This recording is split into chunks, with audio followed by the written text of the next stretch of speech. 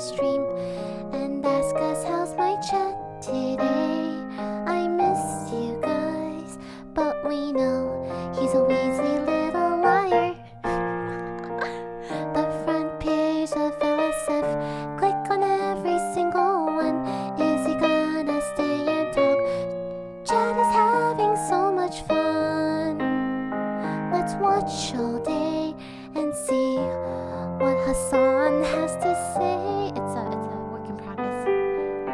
Every hour I sit down, refresh the page. No matter how far apart his streams are, I will stay up till he goes live. And I smile through my tears. Where is he now? Waiting for Hasan. What will he do when he's live? Is he gonna commentate on random videos? Go mold and cry. He can't keep getting away with it every time. Waiting for Hasan. Painting his nails and playing ads. When will he stop getting bullied by this chat? When? His head is small. That's right. His tall. What? No. We're waiting patiently for Hasan to start his stream. What's going on, everybody? I hope everyone's having a fantastic evening, a fantastic afternoon, fantastic pre-noon, no matter where you are in the world. I'm Hasan Piker, and this is the HasanAbi broadcast coming to you live from sunny California, Los Angeles, folks. We're live and alive, and I hope all the boys, girls, and MBs are having a fantastic one, because today is a beautiful day. It's a very special day. All right? Wonderful day. It is Christmas Eve, ladies and gentlemen. That's right. Motherfucking Christmas Eve today. Now, that doesn't stop me from streaming. It's 72 degrees and sunny here in California, Los Angeles. It's Saturday, December 24th, 2022, 11:13 a.m. And I am perfectly on time. And this is the part of the broadcast where I tell you a little bit about my personal news, about what's going on in my life. This is part of the broadcast for all my parasocialists. I saw those fresh and fit VODs from yesterday, man. That shit was wild. Yeah.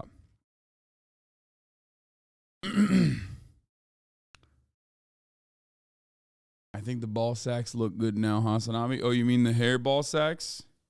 Thanks. Now that it's shorter, you think the hair ball sacks look good. Thank you. Merry Christmas Eve, one and all to you. Yeah. Feliz Navidad. Noel. Dude, look, here's what we're not going to do. Okay? Are you streaming tomorrow? Yes, I am. Yes, I am. What the fuck is this? Aware XQC?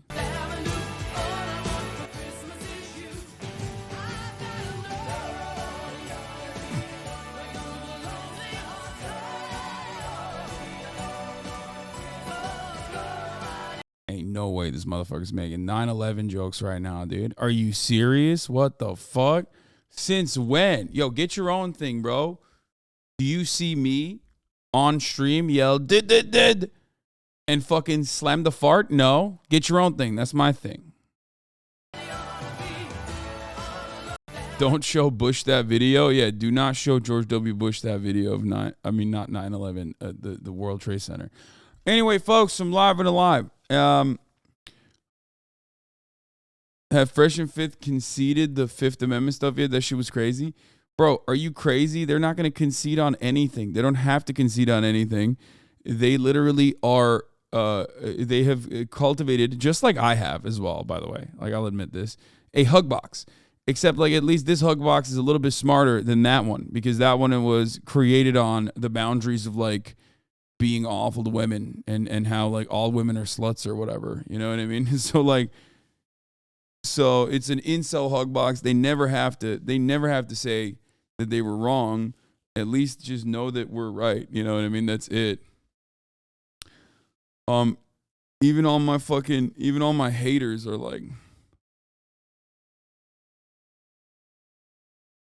agreeing to it for the most part. What is this? The hub never fails. Turkish professor teaches three stubborn law students a lesson.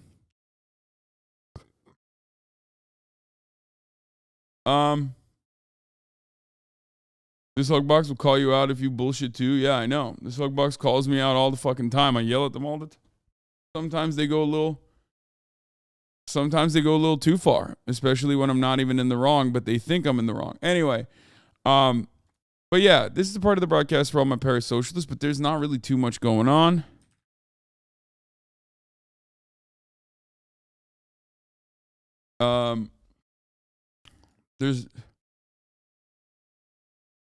Oh, you found it. You found the reason why I posted it. Yeah, every year I've taken a photo with Fiona next to that goddamn Christmas tree. Every fucking year.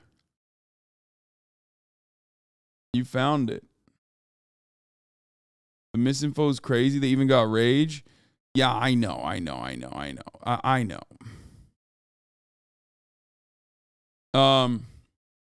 We'll talk about that. But yeah.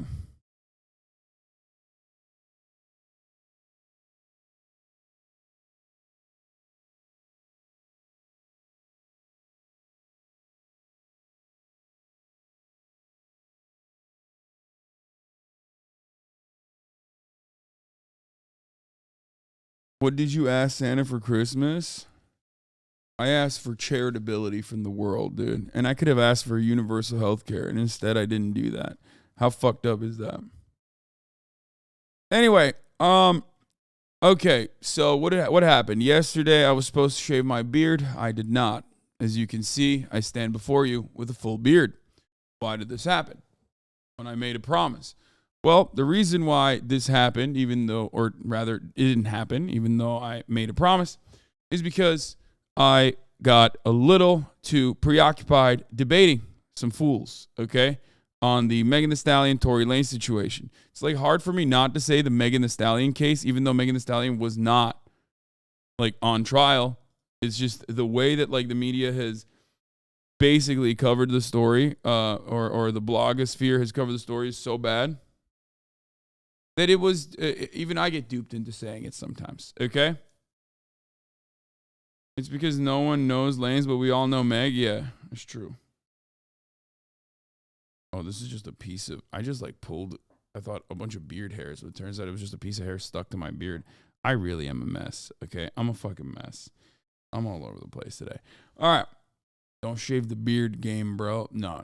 It's been too long. It's been too long. Every year, around this time, as a matter of fact, during the holiday season, will grow out my beard and then shave it. That Lasan clapback was incredible. That I was so parasocially proud of how you handled that. Anyway, so there's a lot of coverage on that. We'll look at it. Looking at the fallout from Tory Lanez's verdict in the shooting of Meghan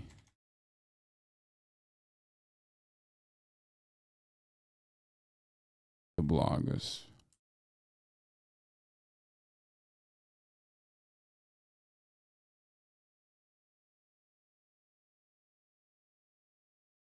Manosphere's dominant media narratives and fun things like meme review.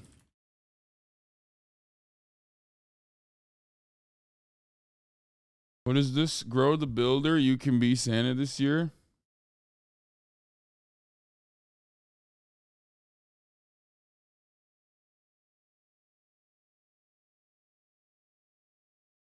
Holiday memes.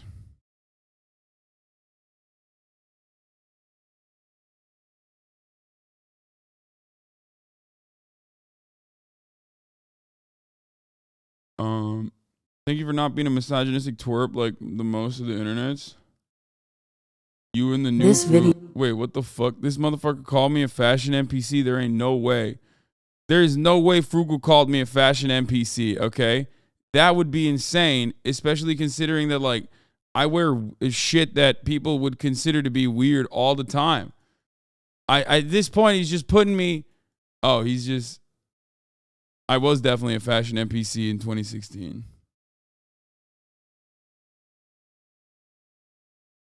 Where did he put me? Where is he? Where did he talk shit?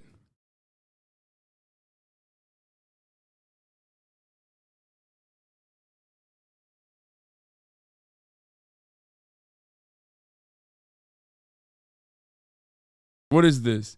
This is an entire collage of photos of me. Oh no. What the fuck did he do? Okay, we're gonna watch this later. I don't want to fucking. I'll give it the full throttle. Okay, I'll watch the entirety of it. He's just trolling. We know you're stylish, bro. I'll look at it later. He made a fucking collage, dude. That's crazy. I'm already losing it. Okay, hold on.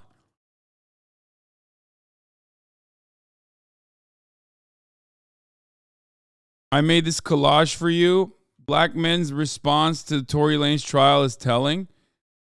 From Nice Guy the Misogynist under a decade. Oh, these are 2 Tory Lanez videos? Damn, you made a fucking playlist over here. Look at this. Okay, Mr. Playlist. Trying to take Tamasius' slot over here. What the fuck is this? Tory Lanez memes lol. Anyway. So does the beard go earlier or later in the stream? I'm going to tell you. The beard goes whenever I feel like it. Okay? That's it. Okay. Look. Let me just blast off real quick. Looking at the fallout from Tory Lanez's verdict and the shooting of Meghan Thee Stallion, the blogosphere, manosphere, dominant media narratives, and then fun things like OKBUDDY, meme review, murder reacts, TikToks, so much more. Get in now. I mean, there's so much to cover. But anyway, I do find it really strange that like everyone dunks on black women on the internet like regularly. They like shit on black women a lot. I mean, everyone shits on black men a lot too. People just usually shit on black people in general.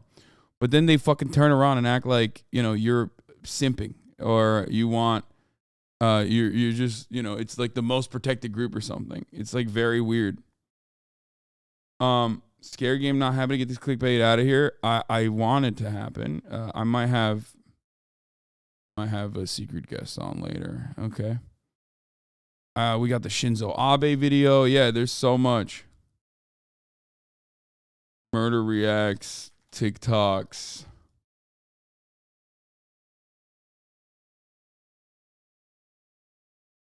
XMAS movie reacts. Get in now. Yeah, I want to watch the Shinzo Abe video as well. Like the murderer Shinzo Abe. Dude, there's so much going on. We're going to pop off in a second. Hold on. Chanel Orange, thank you for the 5. Get the subs. I went and blasted off early before, you know, anything else. Shoot the way you spell it. Why did Instagram try and protect you from that DM? Is cutie not how you spell it? Lemau, I just DM'd you Merry Christmas, cutie, on Insta, and an Instagram warning to behave in my DMs popped up on my screen. What the fuck is cutie not how you spell it? Why did Instagram try and protect you from that DM? I don't know.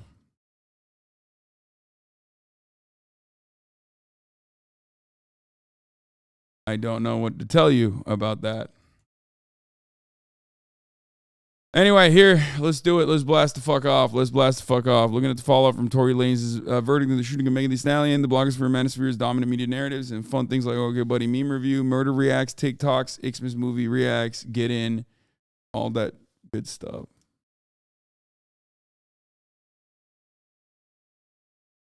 It's just weird. Like I am definitely one team anyway. Oh yeah, fucking Cartoon Network is like live, but there's no way I can watch this. I feel like they would clap my ass cheeks so fucking hard if I actually watch this. Like I would get fucking copy strike. There's no way. Cartoon Network is like Cartoon Network literally claps people for thinking about Cartoon Network. Like right now, I promise For legal reasons, I'm not thinking about Samurai Jack. Okay, you can't prove it. I'm not thinking about Samurai Jack. I promise you, Cartoon Network is not even on my mind. Okay, I'm not doing it. I'm not thinking about it. Please don't do it. Dude, Will got DMCA for showing a single still of Samurai Jack for 10 minutes. Don't chance it. No, I know. I know. Please don't do this to me, Cartoon Network. As our Christmas gift, can you get banned, Hustle? No, I don't want to get banned for Christmas. What the fuck? Yeah, think you're confusing Disney with Cartoon Network? No. Will got literally clapped for playing. Like, it was the most fair use thing. He played a video of Samurai Jack that was officially posted on the Cartoon Network account.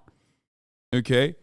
That officially posted it on their account like a trailer or something. And he's out here watching home movies. He probably watched an older movie like Home Alone, which I assume that's what he watched.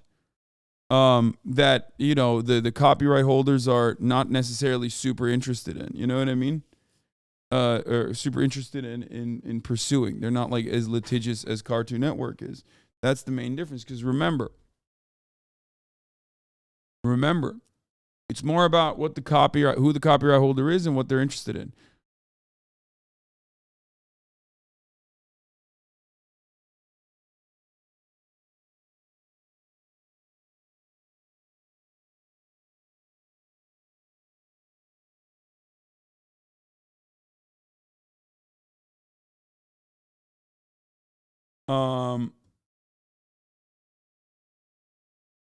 You know what's funny about this? I was going to post this on my Instagram, which I probably still will, okay?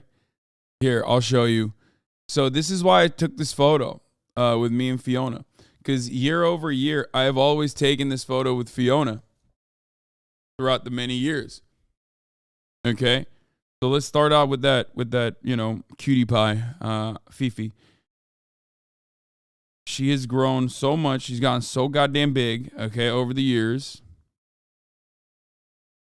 But that's it. That was literally like what I've been doing. It's like many, many years of Fiona Fifi. Also, Instagram this morning showed me something interesting.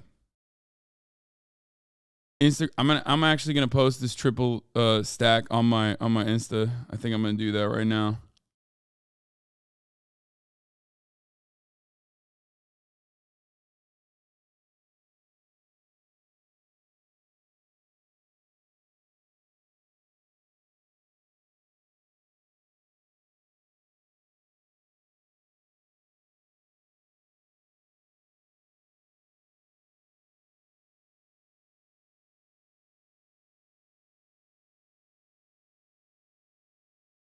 Like this.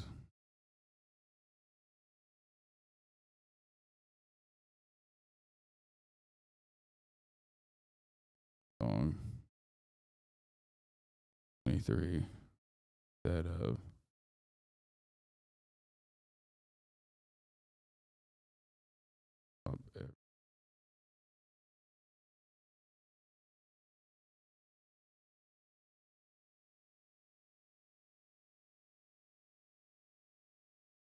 yeah, I'm posting it on TikTok. Not TikTok, sorry, on Instagram. Boom. Done. Is Instagram just straight up thirst posting, or did my horny ass mess up the algo? Instagram is supposed to be thirst posting. That's what it's for. That's why I fucking post on there.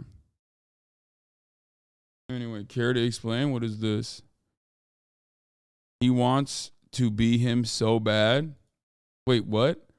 This is literally like multiple years and years of me taking this photo. That's crazy to me that you would make this assertion.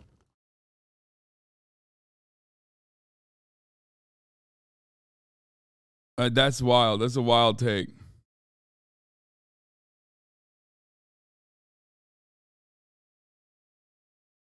Anyway. Did you notice Twitter shadow banned thirst posts on the timeline? I have not noticed. Host message, bitch, you do you, and whatever that is, I'ma do it better. Host message, bitch, you.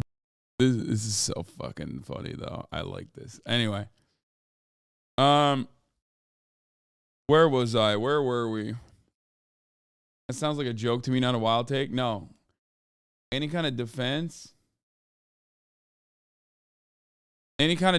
from Auntie that revolves around Austin is not a fucking joke. That's 100% true. Auntie jokes around a lot, but never when it comes to defending Austin, okay?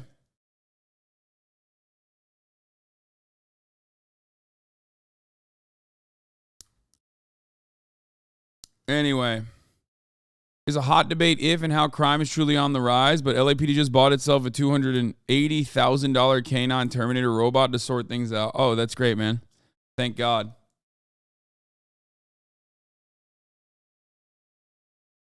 What is this? Breaking. Arizona court denies Kari Lake's election contest lawsuit. Congratulations. Bro, come on. You really want to talk about this right now? Who gives a fuck? I mean, we know it's fake, dude. Arizona as a state is fake, okay? It's a wash. Like, yeah. I mean, this is like the least surprising news of the day. You know what I'm saying? It's the least surprising thing that could have happened.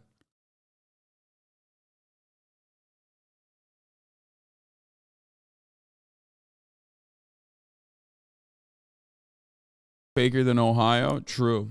Anyway, did you blast off already? I did, but it didn't actually get a lot of play for some reason. Here, we'll do it again. We'll blast off in the chat again to let the people know, you know.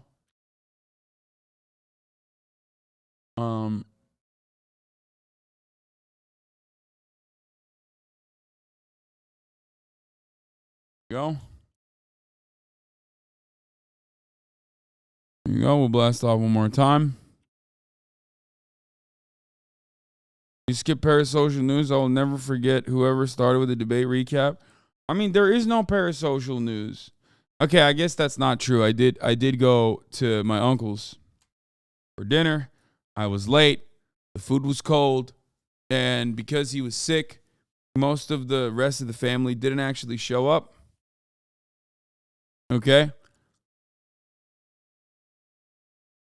Because, you know, he was sick. Jank or another one? No, Jank. My grandparents didn't show up because they didn't want to get sick. Probably a good thing. And yeah, that's it. We gave gifts to each other. I find it incredibly weird that my mom told me that you just went live instead of finding out their social media. Yeah, you know what it is. Don't worry about it. That's pretty much it. And then I fucking came back home, fell asleep. What gift did you get? What gifts did I get? I got everyone like a bunch of random shit. I gave Murat a handshake. With a promise that like I would spend one day with him on an activity of his choosing. I also got him some other stuff too, but that's not coming in yet. Like I got him some car lights, like Baja car lights or whatever the fuck he says. Whatever the fuck it's just like some shit that he wanted. You know what I mean? You know that's a lie too. It is not a lie. What gift did you get my mom? Come on, chatter. You already know what gift I gave her.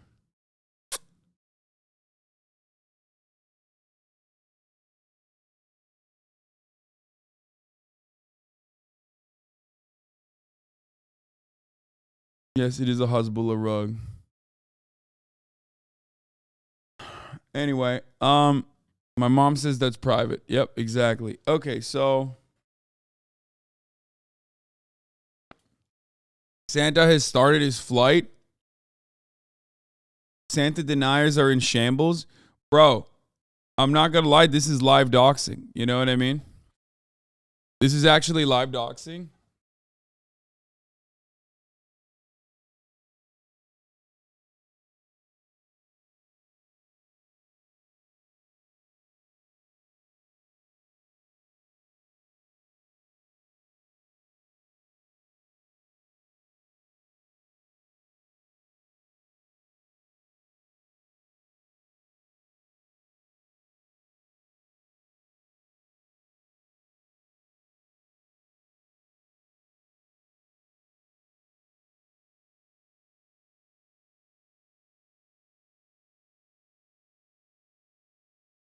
Will the war on Christmas never end?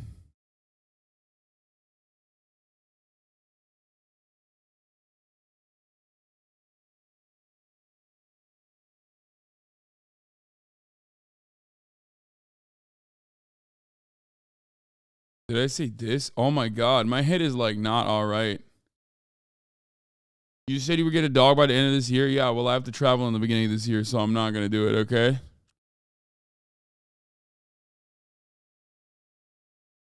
Bro. The Merchant of Death is free. I could literally buy an air defense system to shoot down Santa. Yeah.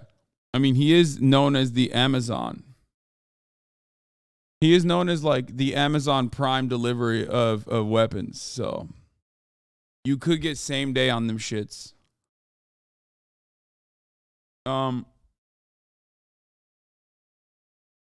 So yeah. What does he say? I can't reply to Logan Paul directly, block, but it's pretty wild to refuse to talk to me for months, refuse to address investors for a year and a half, and then when Logan says he's going to expose the bad actors. While I generally appreciate Steven's creative genius and exceptional work ethic, I mean that. This one is simply not true. When appropriate, all bad actors will be exposed, explained, and held fully accountable. I'll speak further on Impulsive on January 3rd. Yeah, I mean, he's just using it to, like, beef up his shit. October 24th, I approached Logan via Jeff, his manager, in good faith to get their side of the story. They had 2 months to respond and chose not to. A year before that, I also called Jeff about accusations of Logan not paying developers again. They chose not to comment. Choosing not to respond is not appropriate, like Logan claims. It's just old-fashioned damage control. Just sad to see Logan once again focus only on his own reputation instead of the victims who are out of millions because of him.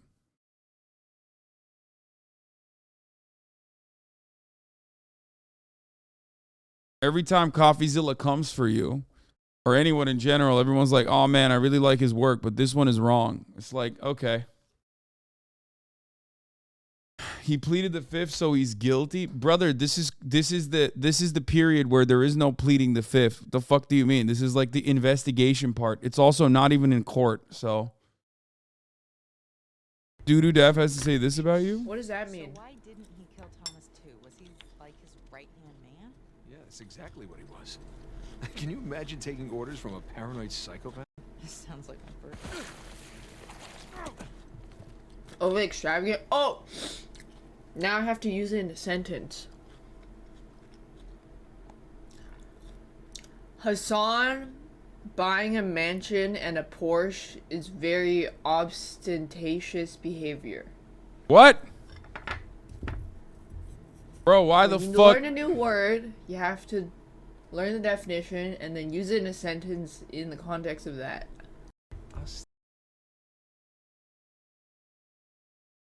Bro, why am I catching strays? Okay, what the fuck is this?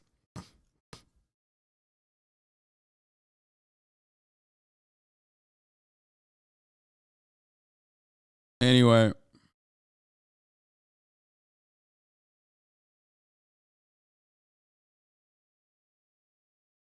Why not play games with Doodoo anymore? Bro, this is literally the first time she's been live at a reasonable hour where I'm live, you know what I mean? Or awake in general.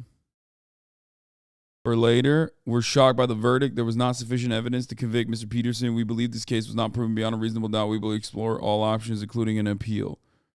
Bro, that's crazy. I mean, of course they're going to say that, though. That's kind of like their job as the defense. Anyway. Where do we get started? I mean, there's so much to fucking cover, dude. There's so much to cover. I guess we'll start off with the Tory Lanez verdict. Also, by the way, I posted that triple stack on Instagram. You want me to get a new pro tip? When someone is not guilty, they don't spend every week trying to sway the court of public opinion into hating the victim. That's where a lot of you stupid fuckheads went wrong. Yeah, Melon Boy is popping off big time on this.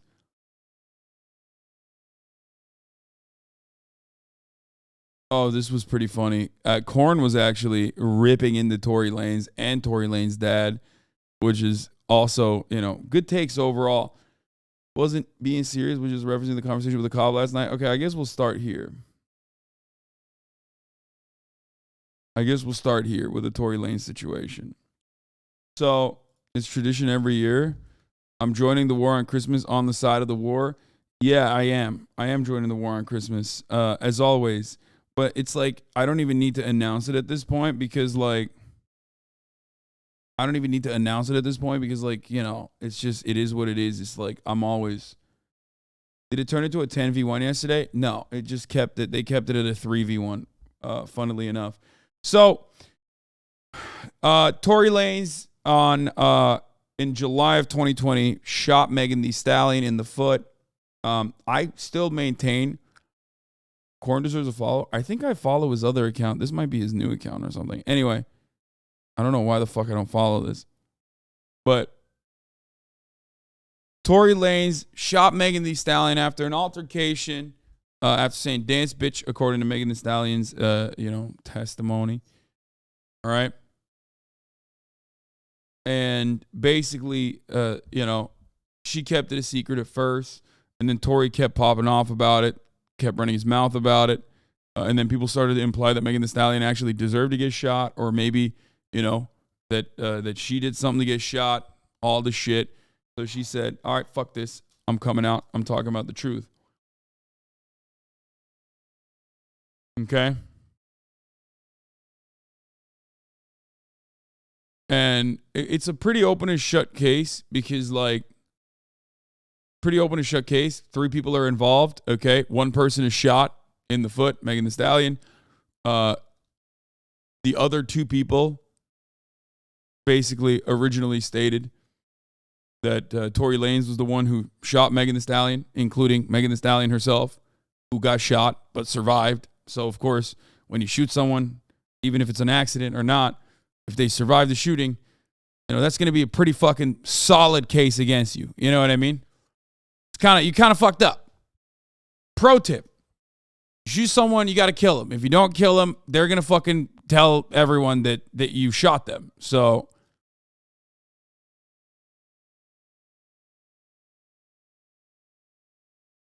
that is what happened. So, a lot of people, though, were riding for Tory Lanez, which is weird because, if you're going to ride a pony, at least get like a larger one that can carry you.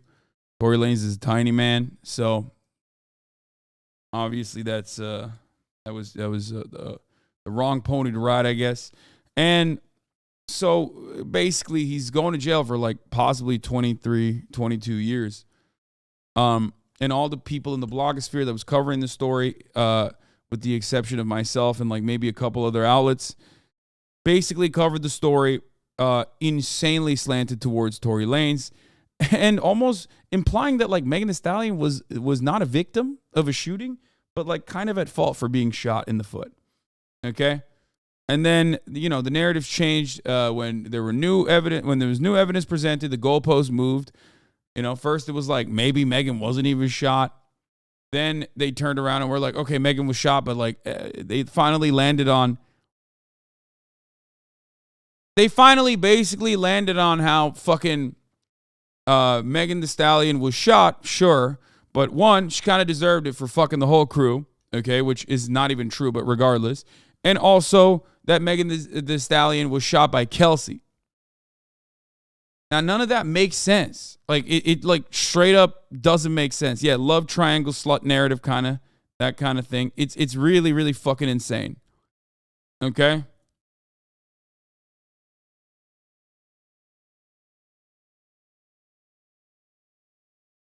How Tory Lanez's DNA wasn't on the gun used to shoot her, but he was found guilty. I'm confused. 41,000 likes on this. Okay? Now, here's the thing. It's not that Tory Lanez's DNA wasn't on the gun. It's that Tory Lanez's DNA could have been on the gun. It's just that it was inconclusive. Tory Lanez also failed the GSR test. So did Kelsey. Okay? But like I said, the most important GSR is the gunshot residue. Like if you have gunpowder, when you shoot a gun, there's gunpowder everywhere. Okay? It's just fucking crazy. It's just like a crazy situation. Like the the bar to clear to imply that a man attempted to murder someone or engage in assault with a deadly weapon, okay, should be high. It should be high. We should not be fucking sending people willy-nilly into jail for inconsistent, conflicting, awful bullshit, testimonies or just random hearsay, all this stuff, right? It should be very high. I maintain that position. I'm no fan of the criminal justice system. Okay? But oh my God, dude. That bar was fucking cleared. That bar was definitely cleared, okay? That bar should be so high that Tory Lanez can't, climb over it because he's a tiny guy. He's a little guy. But God damn it, dude. That was a instance where the bar was cleared. Play the race card. Victim blaming at its finest. It makes sense if you want fake news, damn snitching residue. Play the race card. Speaking of the race card, a lot of people kept saying on Academics' broadcast that, like, I was racist. And I was, like, excited to see a black man go to jail, which is weird because, like Academics is a fan of YSL getting thrown in jail. I am not. So I don't know why that fan base that fucking rides for them is just, like, all of a sudden totally on board with, like, abolishing prisons for some reason. But also, more importantly than that, like, I'm defending a black woman. Like, what the fuck? It's a black dude that shot a black woman. So it's not like, I don't understand what the racism angle there is, but,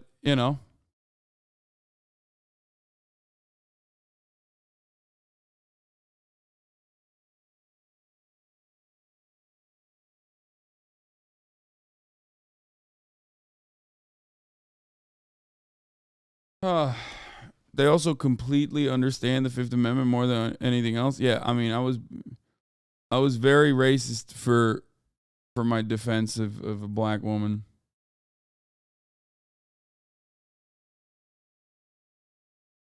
Wait, what the fuck is this? He was lying till the very end. What is this? Tory Lanez's legal name, Daystar Peterson, is now listed as an inmate in the Los Angeles County Jail system. He was handcuffed in the courtroom after the jury verdict was read and led away by deputies, guilty on all 3 charges. Okay, male, black, charge level, felony, date of birth. Oh, what the fuck? Tory Lanez is literally a year and like 2 days younger than me. Or a year minus 2 days younger than me. Which is crazy. Age 30. Okay.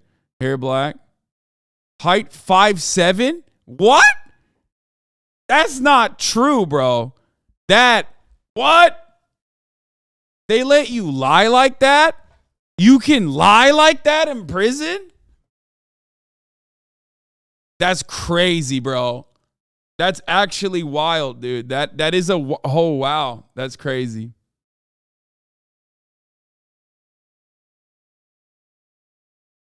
What'd he do? Stand on his tippy toes? What happened?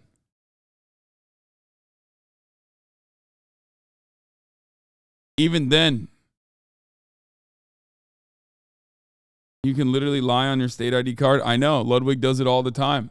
He should be in jail for it, to be honest. He should be criminally charged with that. Anyway.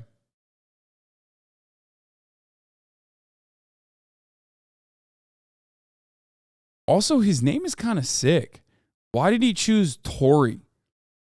Like, Daystar is a dope-ass name. That's besides the point. Like, why the fuck did he go from Daystar to like, oh, I have all the names to choose from. I'm going to go with fucking Tory Lanez? Like, what the fuck? I think Daystar is a cool-ass name, dude.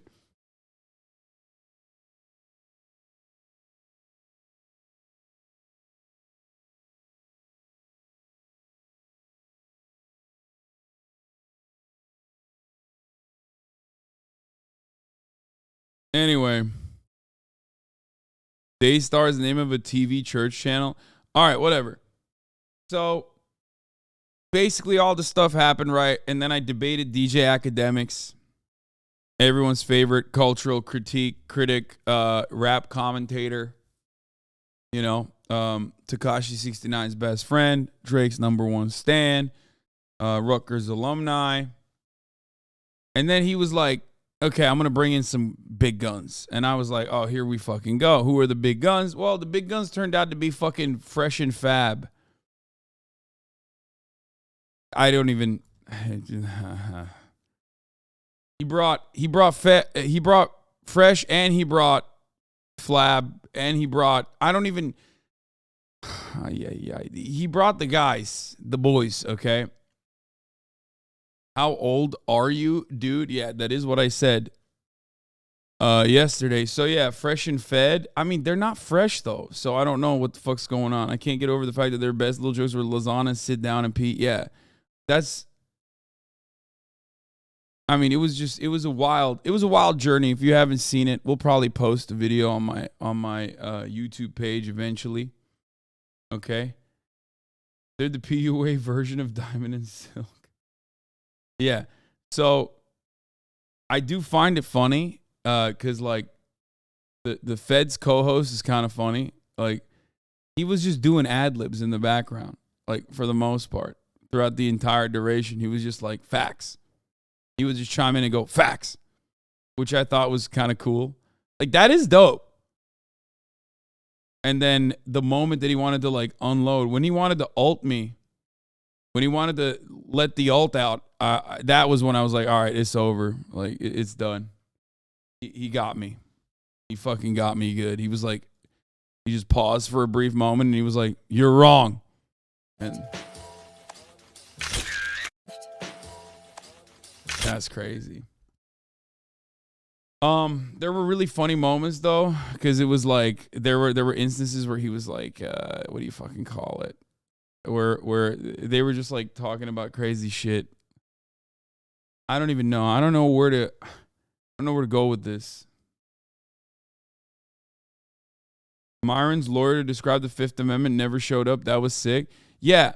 A major point of contention in our conversation was like, just Special Agent Myron's lack of understanding surrounding the Fifth Amendment for some weird reason. Like, here, this is the court case that I was telling you about earlier. Basically, my point was that, like, no, you know, pleading the Fifth does not automatically imply guilt. And Myron was saying, no, you can only plead the Fifth if you're guilty. And it's like, you can only plead the Fifth if you plead the Fifth if you're guilty. Which is crazy because it's like, well, then there's no point in pleading the Fifth. You know what I mean? Like, you can assume that you might be guilty of something completely irrelevant and incriminate yourself. You can even be wrong in your assessment of whether or not you are actually guilty of a crime or anything like that. But you still have the capacity to plead the Fifth. And if the judge offers you immunity, they can still force you into testifying, certainly. But that doesn't change the reality. That's why it's not admissible. Like, the Fifth Amendment cannot be read as an implication of like wrongdoing, because if that was the case, you would literally fucking destroy the Fifth Amendment altogether. And I showed them like the Supreme Court decision over this, right? Like, but even before then, I just basically wanted to describe to them that like this literally destroys the Fifth Amendment, like in its entirety, if you consider that to be like a direct admission of guilt. This was funny. Yeah, I saw DJ Academics, you chubby-cheeked, sugar-bear, yellow-bellied, quiver voice, cockeyed lunatic. Step to the fucking front, bitch. God damn.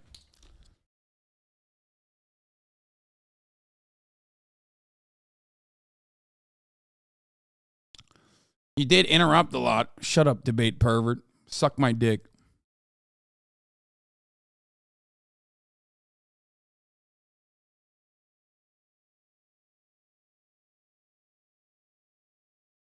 Oh, this was the great moment. Holy shit. Also, your fucking 40-year-old co-host called me Lazan like he's a fucking child. Come on, don't talk to me about ad homs right now. Federal agent, bro. How old are you? 12? Nigga, he's serving our country. You making fun of him? You're lame, bro. Dead ass. So you making fun? Oh, Lasan. Nigga, that's your fucking name. Lasan. Oh, dude. Thank you. You don't even know, bro. Thank you for serving our country, sir. Thank you. That was pretty funny. That was awesome. Yeah, the dick eating was incredible, dude. He said, "This motherfucker served our country. What have you done?" Like, I don't give a fuck, dude. What the fuck?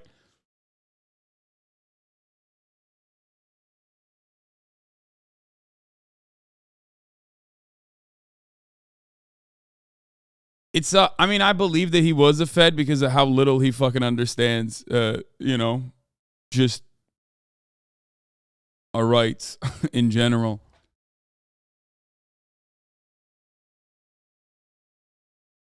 In my opinion, the only reason they fought so hard, regardless of how wrong they were, because they didn't want to admit they were idiots that got baited into believing fake news or just victim blaming. It's their fault we got baited. I think it's partially that. A lot of people don't want to admit that they're wrong when they're wrong. I understand that. I get things wrong sometimes very publicly. It's hard to admit it. I still do it though. That is a difference, I think. But like, the other reason is misogyny. I think like the main reason why they didn't want to believe Megan Thee Stallion was misogyny, and they kept going with that because regardless of the verdict, like it's not like they changed their minds about women, you know what I mean? But yeah, there were a lot of moments that were pretty funny. There were a lot of moments that were pretty fucking funny because it was like, they were like, women are emotional, while simultaneously like screaming, like on the verge of fucking tears. You know what I mean? They were like, women are emotional. Women are emotional. It's like, bro, have you heard yourself so far? Also, women are emotional, but simultaneously very conniving and very cunning. Like Kelsey potentially in their minds, like shot Megan Thee Stallion, right? And then they had a falling out, right? But Megan Thee Stallion still wanted to fuck over Tory because like, I guess she hates men more than she hates being shot. Another weird one was like Kelsey was so emotional that she shot Megan Thee Stallion. Tory Lanez could never have been emotional enough to do that though, but Kelsey was because she's a woman.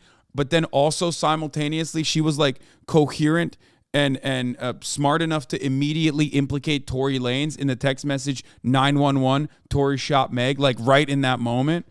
You know what I mean? It's like the analysis doesn't make sense in the same fucking logic box that you're trying to create. Half the time when you talk to people that want to fucking debate on fifis, like it just doesn't make sense. The jail phone thing was a lie. Like Tory Lanez actually had sent a text message to Megan Thee Stallion apologizing. It was not from jail.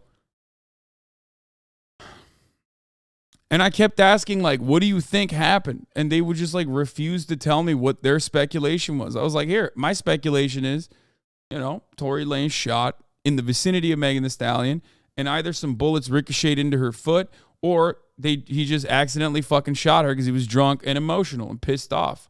And also a tiny man handling a big gun. I know it's a 9mm handgun, but ultimately it's a pretty big gun for a little boy, okay?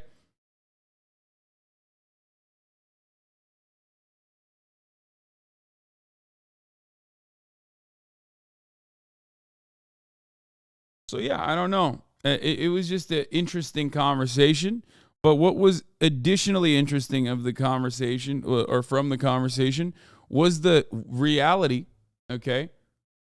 The reality of the situation, my assessment of the situation, me talking about it, but then also like their audience literally just be like, I don't give a fuck. I don't give a fuck what you said. You suck. I don't like you. So I'm just not going to believe you.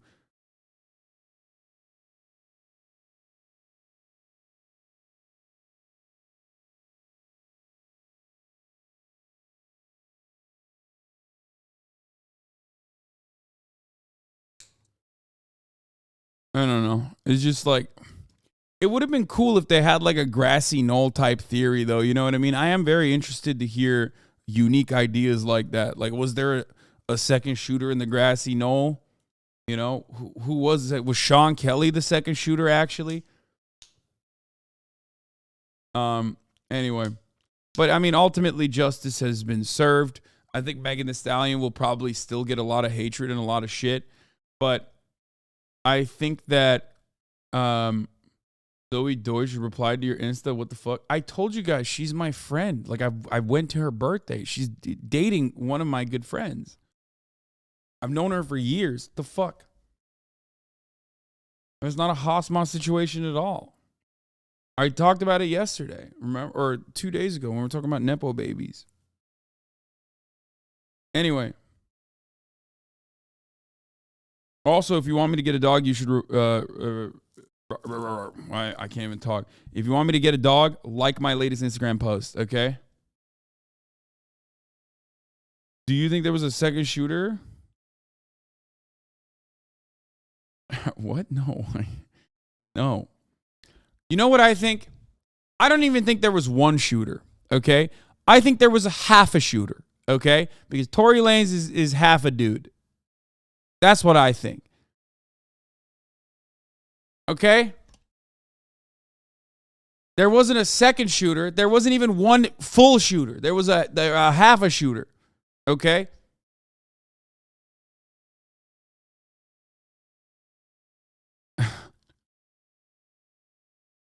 That's my theory. There was a tiny little shooter, hard to make out from afar. But like, it should have been open and shut, dude. It should have been open and shut. Okay? Like, Tory Lanez was aiming for the highest point he could aim for physically, and it happened to be Meg the Stallion's feet. And motherfuckers are still conflicted about the story. It's like, bro, he was aiming as high as he could.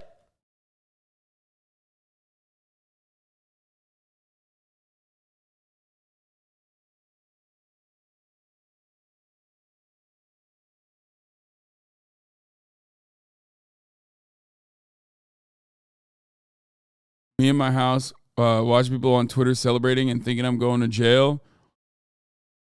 Yeah. I don't know why he was so confident that he was going to get away with it. Like, I just don't know. Like, you're not going to get away with the top of the hour ad break. You know what I mean? If you're Tory Lanez and you're in the chat right now, you're going to see the top of the hour ad break. There's a 3-minute ad break coming for you no matter what happens, okay? And you're going to have to see it unless you subscribe, okay? But Tory Lanez probably not going to be able to do that because he's going to jail. So, I mean, I don't know. The fact that they make it black men versus black women is so harmful to the black community. I know. It's like, it's fucking weird. Anyway, it's also weird to think that you're going to avoid the top of the hour ad break. You're not. Some Quasian 90, thank you for the 5 tier 1 gifted subs, allowing 5 people to no longer see the ads at the top of the hour. Okay. That's right. If you get gifted a sub, you can avoid the top of the hour ads. King Ghidorah, thank you for the 5 tier 1 gifted subs. Here's the 3-minute ad break now. Jack Malarkey, thank you for the 10 gifted subs.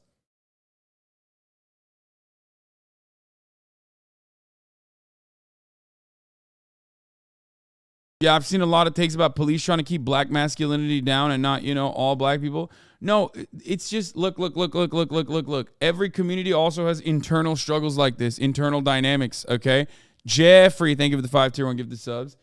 It's like kind of fucked up to turn around and tell me that I'm like being racist in this situation. Like acting like Tory Lanez is like Tory Lanez being notoriously hot-headed is actually like a racial trope or some shit like that. It's a really disingenuous argument. And the irony, of course, is that like a lot of the people that are launching that argument against me have oftentimes talked about how violent rap is or whatever, and how that actually is like responsible for half the gang violence that we're seeing on the streets, and it should be stopped because black people are aggressive or whatever the fuck, right? It's like, that's actually fucking racist. Justice Thomas Baldhead, thank you for the 5 gifted subs. Justine, Tickle the Shelmo, and Jeffrey, thank you for the 5 gifted subs. Hasan, this is a TMZ drama topic. No, it's not. Okay, here's why it's not. Because people saying that completely fucking refuse to recognize how significant and damaging the misinformation has been.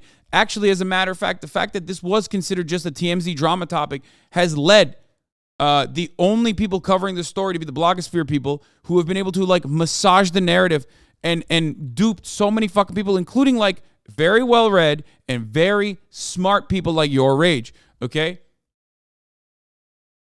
It's like two factors at play here. 2 factors at play here. 1, the overarching amount of information was coming from outlets that were reinforcing misogynistic narratives. By the way, people were calling you a Nazi liberal cuck at Oxchat. Yeah, I know. I don't give a fuck. If you say that, then you aren't just tapped into the black community. Wait, what?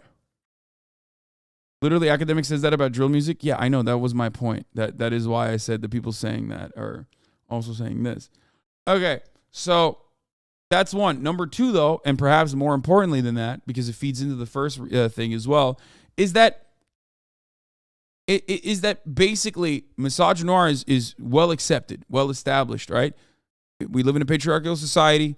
Women are trifling. Women are conniving. Women are deceptive. These are all things that happen, especially powerful women. Women in positions of power, they're bad. They're wrong, okay? And they want to fuck over men. And the way women are perceived in society is like really beneficial. Like these are all things that people say about women in general. You've heard pretty much all of those takes yesterday when we were having this conversation.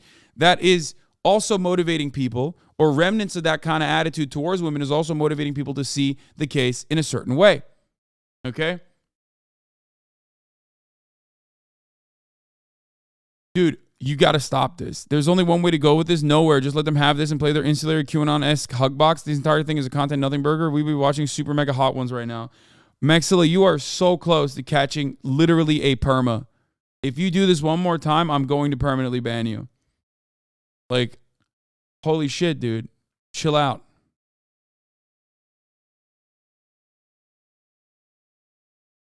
Hasan, you need to understand that the W community will always hate you. The basic foundation of W community is misogyny. That's fucking bullshit, okay? You are wrong.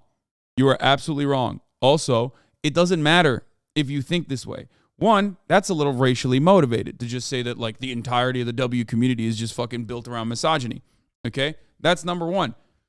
These are just fucking 14-year-old kids for the most part. A lot of young dudes, a lot of young men, black or white, doesn't matter, will have the same exact perspective. Now, why am I bringing this up? Because the entirety of Twitch and the way that they received things that I said originally were, very negative.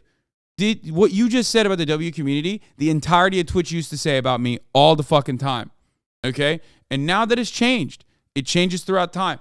The more conversations that I have with content creators, the more conversations that I have with people like this, the more people go, okay, maybe there's some points here, okay? Especially when I'm talking about it in the way that I'm talking about it. Because like every now and then, I'll even say someone's a bitch. You know what I mean? Like there's a little bit of misogyny in there, baked in there, that makes it more receptive for people to hear what I'm trying to say, especially when they're fucking,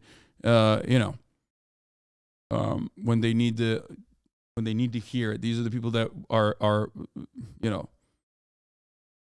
that need to stray away from that kind of attitude.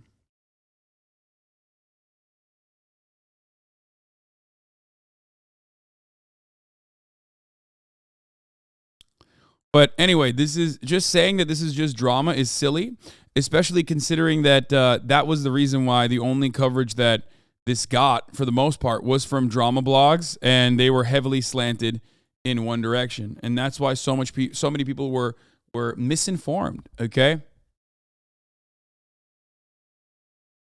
But yeah, we can watch the first video. Black men's response to Tory Lanez trial is telling. There are so many points to be made about this whole trial with Tory Lanez, but I think the biggest one is how black men, how black male celebrities have been responding and how they've been reacting online about. Also, this is another issue that I usually don't like to talk about, like when we talk about Dr. Umar or when we talk about any kind of like critique of the black community coming from inside of the black community, okay? Like the intersectionality, the intersectional harm within the black community, especially because, let's be real, okay? I think, and I've said this before, there is like an entire, there's an entire like media outlets like The Root, for example, which sometimes does do decent reporting, good reporting, but like there's an entire industry of like liberal content created for white liberals especially, that critique black men with the exact same paintbrush that racist white people would, okay? There is a cottage industry, yes, Apollo Noir, you are correct, that oftentimes rushes to say that all black men are there's a cottage industry of black academics, liberals, okay, that portray all black men ironically, in the same vein as white supremacists do, where they say black men are violent, black men are angry, black men are fucking misogynistic, black men are, anti-women, black men are anti-gay, all this shit. Okay? And I don't think that it is as simple as that. That kind of monolithic analysis will absolutely always fucking fall short of what is actually going on. Okay? So I don't like that either, which is why I usually don't cover stories like this. But this is one of those very open and shut cases, and I have seen it. I've seen the response. I've been watching this for a while. I've been watching the response for a while, and I think that it's like important to recognize it. Now, a lot of people in black communities are not going to watch me and go, you know what? I think he's right. That's just the truth, okay? No matter what happens. And it's okay. I understand that. That's fine. No matter what happens, I get it. Like, I'm a white dude. You know what I mean? It's right. I will never understand the struggle of being a black American growing up. Being a young black teenager, I will never understand any of those things, okay? I can be empathetic, but ultimately, it's just, that's it. What do you mean, Hasan? I'm watching your ass? No, of course. That doesn't mean that there aren't any black people in this chat. I'm just saying that the broader the broader black audiences are not going to be like, oh yeah, let me listen to this fucking white dude on this shit, or especially if they have only heard about me through black Twitter being like, Hasan is fucking racist,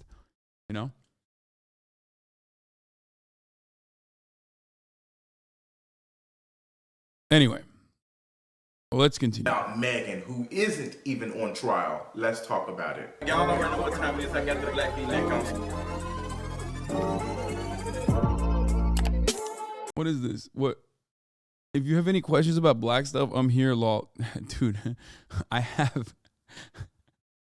can ask black people that I know in the real world what I have, if I have an opinion. What do you mean?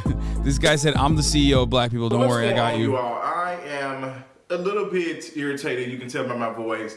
I'm irritated, and I'm actually very sad to see how this conversation about Megan Thee Stallion keeps happening. We keep seeing celebrities like Lil Duval make videos and memes and stuff about Megan Thee Stallion. We also see 50 Cent make jokes and stuff about Megan Thee Stallion. We see Joe Budden make commentary and just said that he doesn't like her. And it's like this ongoing thing, and I want to do just a video about it because we really need to have a conversation about it. I really wanted to talk about it just to document it as well, because Rare 50 Cent L, rare LeBron L, that was hurtful.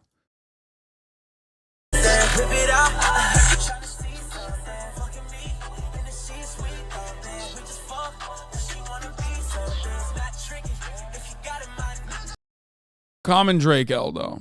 I think we can all agree on that. I need for folks to remember this moment 10, 20 years from now when these folks are, looked at for something. When we go back and we try to award them or say some, positive things about them, or they just so happen to pass away, I want this video to play because y'all have been very disgusting. It's been very disgusting watching these black men act as if, Megan Thee Stallion has done them wrong. Like, they're taking it very personal.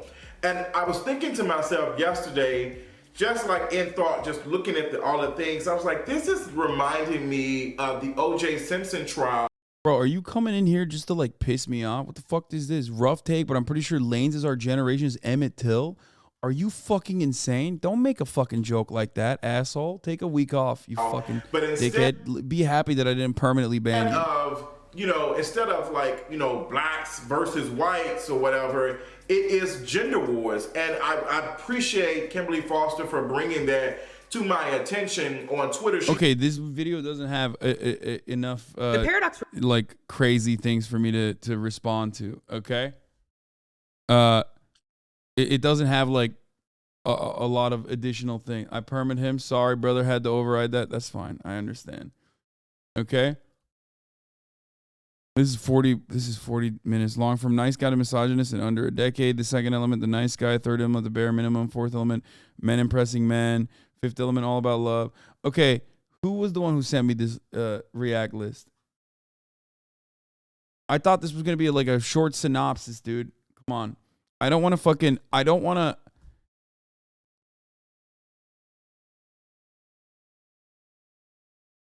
This is.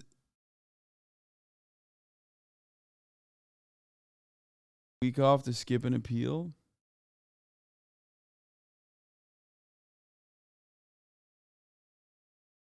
I did. I have covered it extensively. I saw someone on Twitter give that same Emmett Till unironically. These motherfuckers are going insane over the situation.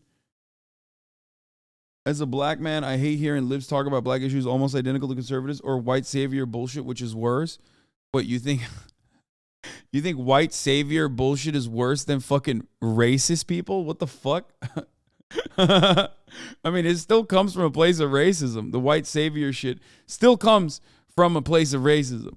But like, that's a wild take. To be like, yo, dude, I can excuse the white supremacist rhetoric, but like, I really hate the white. Actually, the white savior is just the worst. I mean, look, it's annoying. It's fucking annoying. A lot of people say I'm fucking behaving this way anytime I talk about black issues from the perspective that they don't like. Okay, I'm not. I'm not. I am not a white savior in any meaningful capacity. If I was, I think a lot of people would not fucking call me a white supremacist all the goddamn time on black Twitter, okay?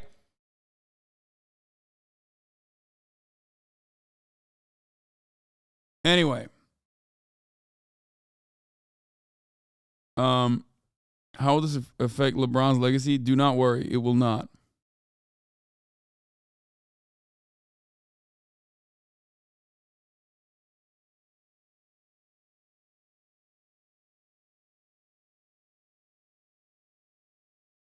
I will never understand how people have such a skewed opinion on you. It's crazy. What do you mean? I piss off a lot of fucking fandoms all the time. I piss off a lot of fandoms. I have the capacity to pop off usually, okay? And I am unapologetic and I come across like a fucking smarmy little asshole, okay? And it's like probably the absolute worst thing. It's probably the absolute worst thing in that situation too, because like, especially when I'm right, that makes people even more mad, okay? Every single fucking streamer that's not Hasan. Everyone. This is my most stream month ever. So I'm doing about like 8. I know you. I like hate every single fucking streamer that's not Hasan. Everyone. Wait, why do you say that? Month ever. So I'm doing about like 8. I know you do it pretty regularly, but 8 to 9 hours a day. And the last thing we had covered was that, hey, the jury won't deliberate until after. Elizabeth's daughter, for real? After lunch. And when that screenshot came out of, oh, no, this is what the result is, that result was before lunch. I like hate every single fucking. Anyway. Said your chat hates other streamers? Oh, he was saying that my chat hates every streamer that's not me. I mean, there is truth to that, bro. You guys do get fucking really angry at everyone over shit that like they might not even know that they're upset. Like they might not even know that they fucked up on. Damn, I'm confused with all this shit going around. I don't know what to think. Well, yeah, this was a major L. Major L for 50 Cent. That was really fucked up. Why does Hasan's chat like hate every streamer besides Hasan? Yeah.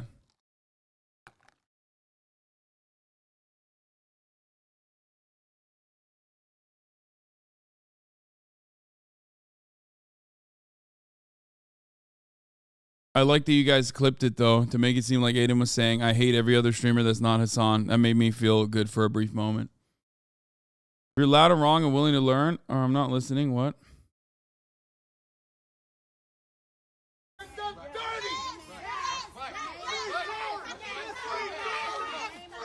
Tory Lanez's dad looks a lot like Tory Lanez. Like, it's kind of crazy. It literally, Tory Lanez's dad looks like Tory Lanez just fucking grew out his beard and painted it white to avoid a prison sentence.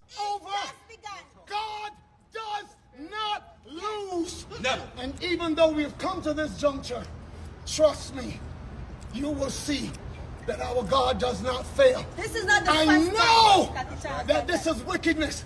This district attorney, God don't like ugly though. I don't think Tory Lanez is a good looking dude. He's just short.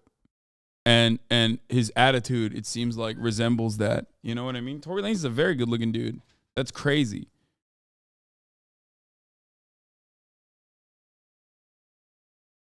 It's Kathy Todd.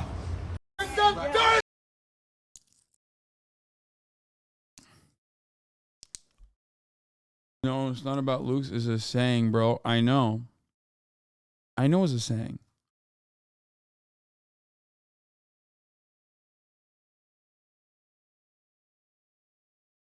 I honestly don't know how the fuck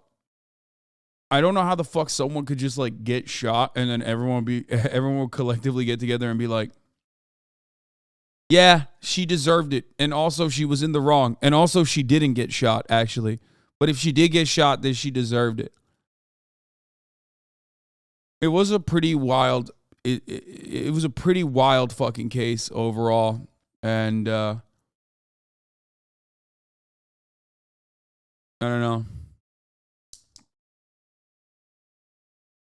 If you got shot, the haters would also manage to somehow pin it on you. Oh, 100%. Remember when people falsely thought that I got robbed and everyone was like celebrating it when I was like, I'm talking about an award? Yeah, of course. Are you blind or just straight as fuck? Tory Lanez is one of the ugliest people under the age of 30 I've ever seen to be a celebrity. How the fuck did he ban Meghan? Holy fuck, kids. Have medium self-respect for yourself. No, I think Tory Lanez is a good-looking dude. The Lazan moment had me in tears. Oh, this one?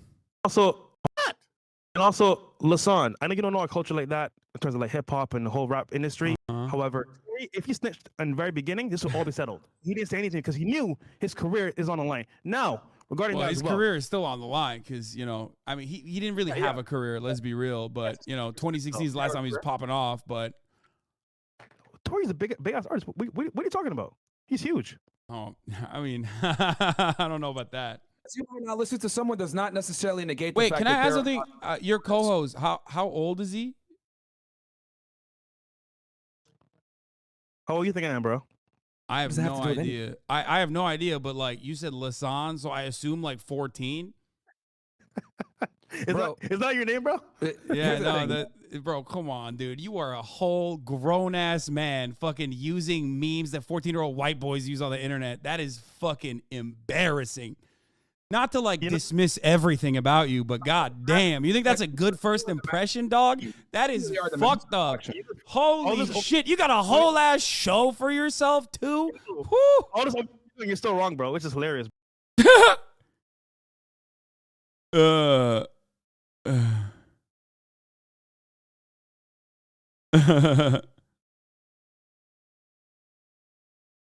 Funny how a dude that's the whipping boy for a Fed is talking about how they're a part of the culture. Yeah, I don't.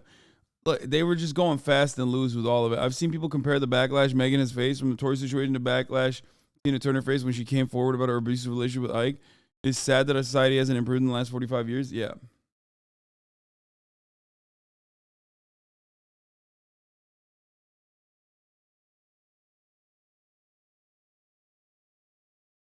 It didn't happen, and if it did, it wasn't that bad, and if it wasn't that big of a deal, and it's not Tory's fault, and if it was, he didn't mean it. If he did, she deserved it. Yeah.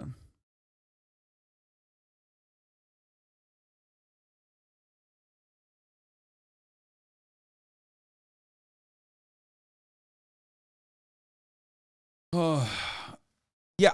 I think I did a decent job pushing back against a 3v1 situation, you know, but I don't think that matters really, because like his fan base was still absolutely like, nope, that's not a thing. Like I think I got the squad wipe, but his fans were like, no, you fucking got cooked, dude, which was crazy to see. I feel like they just look at a thing that's right in front of their eyes and just refuse to see it. Like, I don't know how to describe it.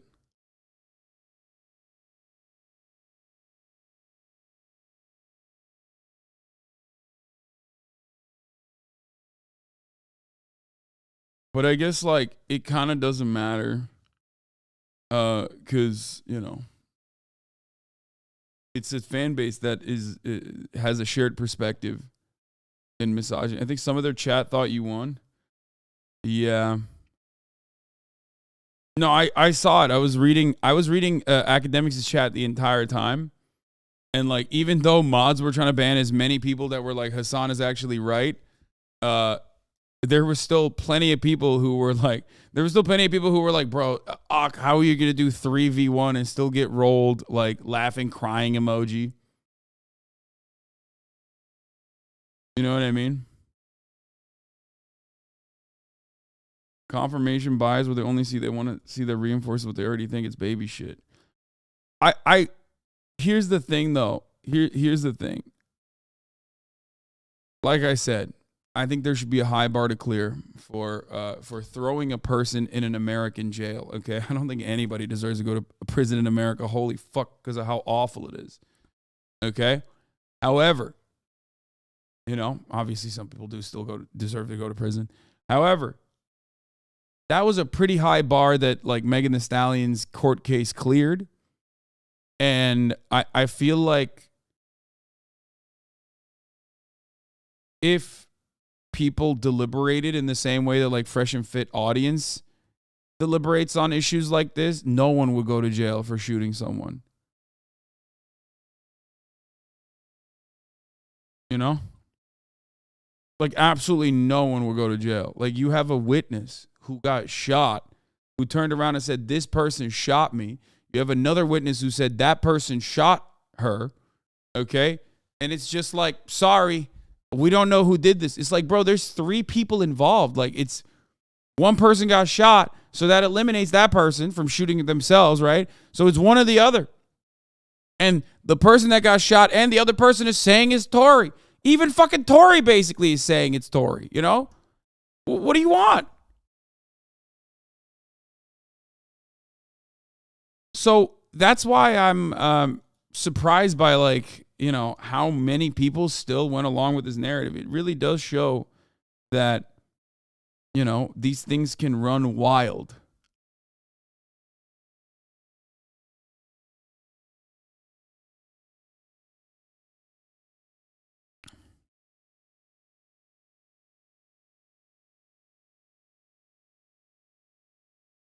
The juicer is evolving.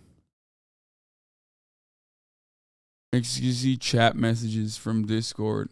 Yeah, he's got the bust down Rolly. Bro, really flexing on us.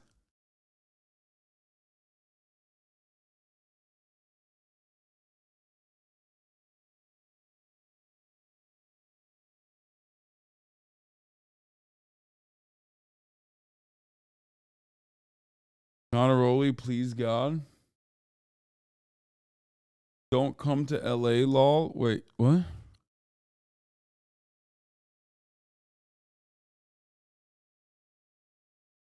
You know what's crazy? What is this? The GSR defendant Tory Lanez failed that. Sean Kelly. Wait, what? X? What is this? What does this mean?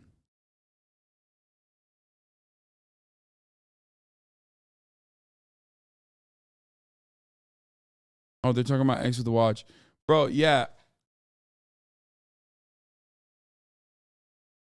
Oh, X means evidence against. Oh, okay, yeah.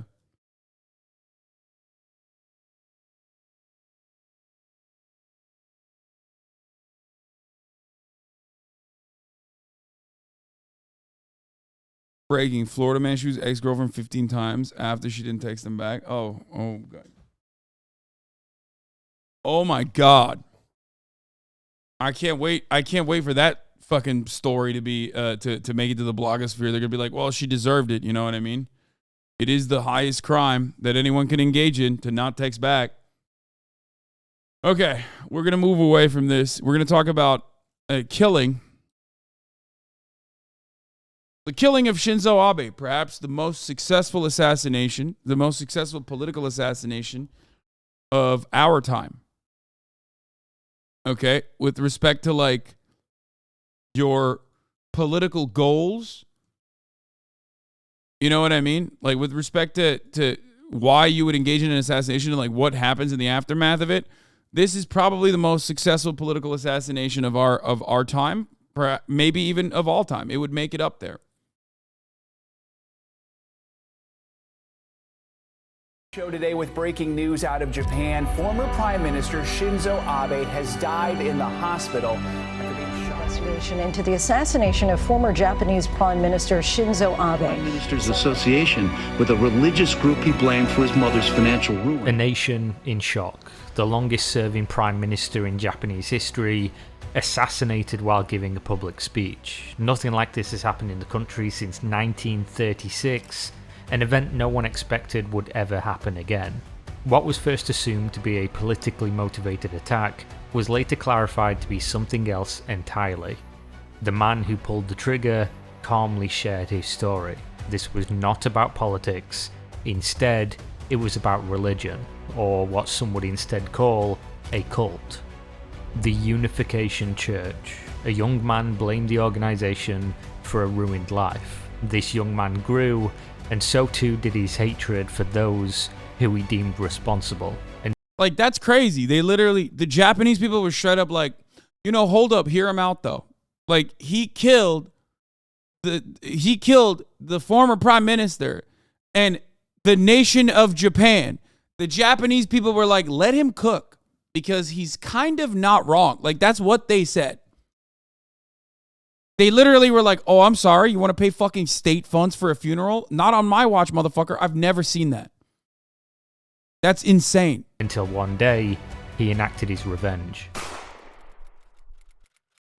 Shinzo Abe, born 21st of September 1954, was a polarizing figure throughout his long political career. A staunch conservative whom was often described by detractors or opponents as a right-wing Japanese nationalist. Despite he managed to do what no other Japanese politician had done before him. Taking office first in 2006, Shinzo Abe resigned just a year later. I mean, it's wild that, like, people are like, oh, was Shinzo Abe right-wing? It's like, bro, he is a war crime denier, okay? People forget, like, Holocaust isn't the only place where war crimes happen, okay? Like, Holocaust isn't the only place where genocides happened, even during World War II. Like, that it doesn't get more fucking far right than that. You know what I mean? Citing health concerns. In September of 2012, he made a return to the spotlight as the re-elected leader of the LDP party and defeated their opponent in a 108 to 89 vote to yet again become Prime Minister. He made many controversial statements throughout his time in office, including that of a revisionist history regarding Japanese war crimes in World War II, which caused tensions throughout the region with China and South Korea. Despite these and many other controversies surrounding his position and policy, Shinzo Abe as Prime Minister managed to beat out oppositions in two more elections, 2014 and 2017, before he elected to resign yet again in 2020 due to... His party is called the Liberal Democrats. Yes, Americans may be shocked to find out, but Lib Dems universally outside of the United States of America, with notable exceptions, of course, are right-wing. Liberal Democrats are right-wing. Even if you look at, like, politics in general, if you look at the political spectrum in the United States of America and compare it to other countries, our liberal Democrats are right-wing too. We don't have health care, man. That is like an unimaginably far-right economic policy position. Okay?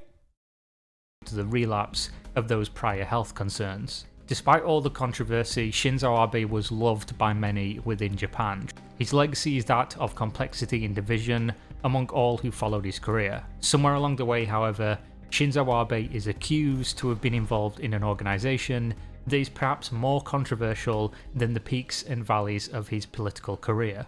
Yeah, an organization that our CIA played a role in fucking putting in a position of power in Korea. In the modern world, a charismatic leader can spread their word and gain followers. This can be described in two different ways, depending on a few factors and your perspective on how that group operates. The first is a pejorative term, cult. The second is NRM, or New Religious Movement. The major difference between the two is how a member's recruited and treated, as well as with a cult often being more of a social movement versus a purely religious one. Which brings us to the... You mean Japan? No. South Korea. with connections to Japan as well. No, I'm talking Korea, motherfucker. No, we're talking about the Moonies. Okay, that is the Korean cult, the far right Korean cult that we have played a role in. Okay, building out. Now, that is also kind of similar, or not dissimilar, to the liberal democratic development in Japan. Okay? The irony is that, like, there is a connection between the dude who was denying war crimes and comfort women, Shinzo Abe, denying his grandfather's war crimes specifically, right? And the Moonie cult. Both of those formations have Western involvement in them. The Unification Church and where that is classified between these two terms. Originally founded in 1954, South Korea by Sun Myung Moon, the Unification Church is a massive, multifaceted organization that has spread across the globe. Some of the cliff notes as to why some call this organization a cult stems from the original leader Moon and his claim to be the Messiah. He fervently believed that he was the second coming of Christ, and his followers were to not only believe this, but spread the word in hopes of recruiting more people to the church and his cause. Members of the Unification Church are often referred to as Moonies, named of course after their great leader, who is described within the divine principle texts as the one man sent by God to resolve the fundamental problems of human life and the universe. Now, as to how this South Korean organisation has anything to do with Shinzo Abe, Japan, and an assassination, all comes down to how exactly the Unification Church is funded. Around 70% of the church's funding comes from the nation of Japan, and particularly what they refer to as spiritual sales. Moonies will research the deaths of Japanese citizens and then travel door to door claiming to be in contact with the recently deceased loved ones of families they are targeting. The claim is that if the family does not give money to the church, the deceased will not find them. What PKK terror attack? PKK terror organization attack on France? What?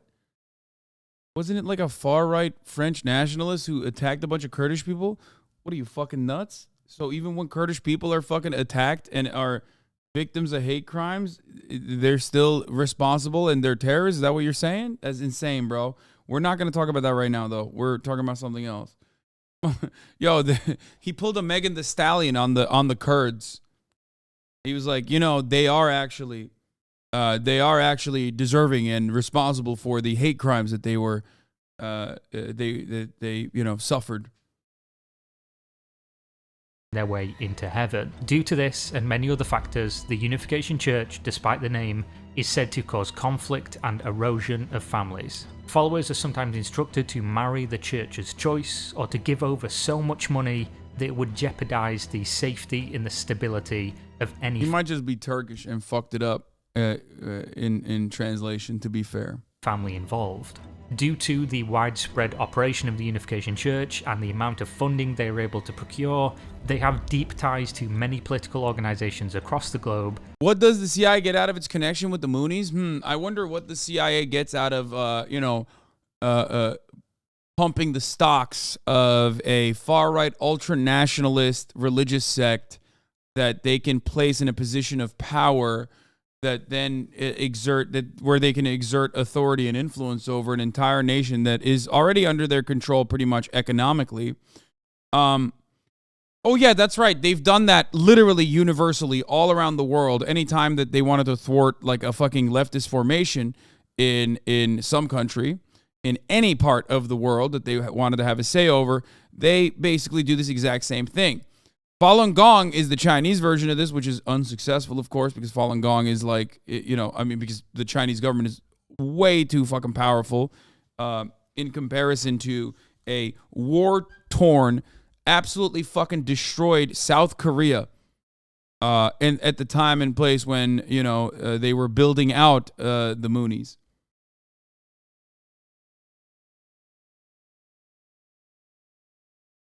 And have been involved in policy, either publicly or privately, in many, many countries. After World War II, the first elected Prime Minister of Japan was a man by the name of Nobusuke Kishi.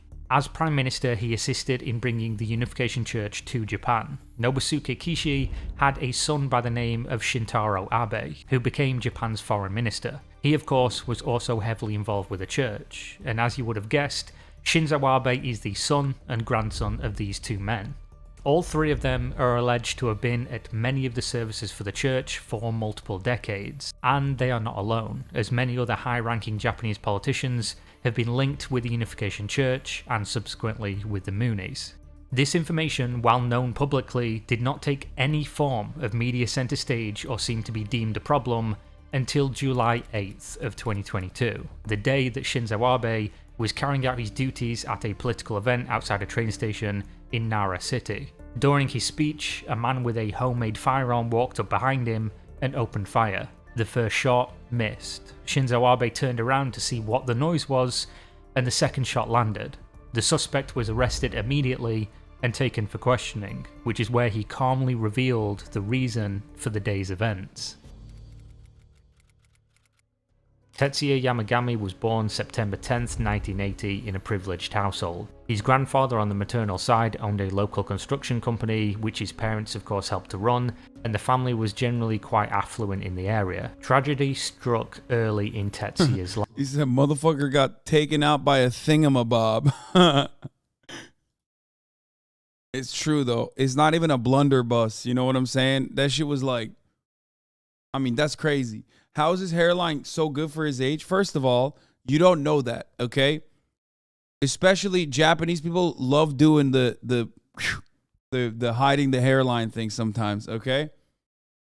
It's a universal problem that all men face. Turks, Japanese people all around the fucking world. You just got caught because he just like pulls it in front. You have no idea how bad that shit looks if he pulled it back.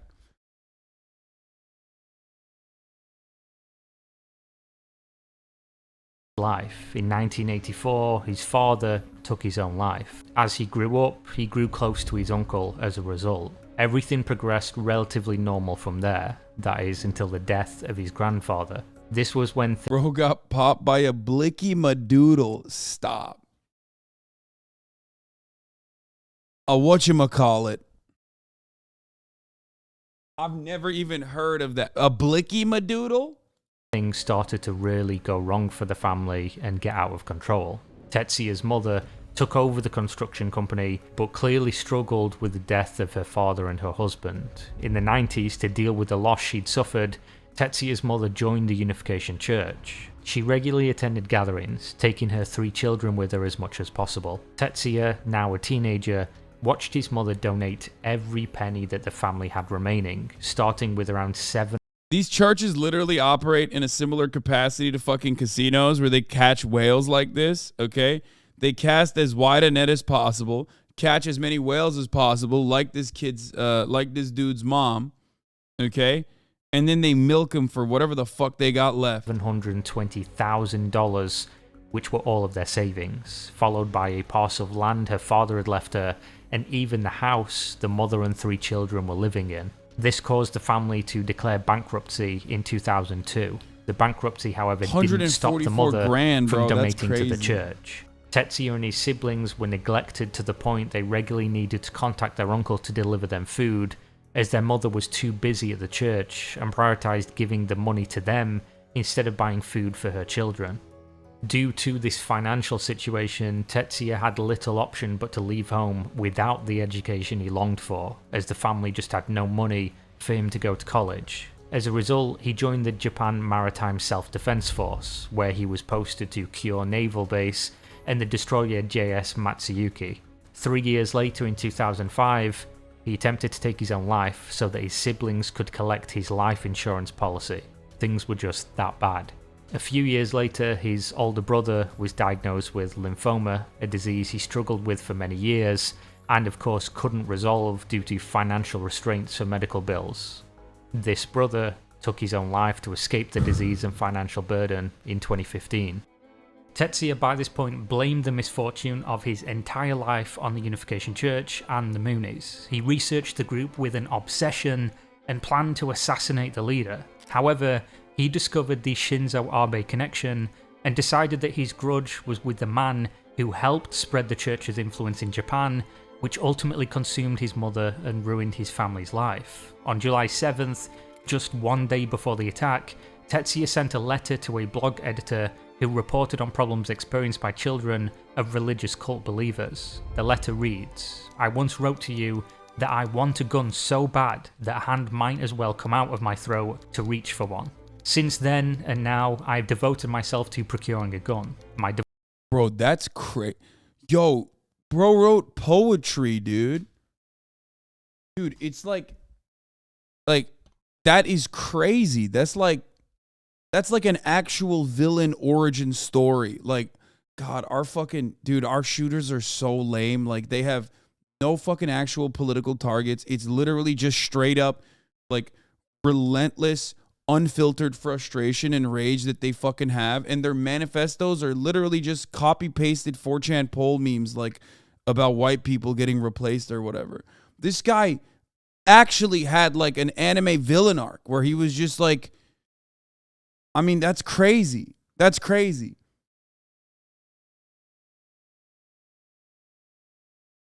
Devotion resembled that of the Unification Church followers, who discard all but their entire life in the name of a false god. My fateful encounter with the Unification Church goes back about 30 years. My mother, since having entered the religion, wasted over 100 million yen, our family's collapse, bankruptcy. As such things went by and my teenage years were over, it wouldn't be an exaggeration to say that this experience continued to distort the rest of my entire life. While I did loathe Abe, he is not the primary enemy. He is no more than one sympathizer of the Unification Church, one who has great influence in the real world." This letter was discovered days after the assassination and later released to the Japanese media, along with the story of Tetsuya Yamagami. With nothing left to lose and having accomplished part of his mission, the now 41-year-old man described his previous attempts to remove high-ranking members of the church from this mortal realm. From the time of bankruptcy over 20 years ago, he would walk the church halls with a knife, searching for the opportunity to find the South Korean leaders of the church. He made plans to burn another member with a Molotov cocktail in 2019, but had to give up due to the inability to access the church on that given day. He considered making homemade hand coming out of mouth is a saying in Japanese. I mean, that's a cool ass saying, bro. Someone said they made the villain too relatable. Yeah, dude, this guy has like, he is the genius of hard work, okay? He literally worked so fucking hard for this. Like, you know, half the mass shooters are just like, they're just like directing their frustration after like a store purchase gun that they fucking got a week prior on whoever the fuck they want to. You know what I mean? This guy was like, letting it cook, okay? This guy was sitting in the kitchen, cooking up fucking schemes. Not even saying it's a scheme is like undermining what he was, trying to do here.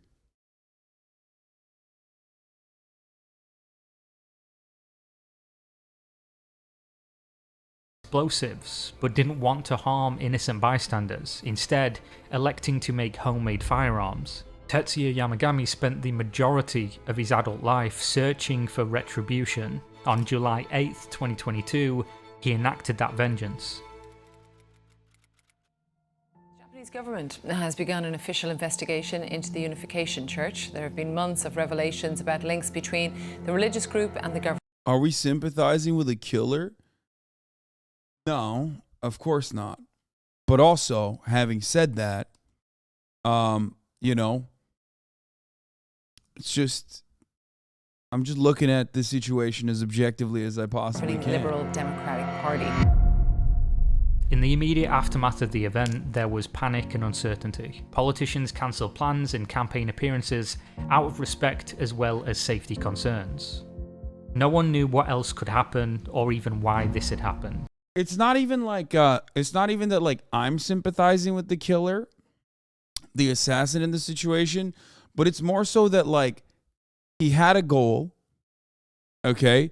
He very clearly defined his goal. He overcame great odds, okay? Many obstacles, many hurdles were cleared, okay? He built a fucking rust weapon, a blunderbuss, okay? Out of just tape, pretty much, right? And then ended up assassinating the longest, like, leader in Japan, right? Other than, you know, emperors and shit. Who had done many awful things throughout his lifetime. But the reasoning for why he had assassinated him was because of his connections to a CIA-built, psychotic, far-right, ultra-nationalist Korean church.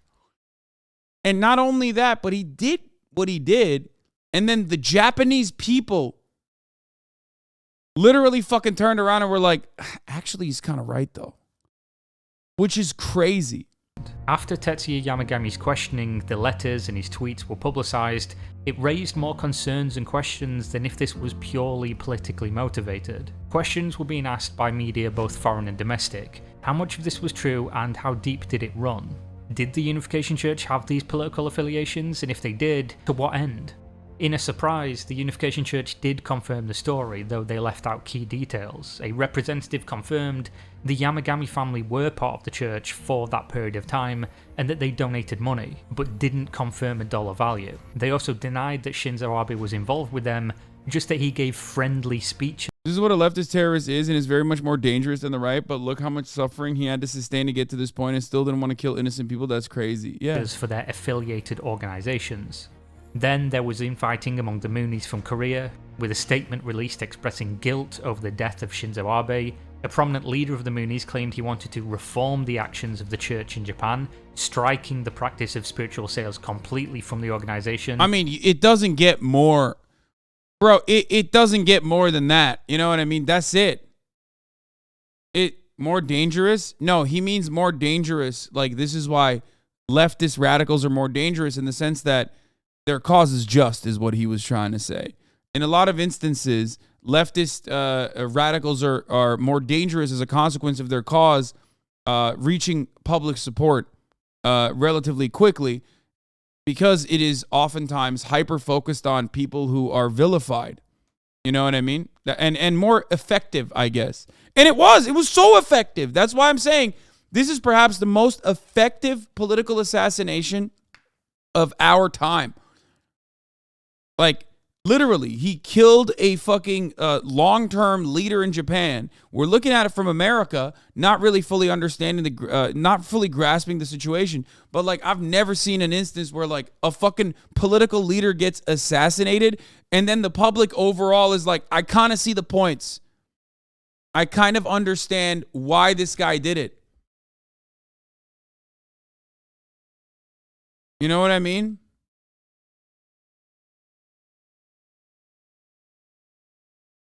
Unfortunately, the other leaders were having none of it. They saw the massive financial benefit and they didn't want to let go. In fact, they went so far as to deny everything he said, instead claiming that the media discussing these topics were tantamount to hate speech and threats against their followers. Which is why they organised protests where they transported over 3,000 people from their career. I'm going to be honest, that's not going to work because, you know, for reasons, ironically, that Shinzo Abe actually denied routinely, the relationship between Japanese people and Korean people, not exactly great. Okay? That certainly was a systemic form of bigotry that played a role in why this was a successful assassination. Because many people looked at this and went, why the fuck is the Japanese prime minister, the former prime minister of Japan, like, so invested in this fucking Korean church? Because, you know, let's be real, there's a lot of story there. There's a lot of background there. Not too fond. The Japanese people are not too fond of Korean people, vice versa, for understandable reasons, especially on the Korean side, even though this unification church is a far-right ultra-nationalist unification church, and I'm not fucking, you know, supporting them in any meaningful capacity. But you have to admit that Japan's, like, the overall Japanese attitude towards Korean people in general definitely also played a role in why this was a successful assassination. Facility right to the streets of Seoul to rally against Japanese media. Most of the participants in this rally were Japanese women who were married to Korean men through their arranged marriage system. As if that wasn't enough, they also started to sue Japanese media outlets or even talk show guests for defamation whenever they... And also, as we all know, in Japan, you can sue someone for defamation even if they are truthful. Fun fact for everybody who doesn't know, let's say someone's a pedophile, okay? Let's say there's a pedophile in Japan, and someone goes on a media show and goes, that guy's a pedophile, okay?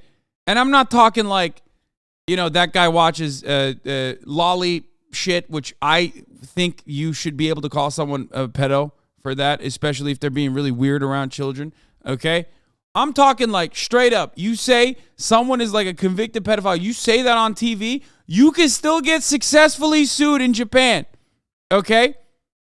Like, straight up. It's crazy, okay? That's a crazy thing. Wild. He talked about the assassination potentially being linked to the Unification Church. In Japan, on a political level, the leader of the LDP reshuffled his cabinet with the aim to closely examine each member for any affiliation to the Moonies, though only after massive percentage drop-offs in the party's approval ratings. On a civil level, reports and studies started to surface that showed close to $40 million reported as damages from over 400 victims of the church from the year 2017 until 2020. The reason the lawyers reported this money as damages is that the victims claimed to have been coerced into donating the money under false pretense. On October 16, 2022, Japanese Prime Minister Kishida announced a probe which would assess the allegations against the Unification Church operation within the nation. Should any of this prove true, the organisation would be officially dissolved within Japanese territory. Which brings us to the public's reaction. To some, Tetsuya Yamagami was deemed a hero, a fighter of freedom, and hailed as an icon. T-shirts were sold in his name. People like that wasn't like a, that's not a small percentage of people. It wasn't like, lol, like we're riding for some fucking mass shooter, like in the way that, like, you know, edgelords try to, like 4chan tries to in America. We're talking like a good chunk of Japanese people saw what he did and were like, that was fire, actually, and valid. Okay? People were cosplaying as him on the day he actually performed the assassination. Movies were released detailing his life on the day of Shinzo Abe's funeral. Petitions were filed to drastically reduce his sentence, and there was widespread support for his actions. The issue here is doing so could cause others to try to resolve their own problems in life with those same radical methods. And that is how the most polarizing figure in recent Japanese politics was assassinated due to his alleged involvement in an organization that has solicited billions of dollars from grieving Japanese families. I mean, that shit was crazy, dude. That was crazy. That fucking happened. Wild. Absolutely fucking wild. They said free the homie, he ain't do nothing. Yeah, I mean, no, they said free the homie, he did something, but we agree with it. Which is like almost worse than saying free the homie, he ain't do nothing. They were like, no, we know what he did. We liked it. We would like more of that, please. That's what they were fucking saying, dude. It's crazy.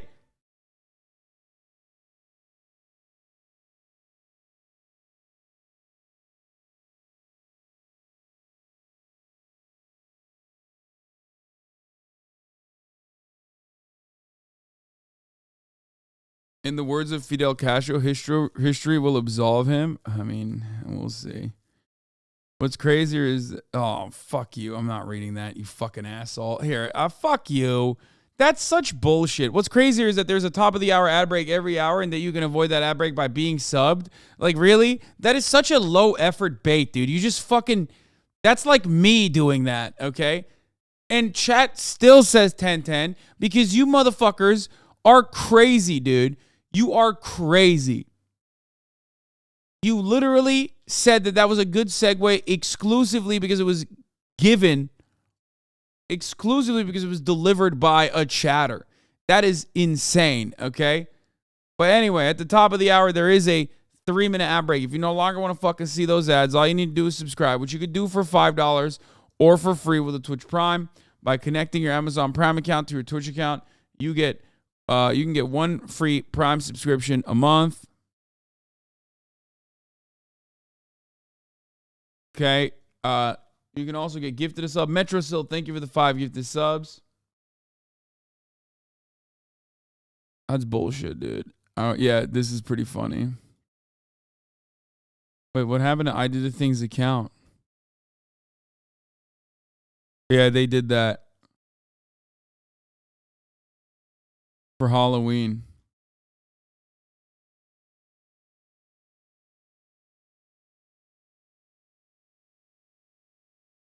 You met Orchard on Scott Peterson affair. Fucking Scott Peterson.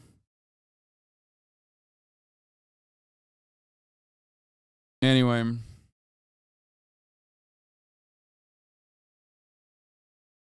That's just Aussie things, to be honest. What they did there, boy, and I did a thing.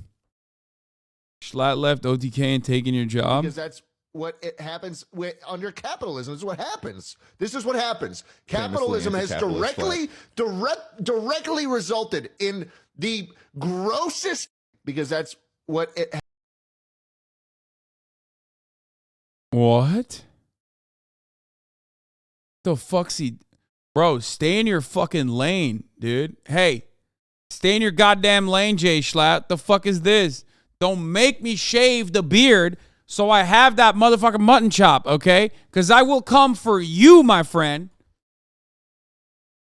Here's a 3-minute ad break now, by the way. Coming for my brand, dude. He's coming for my steez. Yeah, there's a new Channel 5 mini vid from the HBO doc. Here's an exclusive select scene from an upcoming documentary, This Place Rules, which will release on HBO Max in 6 days.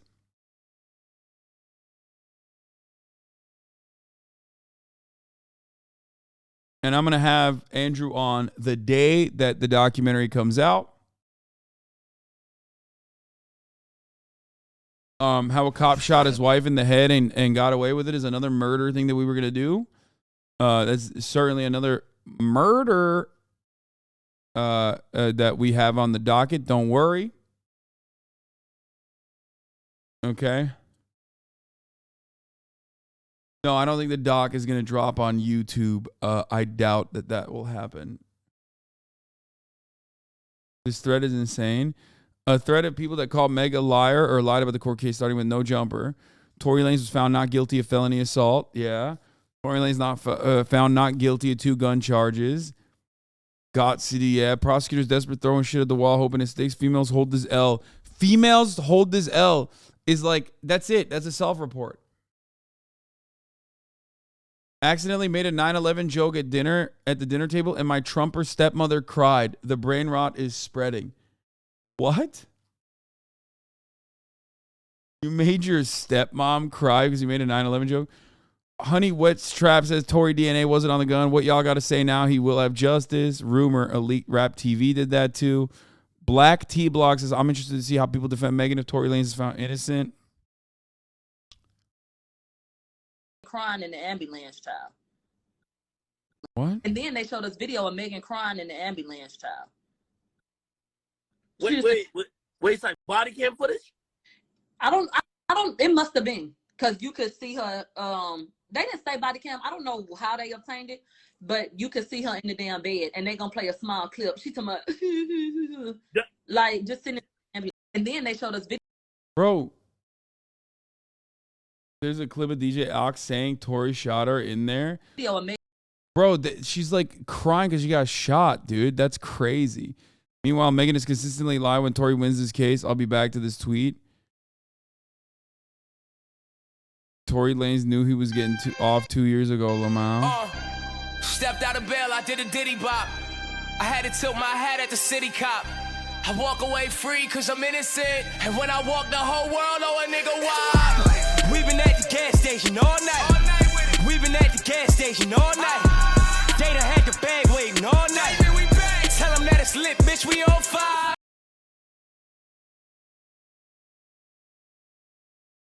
The Drake line, this bitch lied about getting shots, but she's still a stallion. The video is private. Girl, you know I'm a hottie, but I have to call you how I call it. You're an Aquarius, not an actor. The thing is, I just think that, and the reason why I say I'm an Aquarius, so I can say this. You non-Aquarians can't say nothing. But us Aquarians, we know how we get down. Us Aquarians, honey, we can shed a tear, girl. Or at least try to shed a tear when we feel like we need to. I mean, dude, that's crazy.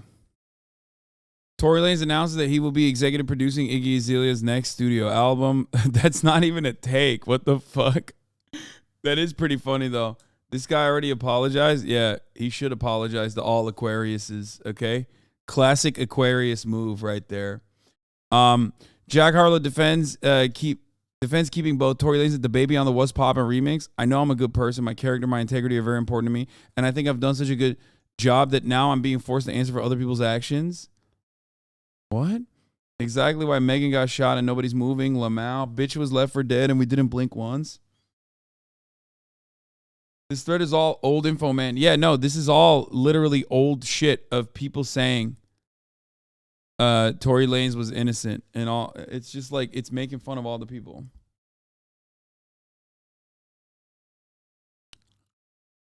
You're so happy about the verdict.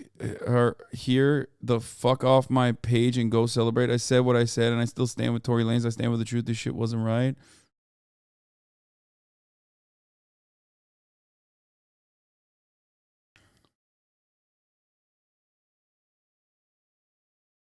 Anyway.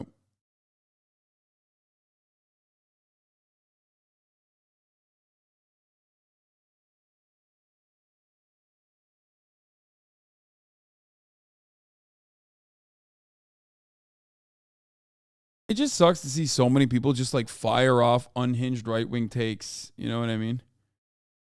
It is discouraging for sure.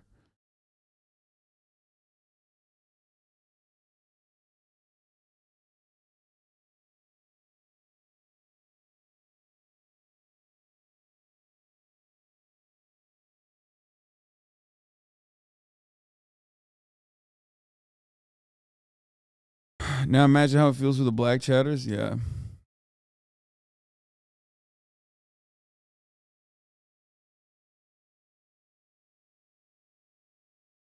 Please tell me you read the comment section when No Jumper posts about politics is brain breaking. Yeah, I see it. I think a lot of individuals forget that like people on the internet are, I mean, look, people on the internet can be very right wing. Okay. Why? Because being right wing oftentimes fucking revolve. Oh, the Mr. Beast Antarctica video's out. Let's go. I'm gonna watch the shit out of that right now. That's great. Like being right wing is an easy position to take because it revolves around literally fucking being stupid, like not having access to information. I survived 50 hours in Antarctica. Land in Antarctica, and we're gonna survive the next 50 hours here. We're literally at the bottom of the globe, at the coldest place on Earth. By the way, isn't it like what do you call it? This is like where the billionaires go, right? Can't wait to freeze to death. And there goes the plane. All right, see you later. And now that that plane has left, boys, there's no way out for the next 50 hours. We're stuck. First, we need to trek towards that mountain to get some protection from the wind. Oh, you can see it. You can see the wall around the flat Earth. Yo, that's crazy. Mr. Beast, flat earther, dude. Flat Earth is real. Look at that. That's the Great Wall. That's a great ice wall that surrounds the entire planet. That's the edge of the map, boys. This is the most beautiful place I've ever seen. Shut up, Nolan. There's already a blizzard incoming. Just our luck. The weather's so bad already. This is so bad. Holy crap. What are the odds that a blizzard would happen right when we get here? It's cold. Jimmy, bro, this is insane. Let's go. We'll set up shelter at the bottom of that mountain. Woo. I will start. Antarctica. Antarctica. How is Mr. Beast different than David Dobrik? Really? Well, he's there. You know what I mean? Like, I feel like if David Dobrik was doing this, he would just like send a cameraman there. He would not go there. You know what I mean? Like, he's there. He usually partakes in the schemes that he cooks up. That's number one. I think that's a pretty big difference. Number two, I would say number 2. What the fuck was I gonna say? God damn it! I'm like losing my mind a little bit. If you fall off the edge of the map, you will respawn with all your illnesses cured. I mean, yeah, there is definitely significantly more charity there. Probably more consent there too. Like he brought these people fucking people there, and it's like not just his homies or people that work with him, but also like other content creators like Dream and shit, right? This is a big one. What else? I don't know why I dislike Mr. Beast so much, but I do. He seems nice. I don't know why I dislike him. I mean, he's like really fucking, he loves capitalism and he's very rich. So, of course you're not going to like him. And he's like, I had another take. I can't remember it. God damn it. Antarctica! Antarctica! I declare this Camp Beast! It's negative 30 degrees. And if we're gonna survive another 49 hours, Damn it! I'm 10 about flew away. we need a shelter ASAP. The tutorial said to go at an angle. Oh! I don't know, like we've got it all wrong. How is it so low to the ground? It's in my sleeve! Ah! They're like, he profits. Oh, that's what I was going to say. He profits others off of others' misfortune. Wrong. Many people don't remember this, but one of the reasons why I kind of respect Mr. Beast, no matter what, is because I remember how he started. Okay? That's what I was going to say. Not only does this motherfucker go to Antarctica when he's cooking up a scheme, he like puts himself in the scheme as well. But I also remember how he started. This dude literally got famous by torturing himself. Okay? Not just the fucking, no, not Twitch donos. Before that, this dude would do CIA black site fucking torture on his own damn self in order to get like any kind of relevance whatsoever. Sit there and watch for 24 hours like, the Jake Paul, it's everyday bro video. You know what I mean? He said like PewDiePie a gajillion times. Okay?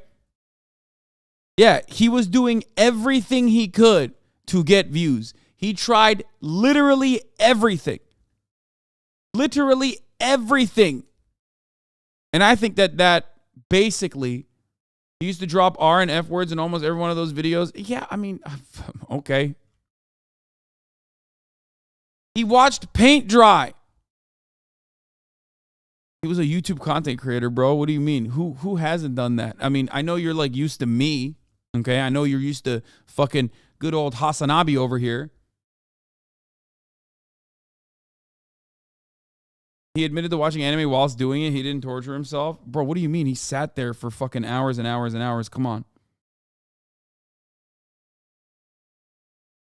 Is this video in Ohio? Yes, this is the warmest day in Ohio. All right, let's continue. little children, we're screwed.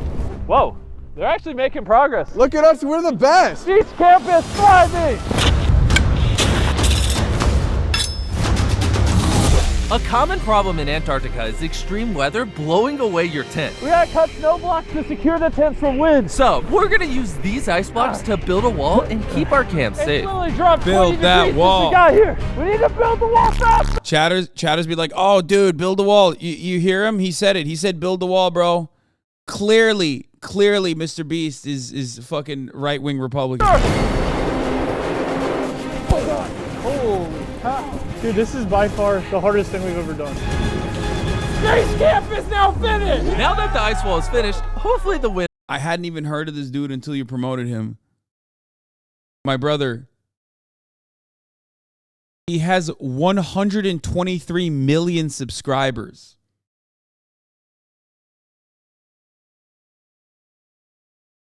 I don't know how to describe this to you, but like, in terms of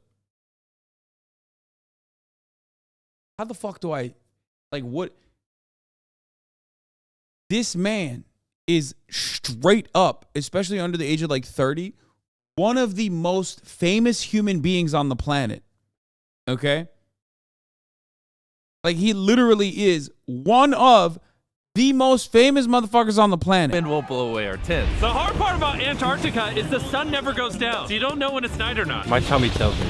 What time does your tummy say this? Dinner time. Welcome home, honey. Whoa, it's ready. And for dinner, we have MREs. Jimmy, this is awful. Welcome to Antarctica. In case you're wondering how you eat food in the most remote place on the planet, first you boil water, then You pour the boiling hot water, I gotta be careful in here, and then in 10 minutes you have food, and that's how you eat in Antarctica. You don't know how good that tastes. I'm so ready to sleep. In my tent is Nolan and Dream, and Carl, who's in yours? It's me, Chandler, South and George. You're going to bed, right? Yeah. I am so tired. I'm sick. Antarctica, not a good place to get sick in. Jimmy has no idea we're digging a tunnel. Oh my God. Let's go. It's just so crazy how he's so far down. Jimmy, I don't think I'm gonna make it 50 hours. The wind is picking up, so we're gonna have a hard time sleeping. All right, guys, well, bro fist out. the sun literally never goes down in Antarctica, so night one was rough. It's the next morning, and I don't know if I'm supposed to get out of bed or not, because the sun's just always up. Morning one, this is miserable. Bro, Antarctica is not a fun place. I'm sick, man. I woke up coughing up blood. Before you can leave your tent in Antarctica, you need long pants, a long sleeve shirt, a second pair of pants, a third pair of pants, a jacket for your jacket, a ski mask, whatever this is, gloves for your gloves, and goggles so your eyeballs don't freeze. Just by having all this on, I can still get frostbite. Going into day 2, there were 2 very important things we needed to take care of. Number 1, in Antarctica, you would think you could just pee in the snow, but you can't. So we have to pee in these bottles and hold on to it until the end of the video. It's negative 20 degrees, let's see if I can pee. Hey, I got it, he did it. I got it, nice. Whew, that took like 5 minutes. And number 2. A lot of the boys have to poop, so we're going away from camp to set up a poop tent. I gotta poop. The worst part about Antarctica is that giant blizzards would randomly sweep through, and they would cause your skin to literally start freezing.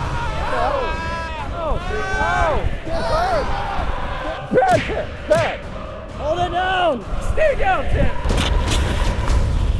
Oh, it worked. This bucket is my toilet and that's the bathroom. I'm gonna come out a better man. Nolan, how is it?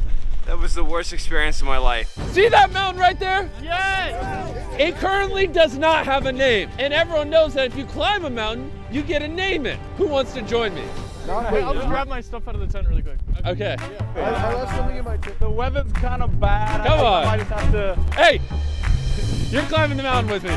Just because I'm the last one here? I need someone to be hooked up to in case I fall. Well, I'm glad it's not windy. Seriously, since that mountain isn't named, if we climb it, we literally get to name it whatever we want. Bye, guys! Bye! I wonder about all the people paid to keep them alive, what they thought about all this. This is specifically something that I believe billionaires do, as Jimmy was talking about before. Pretty sure that like the part of like that they literally do this for a living. Like they probably get paid insanely well, low key, because like their clientele is almost exclusively billionaires.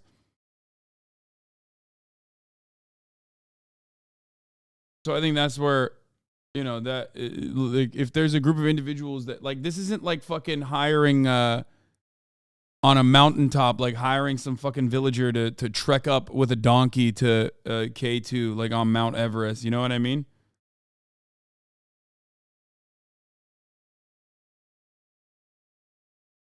Also, they didn't even film this in the South Pole. They filmed this in Ohio. Now, Operation Hole. Come on.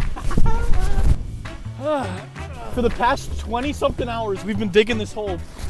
By the time Jimmy's back, this is gonna be massive. We're not even at the mountain and we faced our first obstacle. He got Hans Zimmer to make an OG soundtrack for his fucking video. That's insane. Bro, he just tweeted this. How the fuck did you send this to me?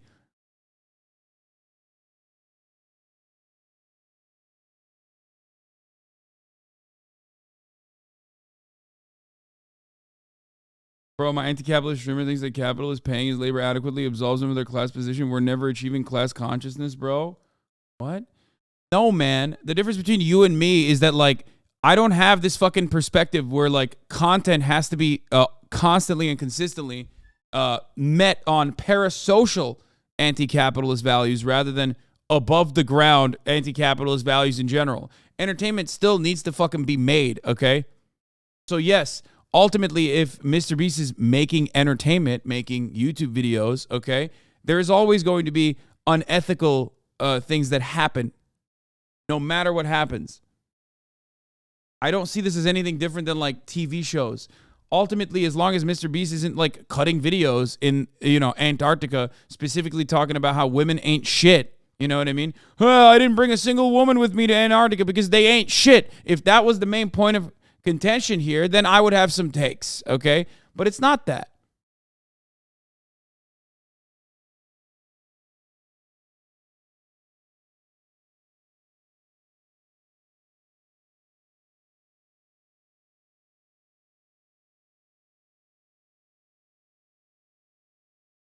Unless he like went there and fucking murked the polar bear, you know, I don't have an issue with it. It's a sea of ice. Look at this view. Antarctica's crazy. Can we just ban them, please? What, the people who are going crazy? Just be very careful, Jimmy. Oh, this is very slippery. Very careful. Okay, wrong pole. Whatever, shut up. 10 people on Earth who've ever stepped here. That's the mountain we're gonna be climbing. Anyways, let's climb before we die. Onward! Oh my gosh! Oh, don't slip. Oh, this is wild. I'm so terrified. There's a drop to my right. If I fall backwards, I roll for 2,000 feet. Jimmy! What? We're 30 hours in. Oh, yes! This is a huge cliff. No joke, no joking. If we fall down there, we die. Yes, 100%. Carl's still digging the hole. It's so deep. Bro, how am I gonna get out? Jimmy! I'm right here. Just keep stepping. Woo! Oh, yes! I'm alive. I'm gonna take a pee break. Spell ICUP. ICUP. I hate you. Hey, Jimmy. Hey, just don't mix up the water bottles. Oh, yeah. See those tiny little specks over there? That's our base camp. I wonder what the boys are up to. Here comes the airplane.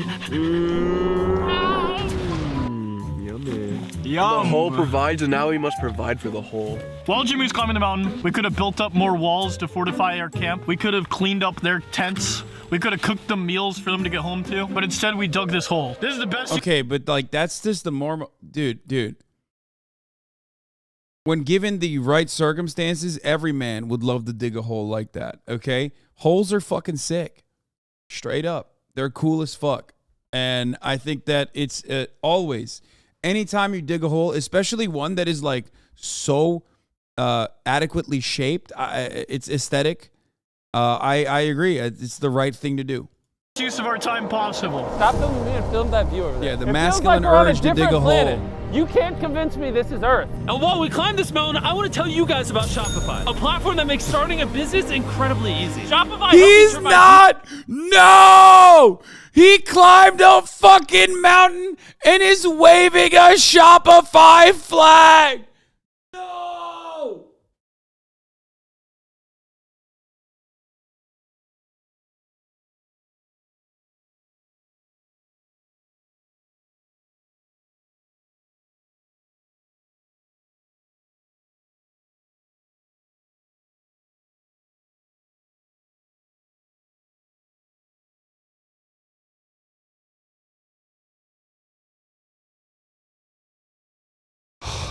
I wonder how much they paid for that. Dude, also, it's not even just that. Shopify has been going fucking brazy, okay? Look at this one. Look at this one. Have you guys seen this one? This one is so insane that it literally made like, it turned into a fucking meme. Dog, what is this? What the fuck is this fucking ad? Why is it like this? Okay, here it is.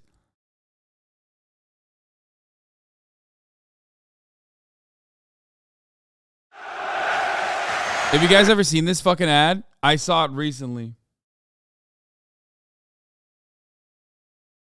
Oh, this is not Shopify. This is Shopee. Oh, I thought this was Shopify.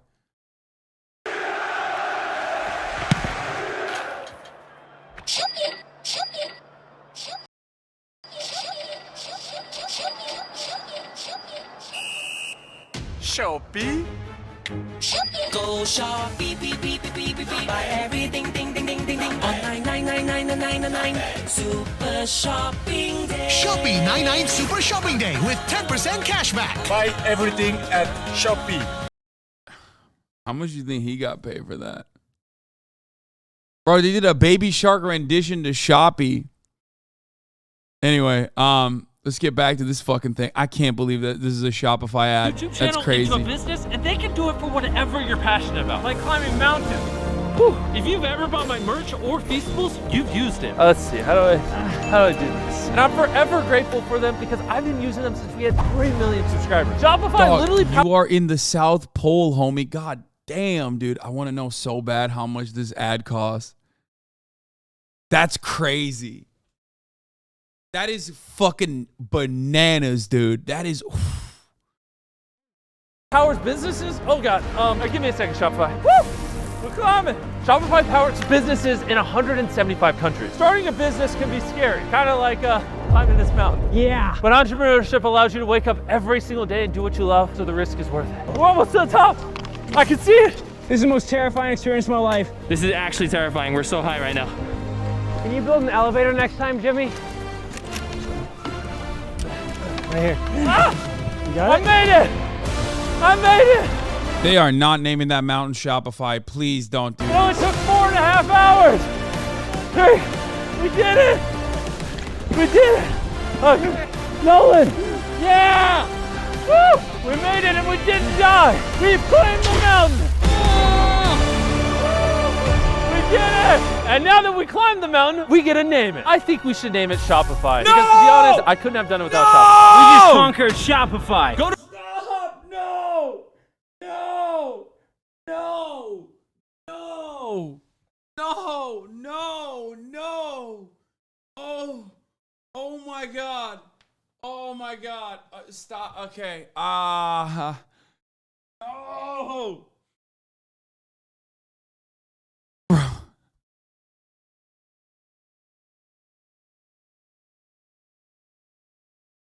Bro, this is it's supposed to be such a beautiful moment. You've conquered a mountain. You've gone to a place where like very few people have been, okay? Like maximum like 10,000 people throughout the history, throughout the entirety of time itself, okay? Maximum. Like, dude.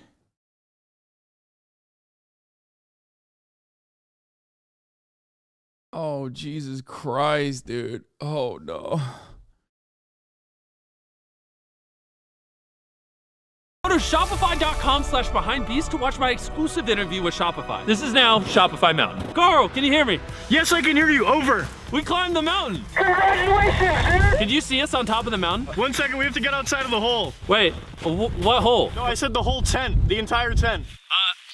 Okay. They literally look like 3 little ants up there. Our base camp is over 10 miles away. If that lens can see us, that's crazy. You know the best part about climbing a mountain? What? You have to climb down. No. Also, you can't leave things behind, so I gotta take this flag down. I carried it up all the way for that. What do you think they're doing at camp right now? Not something intelligent. Best snow day ever! These sleeping bags are complicated. What is this? Bro, I feel like Mr. B is gonna go to fucking space. Like he's gonna be like, you know what I mean? He's gonna go and actually wait. Mini F. Okay, everybody, chill out. It didn't happen on my end. He's gonna go to the moon and be like, this trip was sponsored by Skillshare. You know what I mean? We brought a Skillshare flag. And you know, plant a Skillshare flag on the moon eventually.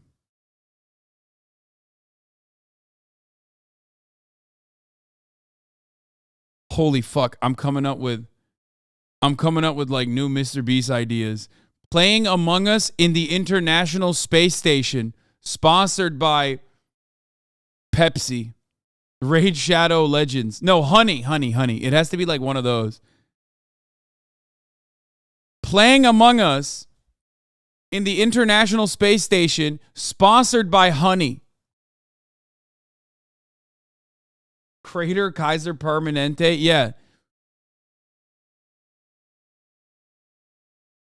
Mr. Beast will go to the moon first, then the U.S. just to put the Skillshare flag on it. Oh my God. Look, he's got to fund these videos somehow, but goddamn, that's wild. Dude, I gotta get a bit. Okay, guys. Did you know Honey can automatically find you coupons on Rocket Fuel? Just like we found the imposter on this International Space Station very quickly, you know? With the same expediency as Honey finds you coupons. It's 4 in the morning and Jimmy's finally arriving back after climbing the mountain. This might have been the hardest thing I've ever done. The hardest but most rewarding thing. He has no idea we dug this hole, so we're gonna get in and surprise him. Home sweet home. Ah, I need a massage. Oh, Jimmy, I'm not a vet. Where's everybody? Dream. Oh my God! How long were you gone for? Something's not normal. I don't hear Carl going, Carl. They're probably asleep because it's 4 a.m. Carl. Wait, where's everyone at? Jimmy's up there. He doesn't know. What is down here? Oh my God! Whoa! Wait, how deep is that hole? It's like 8 feet deep. I'm confused. What's so confusing? It's just a hole. Yeah, but why? You're just trying to, you know, make use of our time. I'm too tired to understand this. Get in the hole! Yeah! How? How did they do this? I want to get in the hole. This is actually a convenient hole. Can you grab my iPad? Yeah. Do you know what's on this iPad? Penguin videos. No. Our next 2 Mr. Beast videos. Oh! I'll let you guys choose. Do you guys want to watch Blind Man Sees for the first time? Or I Ate the World's Largest Burger? Blind Man Sees. I want to see the blind man. Actually. Okay. Yeah, there you go. Tell me what you think. Is that crazy? Yeah, what? That was awesome. What? This blind man sees for the first time, just like you can see the deals on Honey. They're gonna make the blind man do an ad read with his first fucking sight, dog. No shot. These videos are going crazy.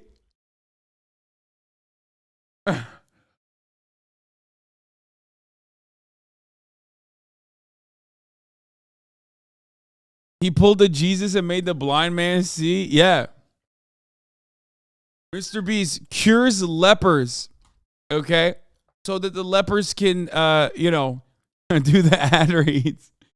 Mr. Beast turns water into wine. Sponsored by CaliforniaWines.com. You know what I mean? Deaf guy hears for the first time. Brought to you by Raycon. So cool. Oh my God, it is cold here. It's so cold that the screen on the camera just went black. This is actually freezing outside. I don't want to be here anymore. I'm gonna head to bed. This is the camera tent. We're saying goodnight. Good night, everybody. Climbing a mountain really took it out of me, and we got back at 4 in the morning. It was nearly impossible to get out of bed on day 3. You guys ready? Jim, we have to pack up before the plane leaves. Otherwise, we're stuck here. Look, if we miss this flight, Jimmy, we're here for like another day. I'll put pants on in a minute. Jimmy, get up. What is this, your first survival video? Yes. They haven't got out of the tent, Tariq. We are going to miss the flight. Actually, let me rephrase that. They're going to miss the flight. I'm still making it. We're making the flight. It is extremely important to preserve the untouched beauty of Antarctica. We can't leave a single trace of our camp behind. So I made sure the boys packed up everything and put it back to the way it was. Leave nothing behind on 3. 3. Leave nothing behind. But they were as exhausted as I was. So things didn't get done quickly. I've got absolutely 0 energy left. All right, now put that in it. Put it on this side. Whoa! There she is, out in the open. No. Stop! No! Stop! Salute! A sad day for all Antarcticans. Hole. All right, get the filling, boys. 3, 2. Goodbye, hole. Goodbye, hole. There's a hole in my heart instead. To be fair, that was a great hole. That was a respectable hole. I respect that hole. I think that like it's one of the more productive things you can do if you go to Antarctica. Let's be real. Goodbye, hole. It no longer, unfortunately, exists. And boom! We can now hit home! Yeah! Hey, if we maintain this pace, we'll get to the ice strip right before the plane lands. Plane! Hey, Antarctica check. Antarctica! Antarctica!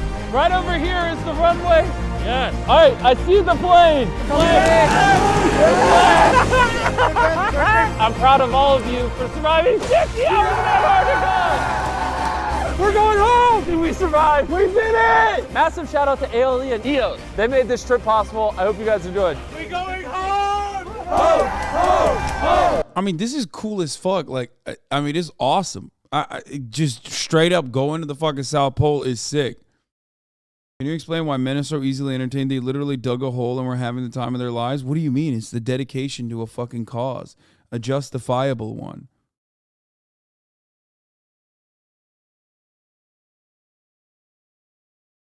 I used to love your ad segues, but after seeing a 22-year-old dude name a mountain after his sponsor, how can you compete? Yeah. Would you have gone? Probably not, but the only reason is because I couldn't get away from like streaming for that long. You know what I mean?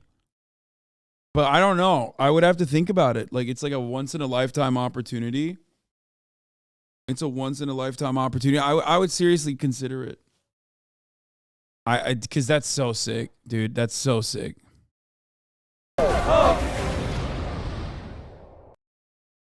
Like let's touch like a, let's touch a fucking private jet until you lose. That kind of stuff is like not that interesting to me. But being able to go to the South Pole is pretty fucking dope. I think like the one that he had Ludwig do, that was sick. Like I would have 100% would have done that. You know what I mean? For like a short period of time, we spent a night in like a $50,000 hotel island thing. Like, yeah, that's sick. I would do that.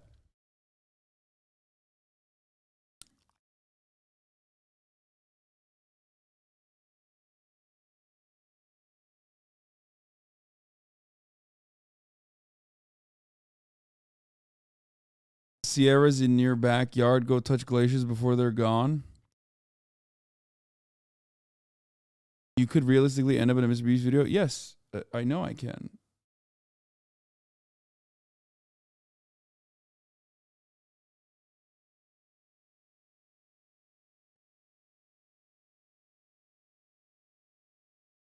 The right wing comedy funny. Okay, we're going to do the murder thing afterwards. We got Scope Peterson Affair by Mid Orchard, okay, which is a Christmas murder, Christmas-themed murder. We have the How a Cop Shot His Wife in the Head and Got Away with It, JCS inspired. That's another murder, because murder is back on the fucking menu. We have The Rise of Fashion NPCs, which apparently I'm getting shit on. Hasan, this is Johnny from Morbid Curiosity. Just wanted to let you know anything on our channel is available for you to react to. Here's the latest upload. Hey, my man. Look at that. Well, don't worry, Morbid Curiosity. I am interested in reacting to your video right here, the cop one. There's a new Curtis video. You are the opposite of a fashion NPC. I know, murder is so hot right now, dude. Trust. I know this is off topic real quick, but this is as they should. Remember when you admitted 9 months ago that you know that Tory did in fact shoot her, and then you changed your story once Tory put you on payroll to spread propaganda? I mean, I don't know if he like got paid. I think it's like less than that. Okay, we'll watch one. We'll watch one more Tory Lanez video from, at the very least, not friend of the show, but I wish he was a friend of the show, Shawn C. I'm a big fan of Shawn. I think he's great. He's got some good takes. I'm sure this will be another good take. Let's take a look. I've tried my best to stay silent over the last 2 years and just grab as much information as I could from outside sources, news outlets, media platforms that I had a bit more of an expectation and hope for in covering something like this. You want me to connect you with Shawn? My cousin is his manager. Yeah, that'd be great. Which is weird though, because like, why the fuck? I mean, I've been following him. I've talked about him for so long. Just kidding, bozo.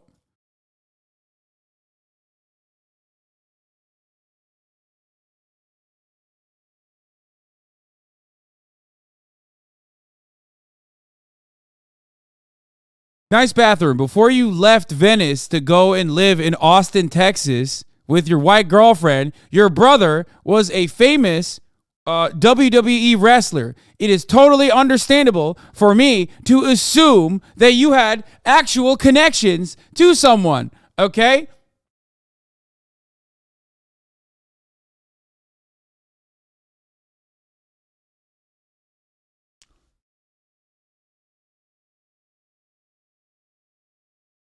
Stop saying doxed.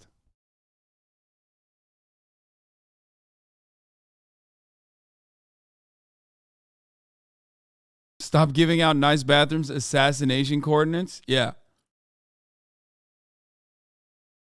Nice Bathroom is a long-term community member.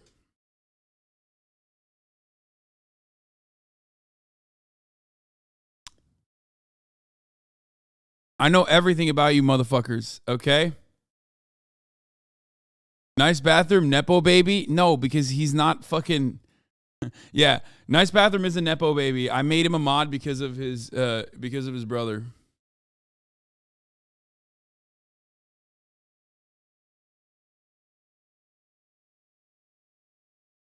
Also, don't make jokes about Nice Bathroom's brother. He passed away. But he was dope.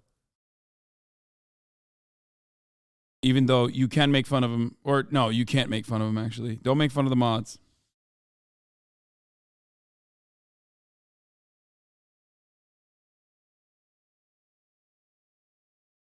R.I.P. Nice Bathrooms. They were a good person before they were assassinated due to a negligent streamer. That's not true. Nice Bathroom, not a good person before they got assassinated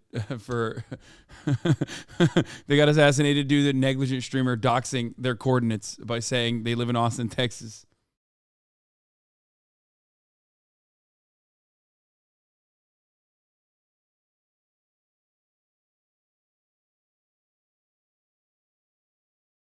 Anyway, with a little less bias to over time update my knowledge of the situation so that come trial time, I'm going in with as much information as humanly possible and not being swayed by my own bias. Though in the beginning, I'd believed that Meghan the Stallion was telling the truth, I don't take joy in the fact that the jurors also believed what she was saying as some like sense of joy or hoorah or hooray. Because at the end of the day, she was still shot and was the victim to an assault. And just because Tory Lanez is about to be sentenced within the next month or two doesn't mean that the ramifications of this assault end here. Once everyone who's been covering the situation stops covering it, there still comes a level of rehabilitation and reintegration. I get a P, I'll be back. The world without most people or a lot of people thinking that you're lying about being assaulted and taking the side of someone that you've claimed as your abuser. Tory Lanez has officially been found guilty in the case of shooting Meghan the Stallion. And just like in the video that we talked about where Kanye was on Drink Champs, basically arguing the technicalities of what could have led to George Floyd's death, even though it is documented what actually caused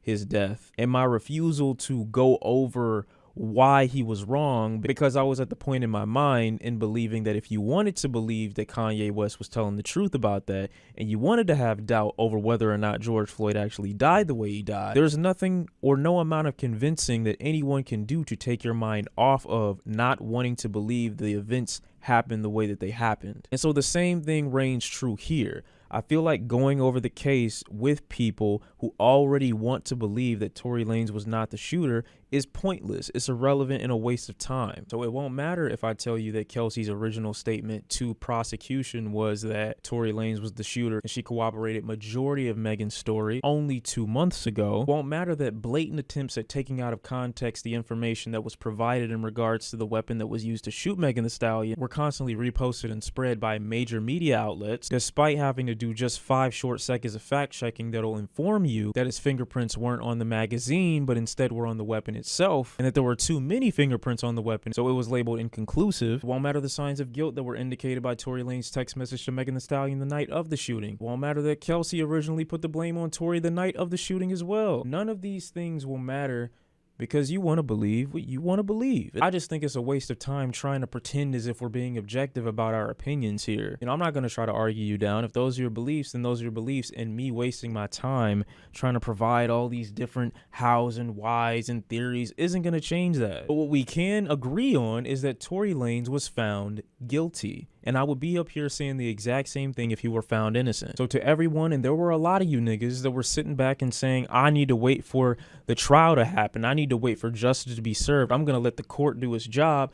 Now that it's done its job, why do I have to deal with skepticism and all these other theories about? Because everybody wants to do QAnon, dude. I feel like everybody saw how much fun old white people were having with this QAnon shit, and they were like, oh, we want to have our own thing. At this stage, okay, at this stage, no matter what happens, if you ride for like a certain perspective, especially one that is like backed by the systems that we exist under, like patriarchy, you know, oftentimes anti-black racism, things like that, right? No matter what it is, transphobia, if the system somehow gets something right that goes against those beliefs that are very firmly held onto, you're just going to go fucking crazy.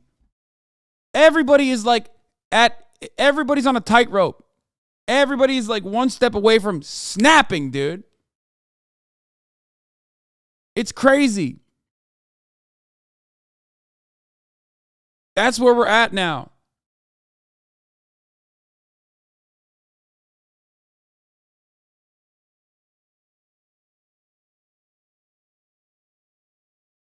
And that's what happened. We are at the breaking point, okay? So many people, they just need like one thing to be like, oh, that's it. Fuck it, dude. Mass conspiracy. Possible jurors being paid off, and that's still crazy, and this sets a dangerous precedence for young men in the world. No, I think it sets a slightly decent precedence for young men who decide to shoot people in the world, but that's just my opinion. Never before do I feel like the level of Bro, that's wild. Like, you can't even shoot somebody in the foot without going to jail. accountability for media outlets has been at such a low bar for what is defined as like good journalism. But within certain communities and within certain spaces, it's become publicly acceptable to trash Megan Thee Stallion. And so in these spaces, multiple rumors have been spread without being corrected within the communities that these media outlets tend to breed, and have time and time again decided to display some of the most gross negligence in fact. Wait, by the way, I got to pause for one more second and say this. Notice how even Shawn, who is pretty obvious what his perspective is, has been very careful in his language and even doesn't go overboard on like, you know, every now and then he'll say a couple things that is like defensive of Megan Thee Stallion, but like is not really fucking laying it on thick. Because there are so many people that just like go, oh, fuck you, dude. Like, you're a fucking piece of shit. You're part of the problem. Like, even in this video, like, he's not like picking fights. He's not going overboard. Because at this stage, if you are in the media, okay? At this stage, if you are in the fucking media, you cannot have a strong stance that goes against like all of these like pretty much schizophrenic people, okay?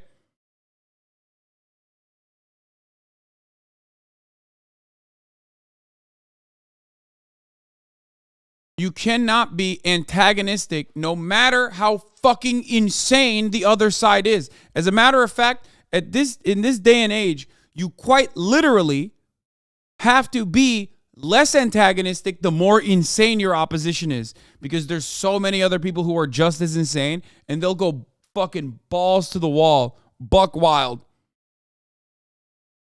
Like dudes straight up will be like, oh, dude, Hasan is a part of the Jewish international conspiracy because he's a gay Freemason. That's why he's like defending Megan Thee Stallion. You know, it's like, okay, well, I have no, how do I address that? You know what I mean? Like, you got me, I think. What? Checking and objectivity I've seen in a long time. Now, to sit up here and say that there are media outlets that don't have their own biases, I'd be lying. Obviously, those don't exist, but I think there are definitely media outlets in covering this case and in covering the news in general that do a much better job at hiding where their allegiances lie, as opposed to the ones that have covered this Megan Thee Stallion case. And the reason in this case why it's so egregious is because most of these media platforms know and accept that Megan Thee Stallion is the victim to the crime, but refuse to allow their bias against her to crumble underneath the overwhelming fact that she was the victim to a shooting. Even in search for what they believe to be the quote-unquote truth, have allowed their want for Megan Thee Stallion to become the face of victims, praying so desperately for a not guilty conviction from Tory Lanez to progress the narrative. Shawn also had a pretty base take about the Legion of Black Streamers comment. I mean, that's too long. There are many more women who lie about being assaulted than the media is willing to let on, for some weird sense of vindication from the online narrative that men are trash. They've allowed this entire case to be the stepping stone for man versus woman as opposed to just Tory versus Meg. Actually, the state of California. Not someone who actually goes outside and interacts with both men and women. I'll tell you, the gender war is not real. You need to die on the hill of disbelieving every single woman that comes forward about an abuse. Yeah, bro, if you think that there's a real gender war out there, you are too online and you are not in the real world, okay? Like, you are so fucking far removed from the real world that, like, everything is, every interaction that you have with what you assume is the other, with the opposite sex or whatever you want to fucking call it, okay, with, like, someone of a different gender, is literally happening on the internet. That's it. And you know what that means. That means that you're just not getting any pussy either. That's part of the reason why you feel this way. It's crazy. It's crazy. Abuse story about a man that it's so fucking contentious. Like, how the fuck do you look at 50% of the population and go, there's a war right now between us and them? You have to be the most unfuckable dude on the planet, okay? And femcells kind of do it on the other side, okay? Not as, like, systematically damaging, but still fucking annoying, where it's like you are the most unfuckable femcell on the other side going, you know, there's a fucking gender war happening. This is why all men are fucking trash.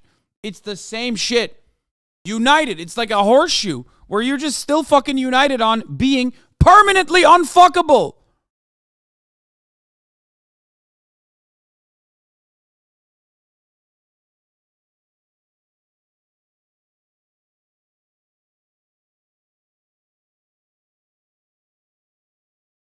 Like, there's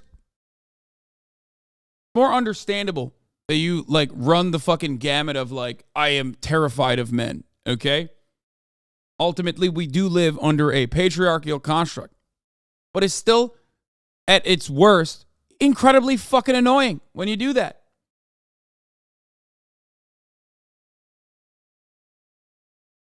Not as systematically damaging. Wow, infantilizing women much? Yes.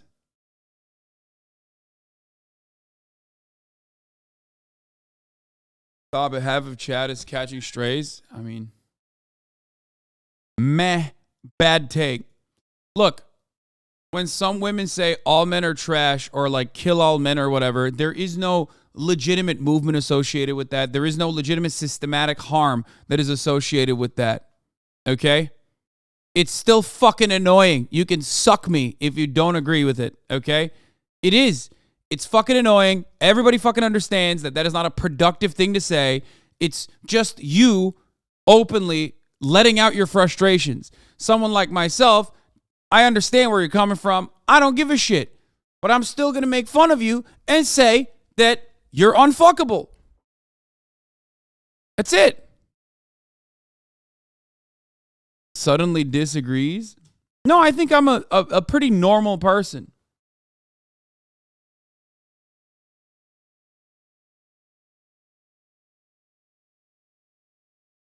No, 23% is pushing back because women are experiencing an asymmetrical gender war. Yeah, dude, gender war. Yes. Is harmful rhetoric regardless? No, it's just like optically bad. It doesn't fucking matter.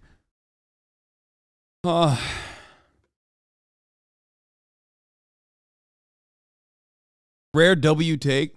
Yeah.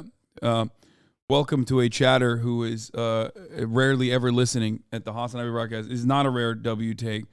This is a very common take for me, but the difference is it pisses off everyone because I already said that, like, patriarchal constructs are violent, and a consequence of that is what you are experiencing with respect to how the Megan Thee Stallion situation was immediately disqualified by so many dudes and so many followers and women too.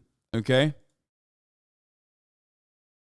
It's just like another instance of that exact same rule that we're talking about.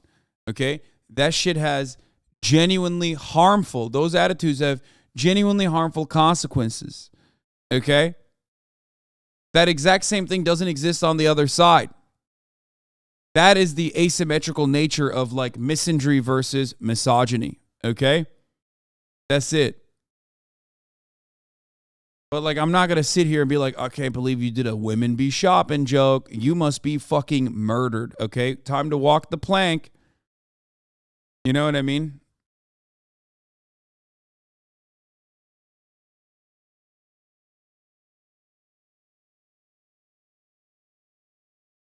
You don't even know. And granted, you could say the same thing about a woman and remain neutral. But this is a case where I've seen just so much blatant, weird hate being thrown at somebody who we all acknowledge is the person who was shot. How does Tory have non-fingerprints on the gun and gets guilty on all charges?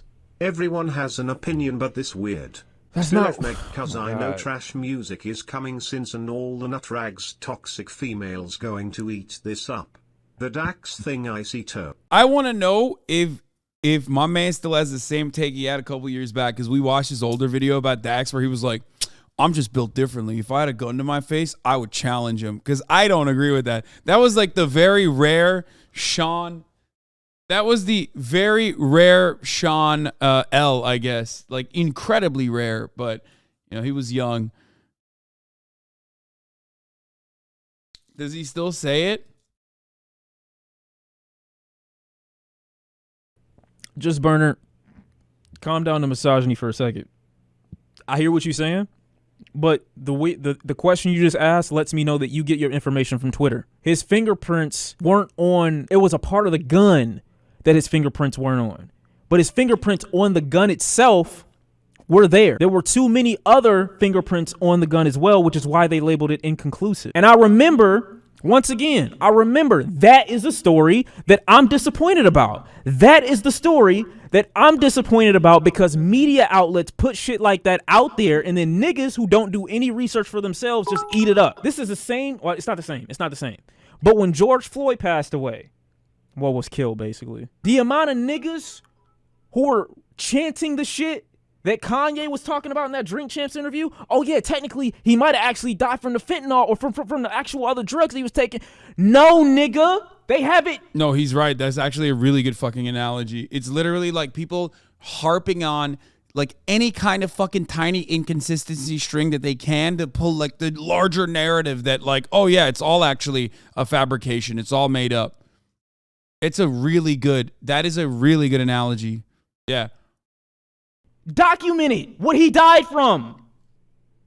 Because you get your information from Twitter and from fucking media outlets. Wait, what? You said tap into Ak versus Hasan stream? Wait, he was streaming yesterday? I would have loved to have him on, dude, in that because you get your information. Oh, that's a bummer. Look, I'm just going to say this. I think, like, I mean, this is not about me at all, obviously, but, like, I think, what is this? Don't worry, gals, I'll still fuck you, Lamau. What the fuck? That's so gross, dude. Chill. How the fucking take is that?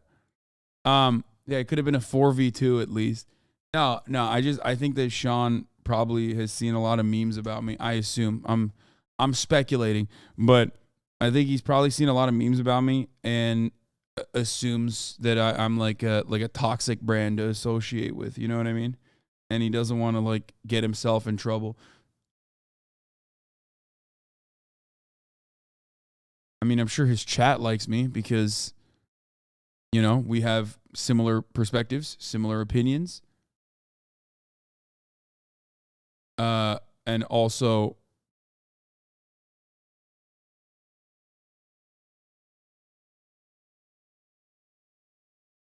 I don't know.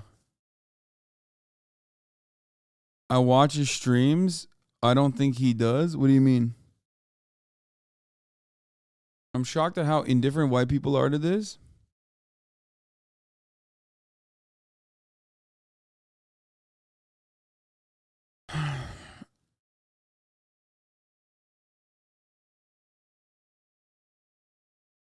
He said on stream that he doesn't like political debate bros in the past, but I don't like political debate bros either. That's what I mean. Maybe he had like the early FD signifier take on me. You know what I mean? Or maybe just a hates the top of the hour ad break. You know what I mean? He's probably not subscribed. So he's like, fuck, man. At the top of the hour, there's another 3-minute ad break. Like, that's crazy. Like, dude, I've heard you say so many times, if I don't want to see the ads any longer, all I need to do is subscribe for $5 or for free with Twitch Prime or by getting gifted a sub. Yesterday showed that you were a debate bro at heart. No, I'm not. I hate debates. I hate it. I hate debating. I don't like it. Been trying to work on your image, bro. Durag streams are the first step. Yeah, I want to get cooked, dude.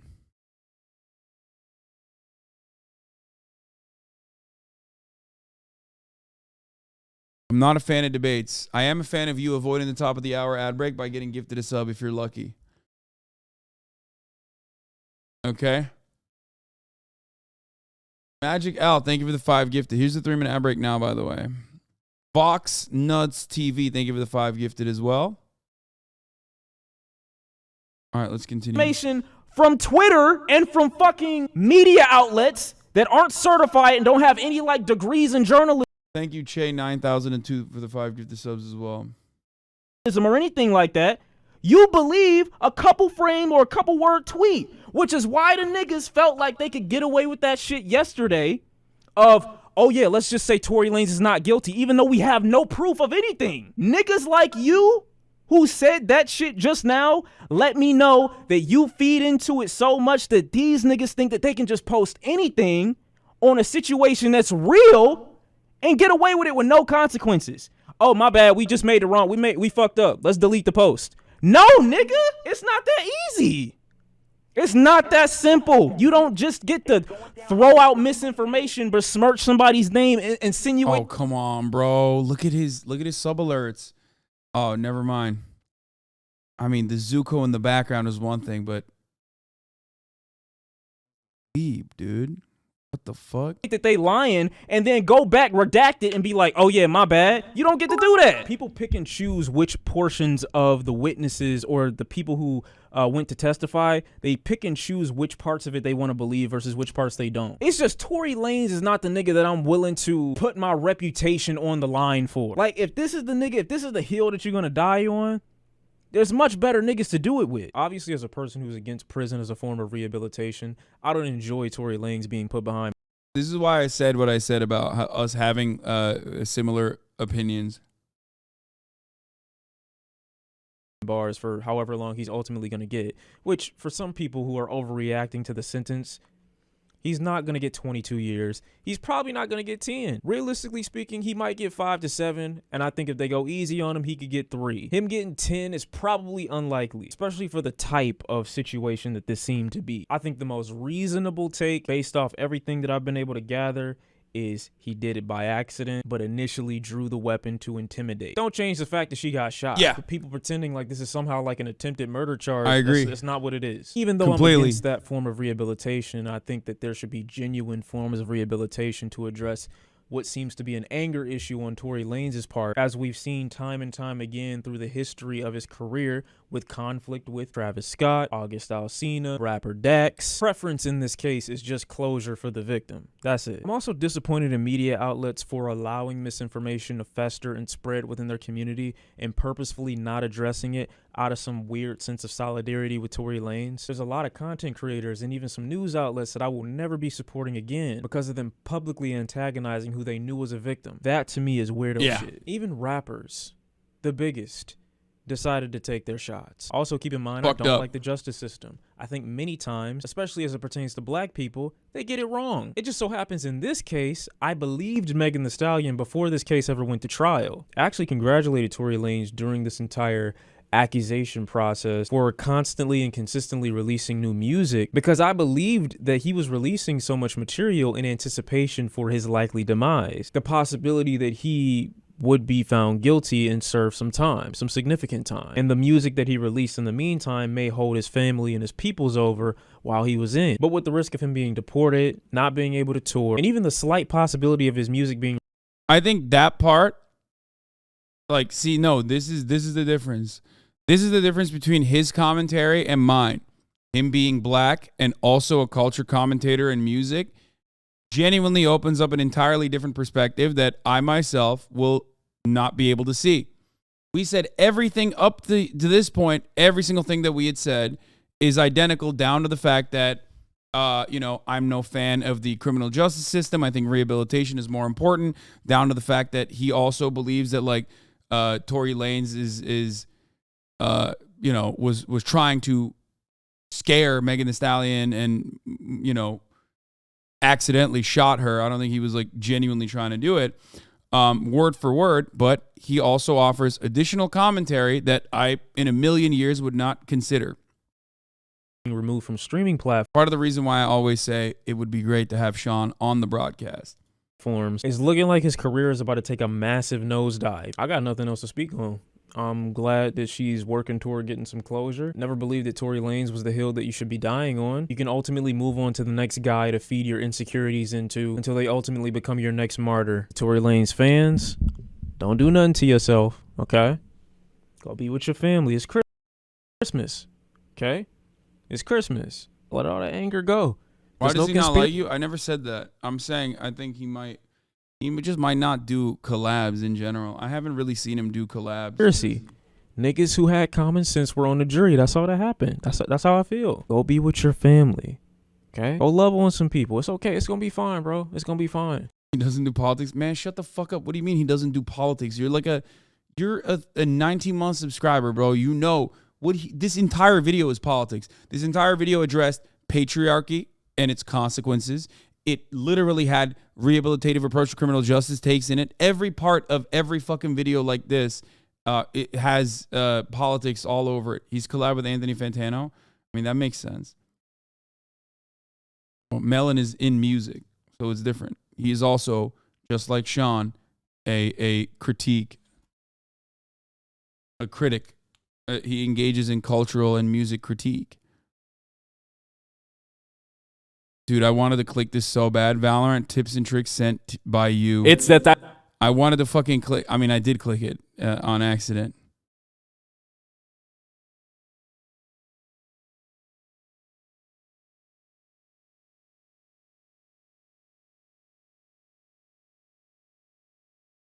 Actual noob? Okay, shut up.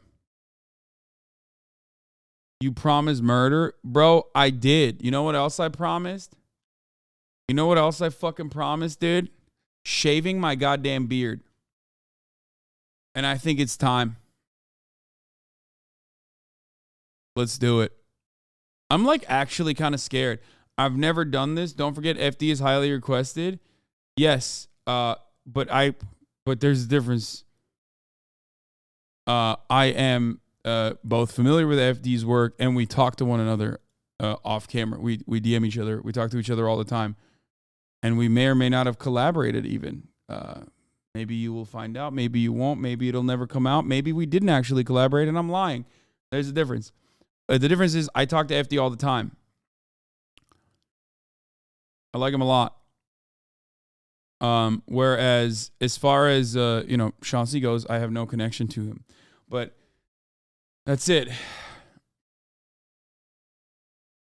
It seems like most long-term members sub during Fortnite days and left the sub recurring, then came back and don't know your takes on things. No, that's not true.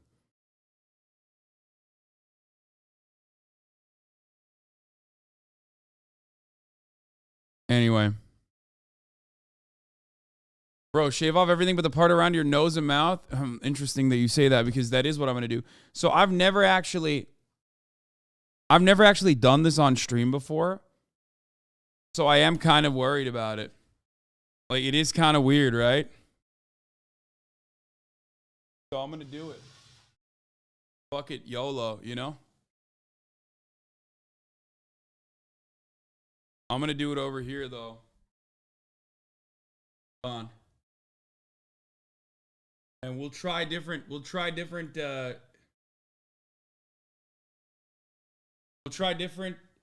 styles. And I will have the final say on veto. I will veto if your fucking take is stupid, if your beard that you want me to have is stupid. But I'm gonna do it. Hold on.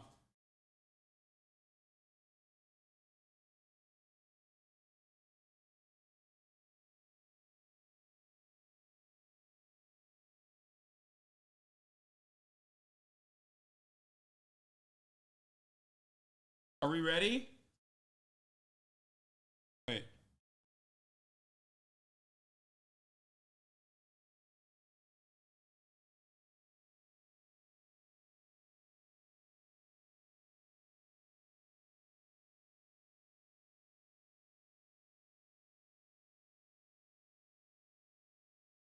Are we ready for this? I'm so scared, dude. I don't know why I'm so scared. I shave it all the time. Okay, I have my 2 trimmers, okay? This is the one I use to trim and, you know, shape it up every now and then. This is the beard clipper that I use to clean it up, like these areas, okay? I don't know why I'm so fucking scared about getting a beard shave on camera, considering I do it all the time and my beard grows in a day, but I've never done it on camera. So that's what I guess that's what I'm worried about. I'll tweet it out too. Okay, why am I so worried? It's weird. Sure, it's probably gonna get fucked up. I know.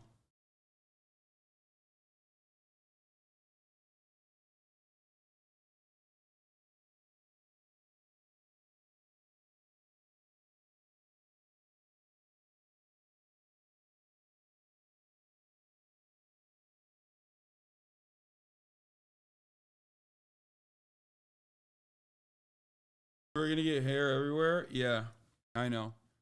Do a Sebastian Gorka mouth ring for a day, like before shaving the chin? No, I'm not doing that. Okay.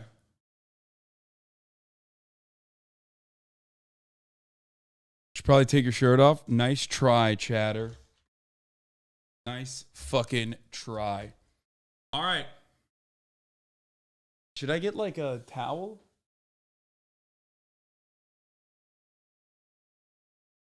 Fuck. Hold on. Yeah, I'll try mutton chops.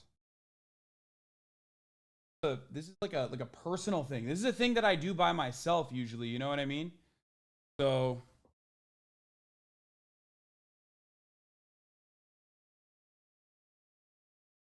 maybe that's what it is. It's like I'm welcoming you into a thing that I do by myself. Okay? Alone.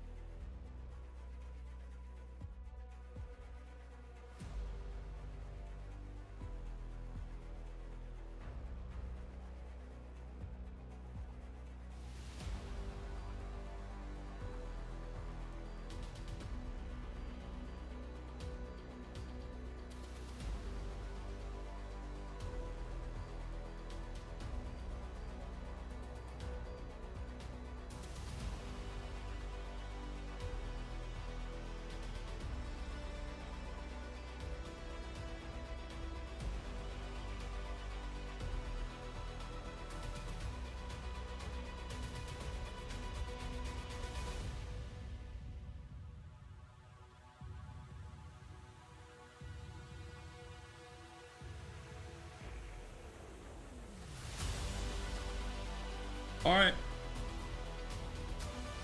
Let's do it. Time.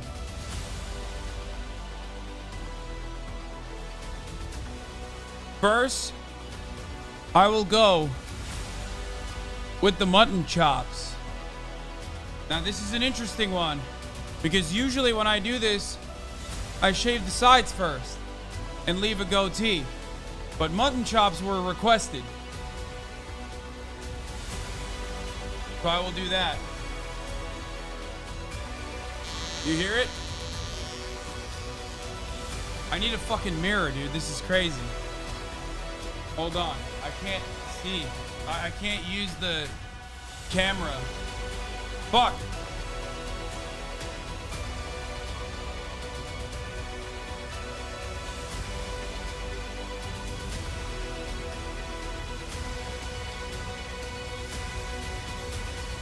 I need a mirror. God damn it. Fuck. Hold on. I need a mirror. I can't do this. Oh my god.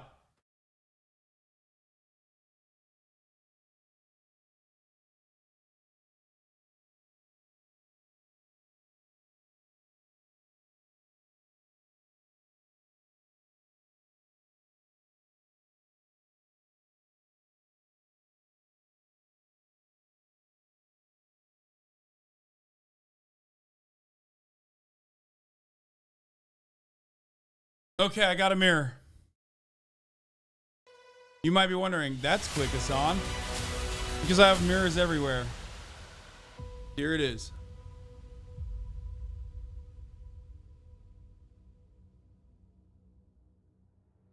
I'm too tall for this.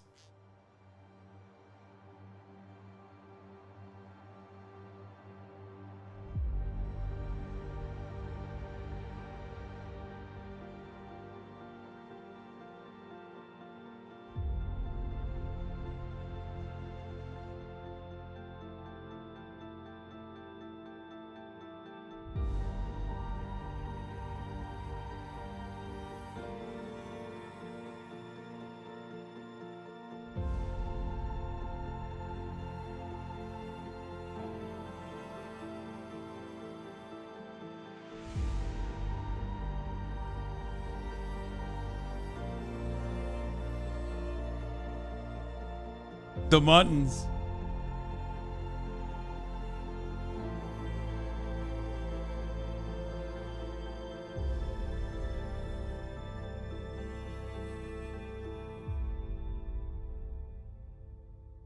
People saying stop right there. We must go beyond. We must go above and beyond. To infinity and beyond, that is. But that's it. That's my baby chin. It's been a while. Welcome, old friend.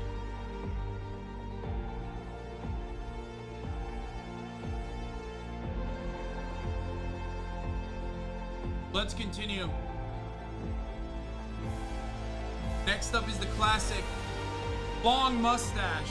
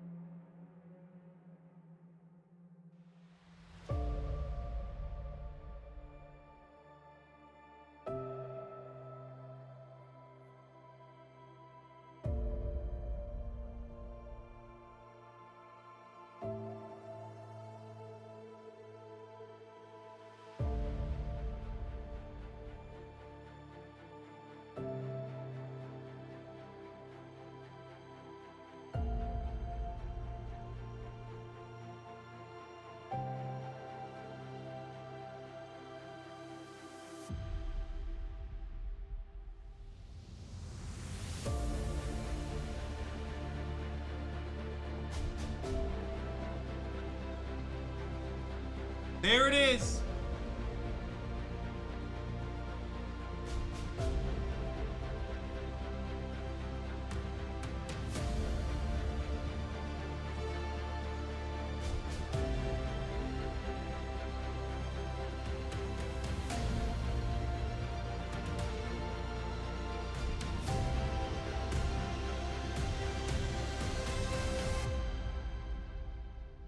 The meme opportunities are glorious.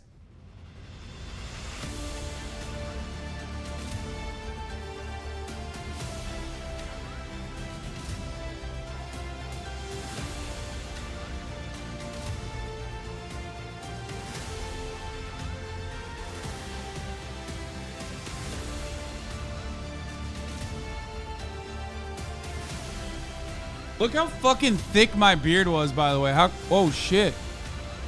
It's been a while since anything has touched this. I'm getting a fucking rash.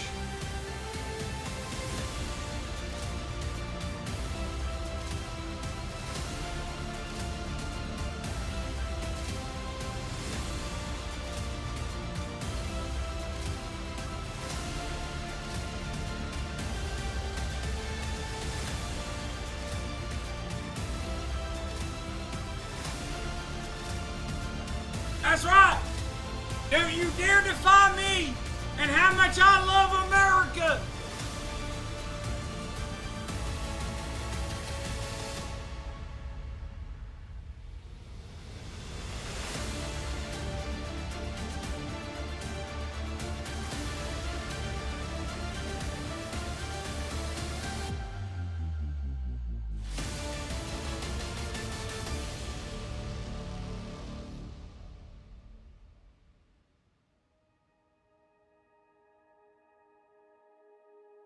Now, the Patriots are in control. Now we're going to do the last one. We're going to finally fix the mustache up.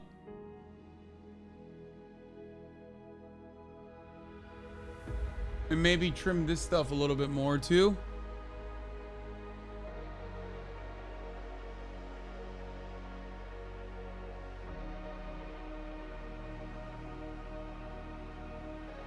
Some of you have missed the dimples. Well, they're back. Some of you have missed the baby face. Well, it's back. But the beard will grow. The beard will grow again. If you think that it's bad, well, do not worry. The beard shall grow once more. Probably in like a day or two. You know what I mean? So it's not a big deal. Anyway, let's do it.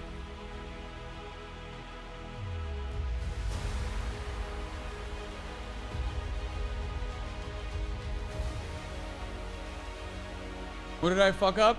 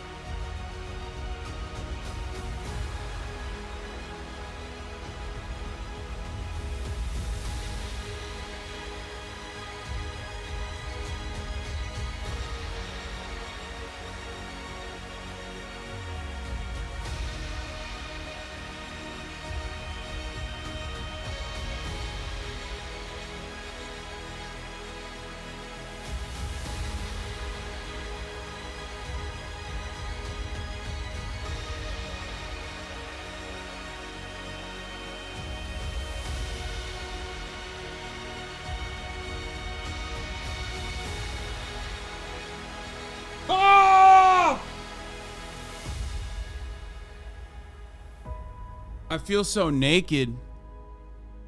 I feel so baby. But most of all, most importantly, I feel powerful. That's right. That's right, folks. The mustache is back. For a short period of time.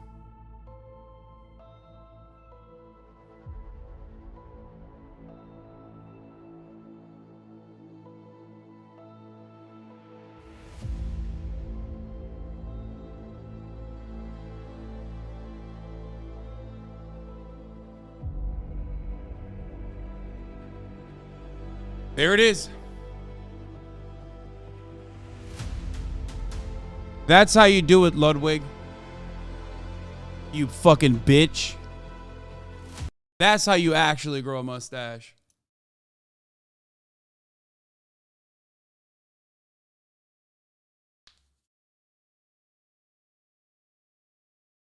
It's been a long time since I had this bad boy up. Been a minute. But it's back. Yeah, I drink your milkshake. Feel good. I feel like you know, a weight has been lifted off my face. It's been so long. I'm gonna kind of look like shit for a little bit, but I think eventually XC wants to call. What is he saying? Oh, Juicer's calling. What's up? Oh wait, hold. Oh, well, I can hear you. Yeah, but before I get my head deep into fucking playing games, do you are we doing something tonight or not? Yeah, we can hang out if you want to. I don't really got anything going on. Like I have nothing. I'm just gonna see if like other people that are in town that also don't have anything going on want to hang out. That's what my plan is. Do you have like a social hub that, or like friend groups? Do you like send a message to, or do you want like make a tweet or something like that? No, I'm not gonna make a tweet. Yeah, I'm just gonna send everyone that's like here, everyone that I know that's here, the same thing I asked you. Yeah, because I could have flown home yesterday, but I didn't. Wait, I'm really? not doing that. I mean, I could have flown home yesterday to go to Quebec, but I mean, I didn't want to, dude. I hate moving, and when I move, I always stay there, you know. So I could have been there in Quebec for like fucking months, you know, which is bad. No, I feel you. Yeah. Yeah. Okay. Yeah. We'll hang out. We'll hang out. Did you go out last night? I did. Yeah. Was it fun? Yeah, I went to Tao. To Tao? You went to Tao? Yeah, but I didn't want to wait to get seated, so I mean, I just sat in the lobby and just chilled a little bit. Shut the fuck up, bro. Are you serious? You should have. Oh, dude. If you told me you were going to a place already, because you asked me for suggestions, I was like, I fucking don't know. But if you were like, oh, I want to go here, I could have like maybe helped out in that regard for sure. Yeah, I mean, it's alright. We went up to the game brought in with Blau anyway. Yeah. Well, did you what do you call it? Did you see? I shaved. What do you think? Yeah, I saw. It's pretty good, but bro. Your facial hair is so dense, it's insane. I'm officially what? Your facial hair is so dense, it's insane. Yeah, bro. I got a lot. Well, it's because like it's falling off the billion top hairs. of my. It's falling off the top of my hair, top of my head, and falling into my beard. That's why. Alright. Wait. You know. All right. Well, if there's people, we could do whatever. Doesn't matter. Yeah. Yeah. Let me know, man. Take care, I kind of brother. want to watch a movie. I kind of want to watch it. I mean, I don't know if it's open or not, but like if it is, I might go watch Avatar or something. Oh, okay, yeah. Or like any movie, really. Anyway, we'll figure it out. I'll DM you. All right, I see, man. All right, peace. Yeah, brother. Peace out. The fuck is this, Hoscord? Okay, I need to clean up behind me real quick. Okay, howdy, partner. I need to clean up real quick. Does it feel weird to touch your chin? Yeah, of course. It's one of the best parts. Once you, it's one of the best parts about fucking shaving is like it feels kind of weird. My face feels cold.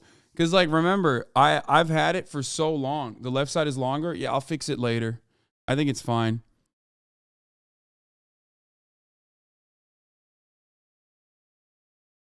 What is this? This man has run over 15 children with his truck. If you see him, please call the authorities immediately. Come on, man.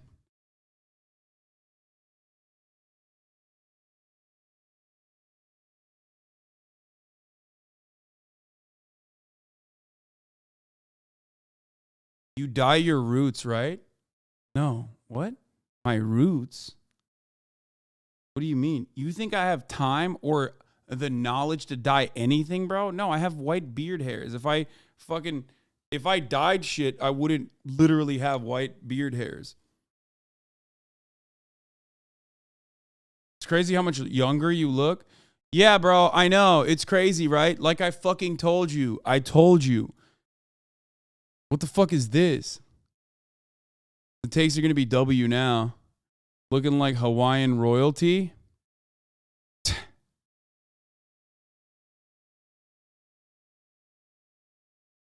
I just talked to Jesus. He said, "What up, Yeez?" What is going on? You guys are going crazy with the fucking memes, dude. You have white hair, bro. You're 30. What the hell? I have white beard hairs, and I also have kind of white hair too on the top of my head. Anyway, I gotta clean up real quick behind me. You think about assaulting Paul Pelosi? You mean having gay sex with Paul Pelosi? Yes. Think about that all the time, though. When did you start going gray, brother? You got some on the sides wondering when all will go silver fox, such a vibe? No, it's not a vibe. It fucking sucks. It literally fucking sucks.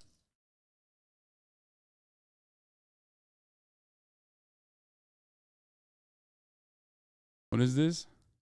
Okay, I'm out of time. I have more important misogynists to talk to right now. Get your clout up and maybe we can chat again. Podcast, dude. I mean, that is literally what happened. I only listened to like half the conversation, but it sounded like Hasan knew nothing about the case and was just struggling to keep up with them and started dunking to try and save himself.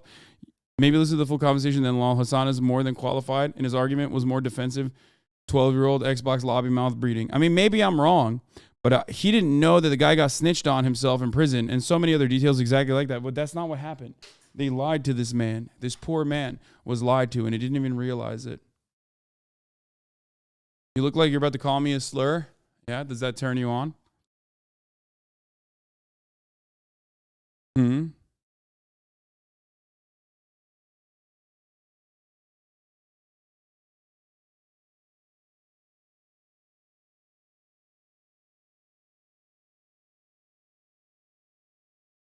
Anyway, I'll wait for the latest mustache memes to hit OKBUDDYHASAN before going on to OKBUDDYHASAN. Okay, but we will go on OKBUDDYHASAN today.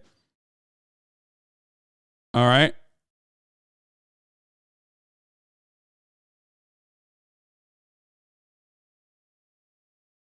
It already happened. It's mustache time. Yeah, Hasan Stash. This one's for you. Okay. This one's for Kendall, who is a ride or die champion of the mustache. Anyway, speaking of fucking videos with bearded lefties, let's look at some hot masculinity takes from me. A different evolution of me. I'm a steamy boy. Oh, I'm such a steamy boy. Hey everyone, welcome back to the Michael channel. The Michael channel, where dreams are made of. What does it mean? I'm gonna be back in a second. Many people will say, oh, you have to pick up a rock. You have to pick up a big stick or a stone in order to be a man. Others will retort, well, what if you pull a sword out of that rock and slay a single enemy, a single foe? Does that make you a man? Well, the answer is it depends. And because it varies so much, you know, everyone has a different idea of what it means to be a man, and that's why masculinity is so confusing. And so, today we're going to be looking at some hot masculinity takes, okay? Basically some things you read and you say, why would you think that or say that? I haven't looked at any of these yet, so it's going to be a bit of a react, but it's an account that has some interesting posts, and we're going to check them out now. Here we go.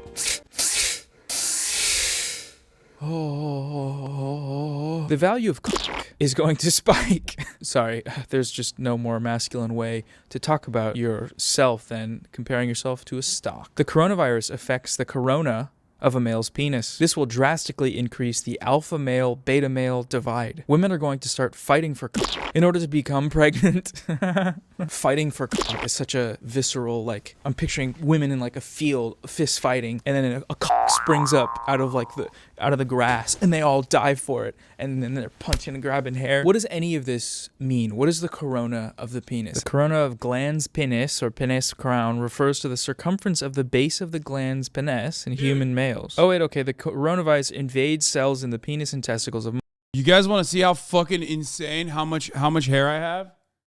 This was all my beard hair, dude. It looks like pubes, but... Nutty. That's a lot of hair, bro. I'm trying to smoke on this, dude. There's a lot of white in there too. Look at how many white hairs I have in my beard. You can literally see the white hairs. That's crazy. Who wants this? I will sell it. Who wants this?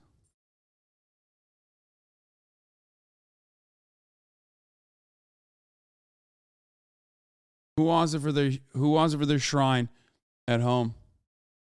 Do you want it? Put it on eBay for charity? I'm just kidding. We're not doing that. Okay. Monkeys, researchers say. So he might be a monkey type tweeting this, typing this, and saying, look, all right, for me and all my monkey friends and buddies, our wieners are f***ed. And so make sure you wear your monkey mask and don't let the female monkeys all try and grab your wiener if it's sick. Let's just stop talking about wieners. Next one, here we go. I'm 23 and I hate dating in this generation. Chivalry is dead. Oh, brother. Masculinity is called toxic when it's actually the foundation of the world. Let's crack open this globe and see a damn Clint Eastwood or some crap. Men like Elon Musk are vilified, while wimps like Zelensky are lionized. I'm going to start a podcast soon. Follow me for when it starts. oh boy. The tagging of Elon Musk is what really makes this, because it's like, you know, she's trying to get him to see it. And his little insecure little ass scrolling the timeline, refreshing his notifications, you know he's going to see it. Chivalry is such a funny talking point, because it's like, chivalry is just like doing something nice and considerate for someone, but for dudes only. And so chivalry being dead just means like, oh, if I'm walking up and the girl I'm seeing wants to open the door for me, I'm not going to like stop her and be like, don't do that. That's for boys. You're gathering berries. You don't have the strength to open the door to this AMC theater. What are you doing? Because what it does is it allows like just the pressure to be laid off of like both parties to act a certain way. And if someone opens the door, I can appreciate that and be like, that's very sweet of you to do. Thank you. I don't know. Weird tweet for sure. Definitely a hot masculinity take. Go check out her podcast. See what's up. I don't care. Whatever. You can't call yourself an alpha male and have an Asian wife. Okay. Wow. Computer, load up a map of the world and where Asia is, put a big soy label. Everyone there is soy. All the men there are soy because they have Asian wives or they... True! Yeah. What? So, normal men don't feel comfortable in churches for the same reason they don't want to linger in the women's clothing section at a store. It feels overly feminine. Fellas, is it gay to give your heart and soul to your Lord and Savior Jesus Christ? What is it about church that has this guy freaking out while he's sitting there? Or maybe while he's kneeling. It's getting on your knees that makes him feel. Normal men don't stay in the women's section because it's for girls and that makes you gay. I think the number one reason you wouldn't stay in the women's section of a clothing store is because you're just not, that's not what you're shopping for. But if you were there for some reason, you're with someone that was shopping in that section, do you like feel threatened by that or something? It makes you feel abnormal? I don't know. It's just, it's funny, man. I get the whole walking by Victoria's Secret and like keeping your head straight, you know? Like, I'm not looking. But that's more of when you're a child at the mall, you don't want to be seen as like a weird guy. I remember having to go inside one of those places to get perfume for someone, for some gift. It might have been my girlfriend in middle school or something. And that definitely felt abnormal. But just because it was way too smelly and way too lingerie all up in my child face. Okay, wait, here, there's some more context here. Go on, what precisely is overly feminine to you? He says, one example, easy example, is the content of many modern worship songs. Bro, is he saying fellas is believing in God and singing gay? Like, is that what it is? I mean, this is like, this basically goes back to the exact same fucking thing where it's like anything and everything you do is gay. I saw a TikTok where like some woman was like, some woman basically was like, oh, you know, imagine being called gay for being feminine. Like, fellas, I love that you're in touch with your feminine side and it's great or whatever. And then this dude was like, dude, they called me gay for not wanting to play like Bloody Knuckles. Like I grew up in the 2000s. Like, they called me gay for everything. You know what I mean? My brother called me the F word because like I didn't want to, what was it? I forget what it was. Like, because I did my homework or something. So like, this is basically a remnant of that, which is you're gay for literally doing anything and everything. Here, I mean, this is the TikTok, yes. Straight men who were called gay growing up for being comfortable with their femininity. No, that's not why you were called gay.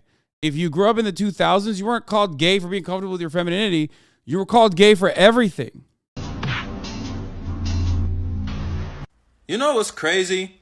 Growing up in the early 2000s, I wasn't called gay for doing anything inherently feminine. I was just called gay for doing anything. One time, my brother called me the F word because I told my mom he hit me.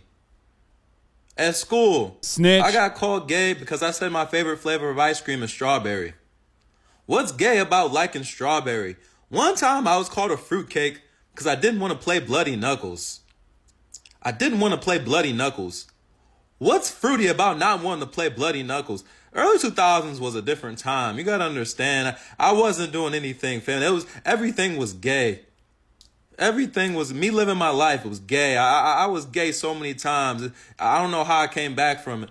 I don't know how I came back from it. It's such a funny line. Yeah, washing your hands is gay. Everything was gay. Like, it's just like anything and everything that people consider to be, you know, bad at that moment was just gay. Except for calling everything gay. That was the only straight thing. The only straight men were the men who called everything else gay. Those guys definitely weren't projecting and fearful about like what their actual sexual desires were. Just kidding. Some of those dudes are in this chat right now and they openly love talking about how much they love sucking cock. That's kind of how it goes in a lot of instances. Now, there are newer versions of that still because, hey, guess what? Patriarchy hasn't gone away. Kind of a thing that people still love and appreciate and enjoy and live inside of. It's the comfort bubble, right?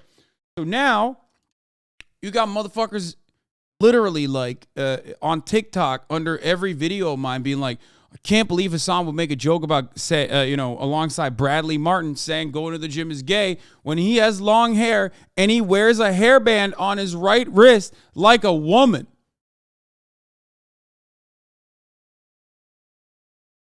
You did not hear that incorrectly. People now still to this day are saying you are like a woman for having long hair, which is gay.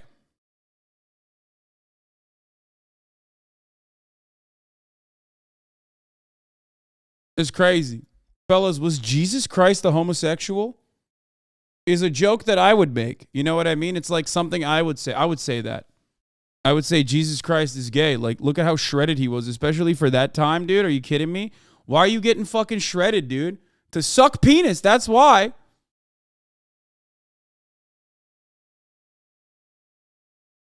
Anyway, let's continue. Songs. We shall overcome.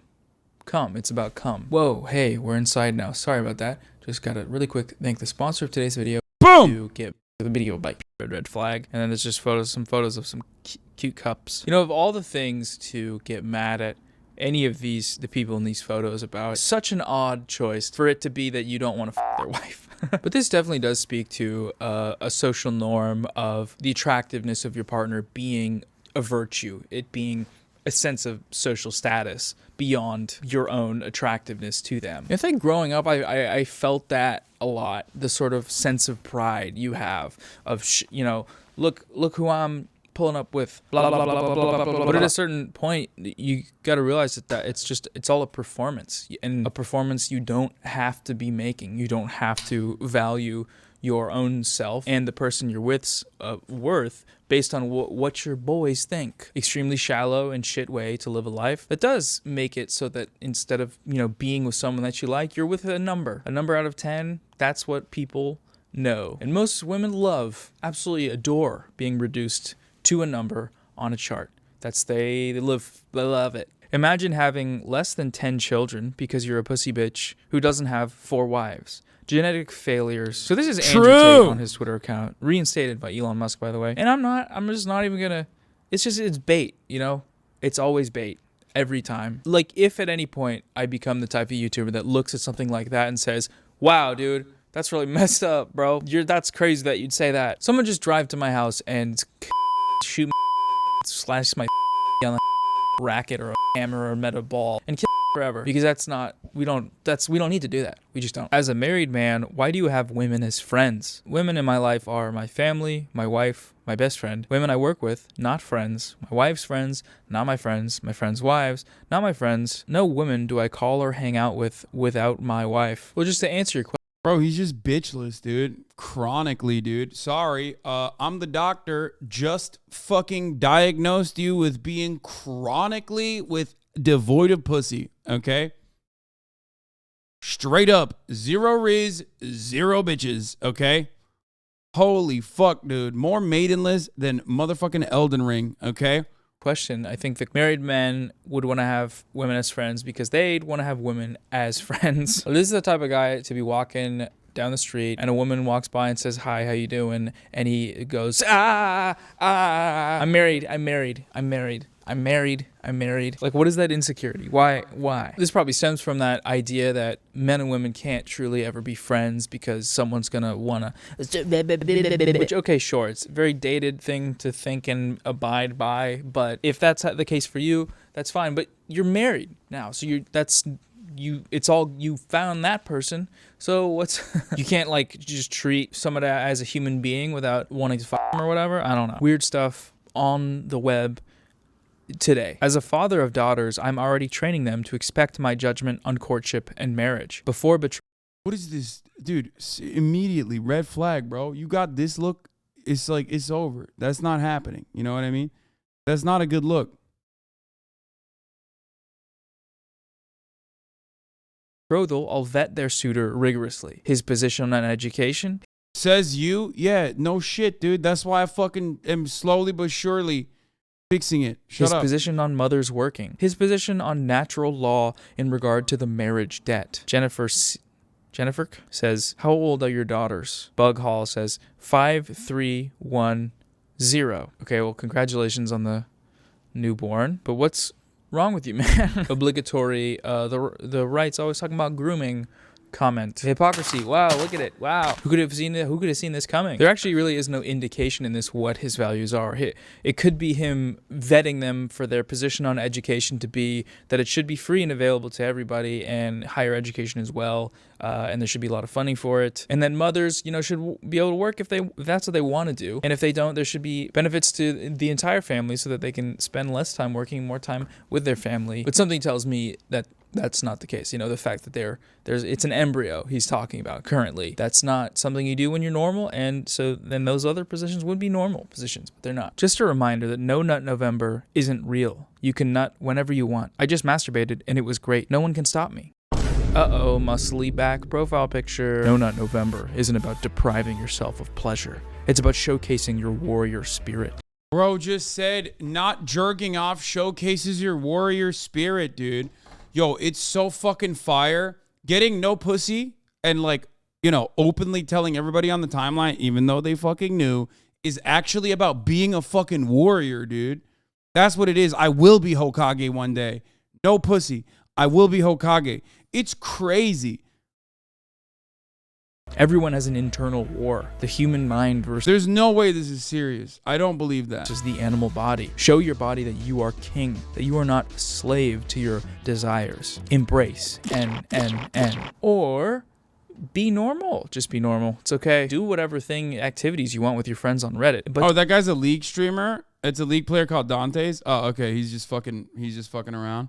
Yeah, okay. Well, Noah, it seems like you just got. And I did as well subsequently. Luckily, we are able to fix the situation. Just be normal about it, okay? Like, I partially understand the argument that participating in some kind of sexual fast probably does have certain... They are a League streamer though, so it's kind of hard to tell, you know what I mean? It's one of those things where it's I can't be charitable to a League streamer because it's how can you be charitable to a serial killer? I'm just saying it's hard. It's hard to be charitable to a serial killer, which, on the morality spectrum, I would say is right around where League players are. So it's hard. Meditative qualities. I'm sure there's, nofap guys are always going on about that. Go nuts. Don't go nuts. But brother, if no coming is you being a warrior and doing warrior spirit stuff, more power to you. Just don't be a reply guy about it. Thank you. Men should dress like men and women should dress like women. I think the funniest part about this is that I can say no matter what I want about League streamers, And they will usually agree with it because, one, they hate all of the other League streamers, and two, perhaps more importantly, they hate themselves. I will never be able to hate a League streamer as much as a League player or streamer hates themselves. After all, they keep playing fucking League. They will agree or say, what about Valo? I agree. It's the same thing. You play any fucking thing that Riot produces and you're a psychopath. I mean, I tweeted about this earlier this morning, dude. Like, no one fucking wakes up and goes, I want to fuck my day up, fam. Okay? No one. Except for people who like playing Riot games. Okay? I'm completely self-aware of this. Here, I'll explain what happened to me this morning. I played Valorant this morning. I fired it up at like 9 a.m. I fired up a solo queue Valo. Okay? A little solo queue Valo sesh. No one's online. None of my friends are even awake. Everyone's back home, which is pretty lame if you think about it, but whatever. I fired up, and I got a fucking 12-year-old on the team. Immediately, I'm like, oh, no. 12-year-old insta-locks Jet. I'm like, double oh, no. Woo! 12-year-old starts asking about fucking gun skins. I'm like, that's it. That's the trifecta. My day is fucking ruined, okay? Immediately, my day is fucking ruined. It will never be good from that moment on, okay? That's self-harm already. There's another guy who's trying to dictate what we do on the team. At the end of like the half point, and we're on Haven, a map that is like offensive, and we're on attack. We should have the advantage here. Guess what, dude? That motherfucker went 16-0. 16 deaths, 0 kills, constantly asking for skins. He's like, can I get your Marshall? Can I get your Marshall? It's like, bitch, what do you mean? No, you can't. You can't get my Marshall skin. You don't deserve it. You're a fucking loser, okay?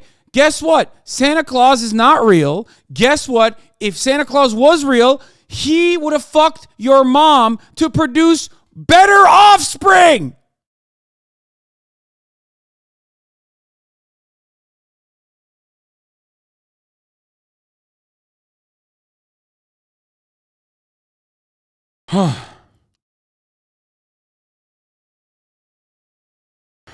Anyway, yeah, exactly. As someone also pointed out, my famous line is, skins are for winners! If you're a fucking closer, you get a skin. 0-16, you don't deserve a skin. You don't even deserve to play this game. Now, it's not even over there. The other fucking guy, who is an older person, also sucked dog shit, okay? Literally was sucking up dog shit with the Killjoy. Oh, my fucking Lord. Start trying to give commands. There's only two other people on the team, obviously. One is a fucking Sage who was like doing decently well in the beginning, but lost his fucking mind and basically wanted to forfeit. Tried to FF. Immediately we denied it, okay? Because it was like, we can turn this around. So he fucking rage quit.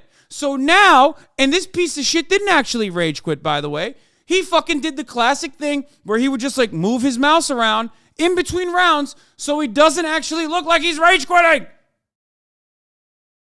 It's Christmas Eve, man. What am I doing to myself? Why am I doing this? No one should hate themselves this much. Now I'm taken hostage. There's one Omen on the team. He's actually kind of cracked. He gets an ace on one round. He's the number one player on our team. I'm the number 2 player on our team. That's how you know how bad our fucking team is. Fuck!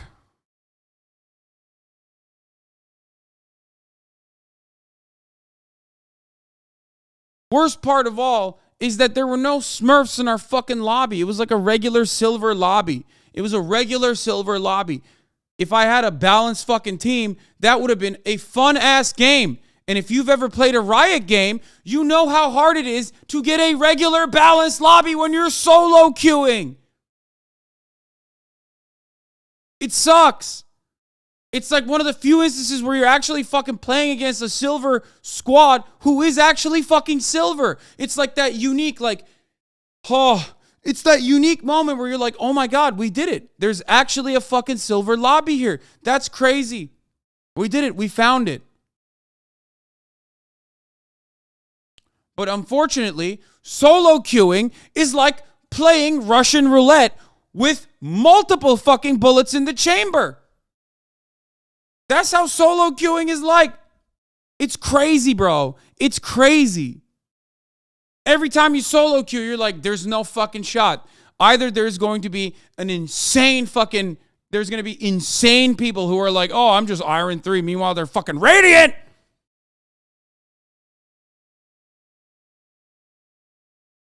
The less likely outcome is that you're going to be playing a game with like actually evenly matched fucking players.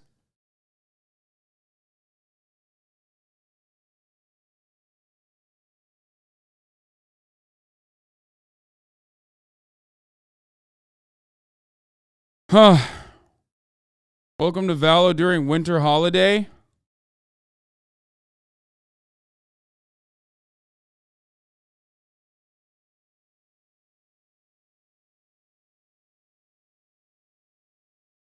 I was literally trying my best. Eat shit, stay silver, man. Wow. Anyway, I can't believe we derailed the conversation this much into how fucking dog shit everything is. Let's get back to masculinity takes. Culture is clearly trying to blur these lines, and Christians should exemplify the distinctions. Ladies, wear dresses often, keep your hair long, and stay healthy. Men, ditch the gay look, grow a beard, and get strong. Gay men famously don't have beards and are not ripped. I love the idea of culture being the culprit here. Just culture. That is the game, yes. He had a fucking ace, dude.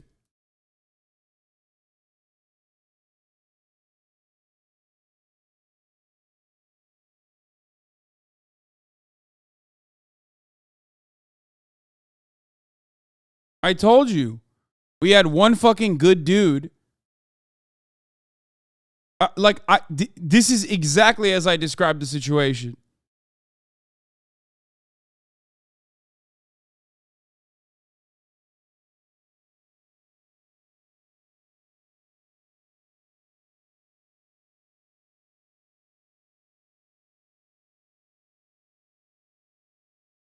Oh, 16? Oh, he actually had 7 kills? Jesus Christ. Maybe the skins did work. The point, when I was talking about it, he was when I was fucking tweeting about it, it was 0 and 16.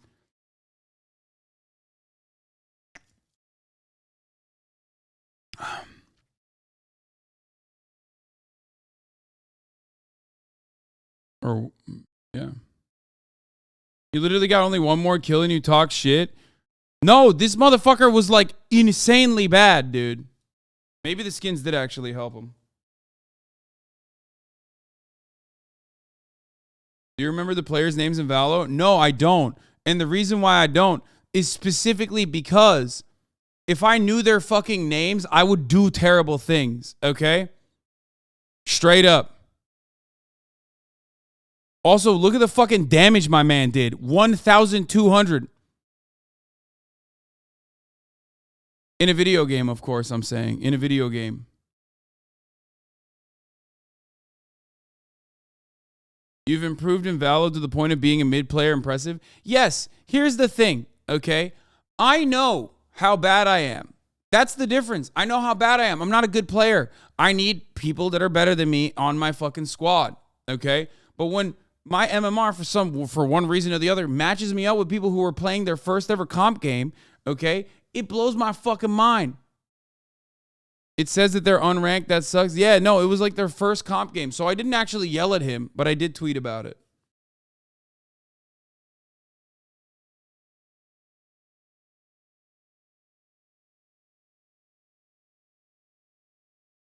Log in a tracker GG so we can see your stats. If I'm top frag, I know there's a problem, bro. We about to lose. Exactly. Exactly.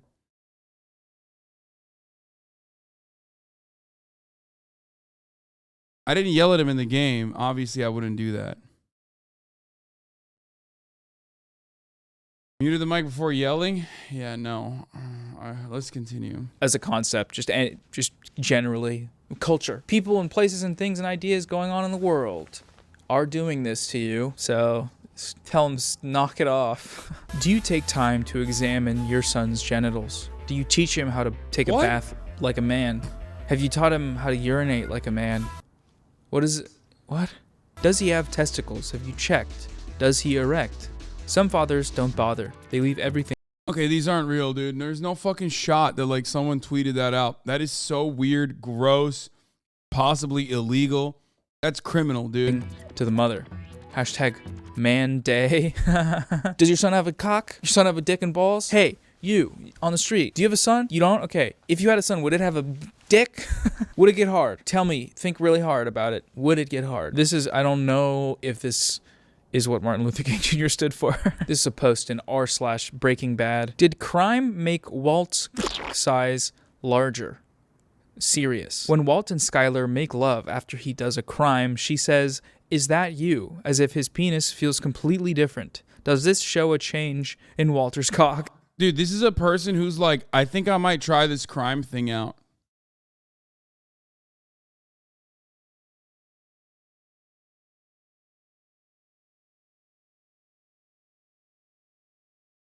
Like, that's literally, this is like straight up a person asking. He's like, listen, it seems like his cock grew significantly enough for her to feel it. I need to know how to do this. If I do a crime, will this happen to me, is what I'm asking. I'm posting this on the Reddit mobile app from the inside of a bank. I have a gun. The only time your significant other will feel that your cock has grown inches is when you subscribe to the HasanAbi broadcast to avoid the top of the hour ad break, which comes at the top of every hour. There is a 3-minute ad break at the top of every hour. It's 3 p.m. Obviously, we're going to run that top of the hour ad break. If you want to fucking give your significant other extra inches, extra girth, all you need to do is subscribe for $5 or for free. Or sometimes you can get that by getting gifted a sub, as a matter of fact. That's right. Little Bear 36, thank you for the 5 gifted subs. Maze Like Maze, thank you for the 5 gifted subs. That's right. I did bring back the mustache. That's real. If you want to see this mustache uninterrupted, then you're going to have to subscribe. Because the 3-minute ad break is upon us. Whoo. You act like we have girlfriends. Some of you do. I'm going to rob it because someone tell me, please. I need help. I need it. My pee-pee small.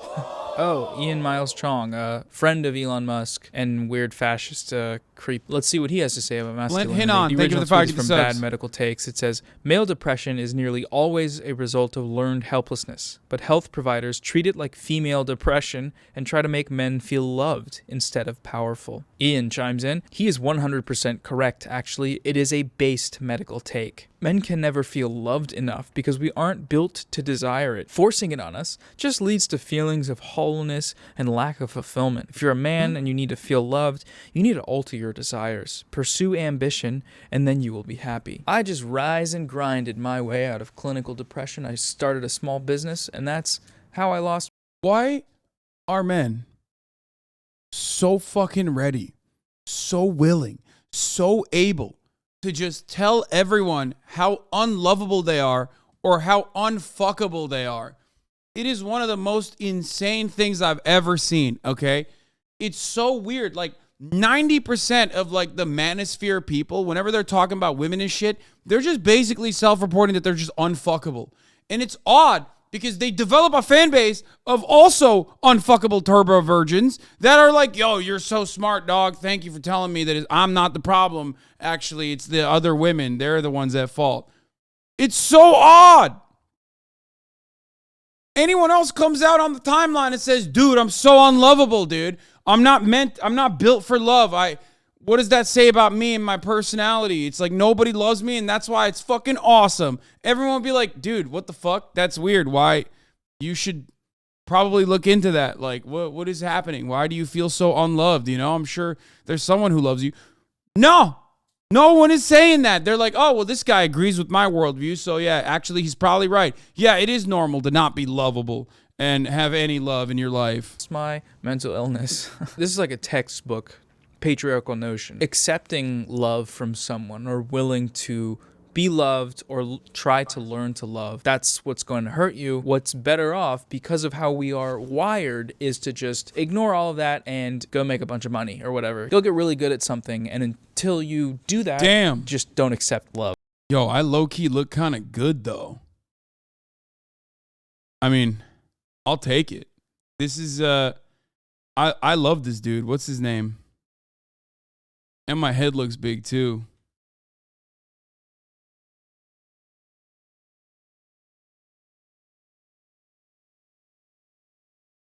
What the fuck's the dude's name? God damn it. Aaron Taylor Johnson. Yeah, Aaron Taylor Johnson, great actor, hot. And he was great in Bullet Train. So I'll take it.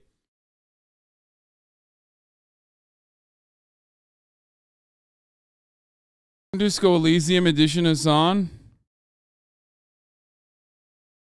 Yeah, that's the face.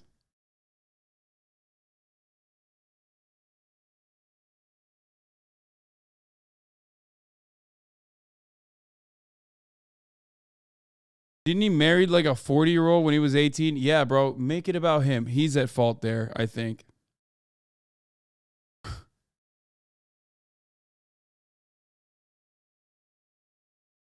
Hasan, where did my beard hair go? Beard hair go? Me.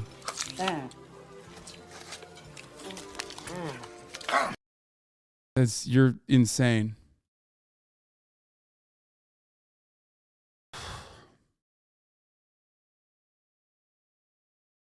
And, you know, there's some truth to the notion of being ambitious, being good for your mental health, you know, finding something you can do and strive towards. Sure, no problem. But then why not also, while you're doing that, be someone who is willing to form bonds and relationships with people? I don't want no guy that do fast. What, man? What?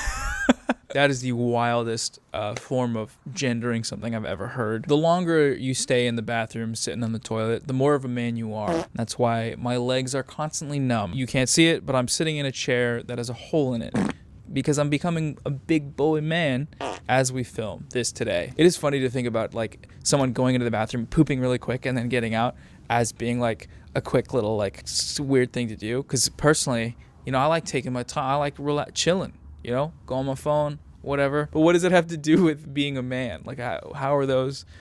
What are you saying? Biggest turn off is when a guy goes in the bathroom really quick. Biggest turn on is when he's in there for hours pooping and stinking out my poopy bathroom room, stinky boy. That's what's hot, you know. Let me get in there and say what's up. Poop with him. Pee in the shower. I don't know. Okay, guys, that's enough of all. Good video from Noah, friend of the show, and also lookalike. It's time to talk about right-wing comedy. And is it funny? Before we get to the murder and before we get to the OK Buddy, we're going to talk about right-wing comedy and is it funny? Okay, I'll admit it. Right-wing comedy isn't very funny. Mr. Potato Head's trans. I'm going to bed. Oh my God, Shane Gillis is actually fucking not right-wing comedian, and he is literally funny. Why did they start with this? Oh no. Saying Shane Gillis is doing right-wing comedy is actually helping the right wing, because he does have a lot of fucking funny sketches. He has a lot of good fucking jokes as well. And also on top of that, like, unless you can make an argument about like him being bad at jokes when he is doing right-wing comedy, then that's fine. But liberal comedy isn't. Yeah, I mean, he is that, like, that's him literally joking about fucking people being conservative and like freaking out about Mr. Potato Head being trans. But liberal comedy isn't very funny either. It's hard to be liberal, let's be honest. But my family, man, I love my family. My dad's a hardcore Trump supporter. My brother's a cop. I mean, it's Laugh Factory, automatic L, dude. I mean, fuck, I'm sorry. And my mom's name is Karen. So maybe all political comedy is just bad. This Tuesday, our midterm elections will determine the fate of our democracy, and let's just say, big yikes. Yeah, I mean, look, Shane Gillis, at first, when I watched like the clips of him like doing the Asian jokes or whatever, not funny, straight up, wannabe fucking Nick Mullen, okay? I'll say it like it is.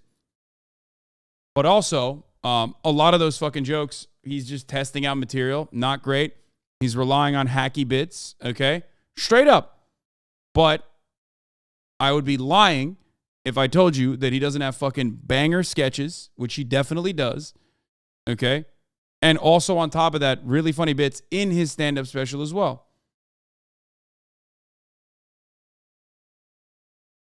Like his last stand-up special that was on You can ban me all you want, but shave your mustache and cut your hair. For God's sake, you were so much better last year. For God's sake? Dude, you're hysterical, brother. Like, I don't understand.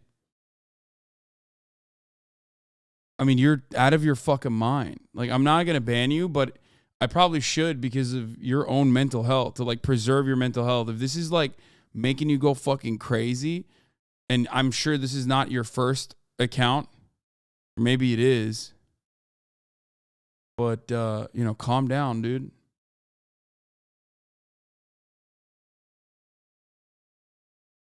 Anyway, as far as Shane Gillis goes, though, yeah, the fucking Asian jokes were so bad because they were hacky as fuck. They weren't good jokes, but ultimately he has like some decent bits about his Trump supporting dad, about Fox News.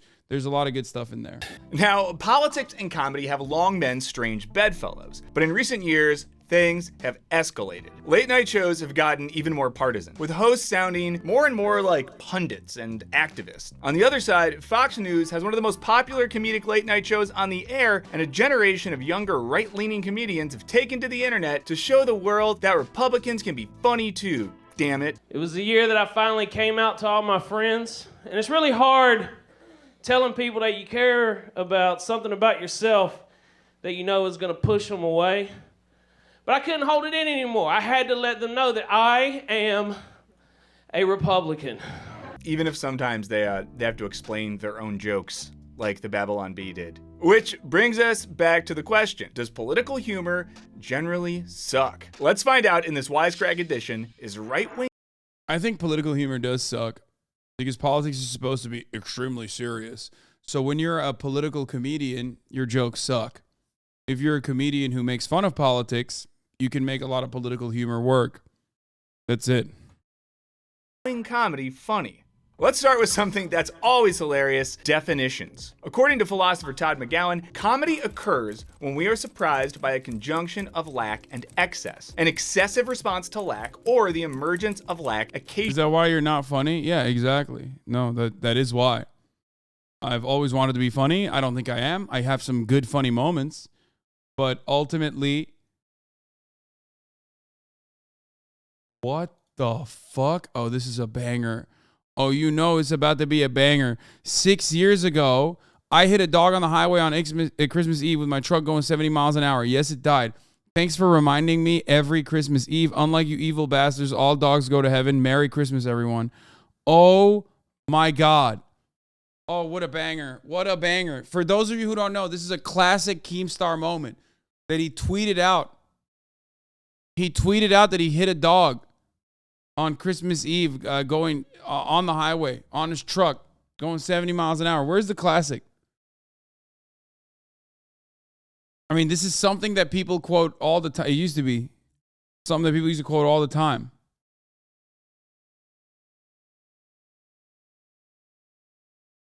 Bro, I'm sorry. Okay? I will never listen to like a 17-month subscriber about like what takes on comedy are better. I love Cody, but like you literally said, this 17-minute video from fucking Wisecrack is not good enough. Here's a way better video about conservative comedy, and it's an hour long. Okay? It is 1 hour long. You are fucking crazy, dude. Like, you're a crazy person. Here's the Keemstar tweet. I just hit a dog going 70 miles on my truck. Such a shitty Christmas Eve right now. It ran right up on the highway. I hate this year so much. Yes, it died. Banger.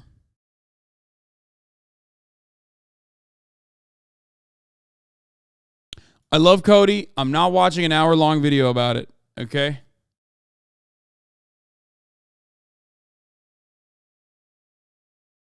Occasioned by excess reveals how every lack is excessive. I'll be back in a second. Every excess is lacking. When the coincidence of lack and excess surprises us, this is the comic event. McGowan uses the Black Knight scene from Monty Python's Holy Grail as an example. 'Tis but a scratch. A scratch? Your arm's off. No, it isn't. For McGowan, the more of his body the Black Knight loses, the surer he is of his eventual victory, and the more he taunts his opponent with his own superiority. He thus embodies lack and excess simultaneously. It is this disparate connection that provides the key to grasping the comic. If you want to hear more from McGowan, check out the interview that I did with him earlier this year. We'll drop the link in the description. Now, for philosopher Simon Critchley, humor is produced by a disjunction between the way things are and the way things are represented in the joke, between expectation and actuality. He clarifies this via the incongruity theory of comedy, something he says shows up in people like Kant, Schopenhauer, and Kierkegaard. Now, this is when humor is produced by the experience of a felt incongruity between what we know or expect to be the case and what actually takes place in the joke. Take the famous Andy Kaufman Mighty Mouse sketch. Now, we expect him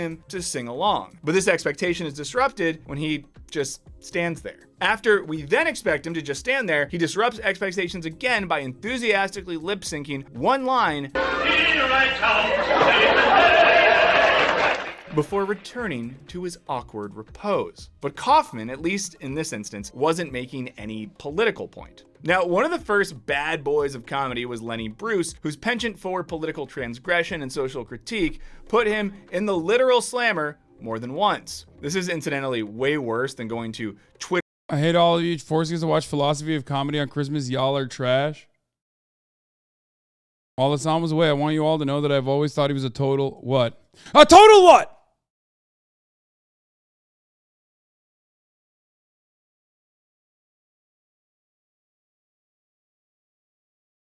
I have had so many motherfucking takes on this issue, dude. So many takes. I don't even get to like the philosophical underpinnings as to why, because, you know, I'm not deep enough, obviously. I'm not smart enough for that sort of thing. But ultimately, I do think that, like, you know, there are some rules ultimately, but you can break those rules if you're very funny. Okay? You know, punching up versus punching down, that sort of stuff. But sometimes you can punch down and still be funny, okay? It's just that, like, you have to be an incredibly good comedian to be able to do that. And most people aren't. That's it. Twitter jail for your bad joke about Elon Musk's bedside table. Sex in its lowest form to have children. Following Bruce's lead was George Carlin, who transitioned from a suit-adorned chuckle captain to a dope-smoking, long-haired hippie. He also went to jail for transgressive jokes, once again making modern cancellation look like a breeze. So I find it kind of funny to be hassled for using them when my intention is to free us from hassling people for using them. Let's check out how Carlin uses his favorite subject, words, to do political comedy. Smug, well-fed, greedy white people have invented a language to conceal their sins. The CIA.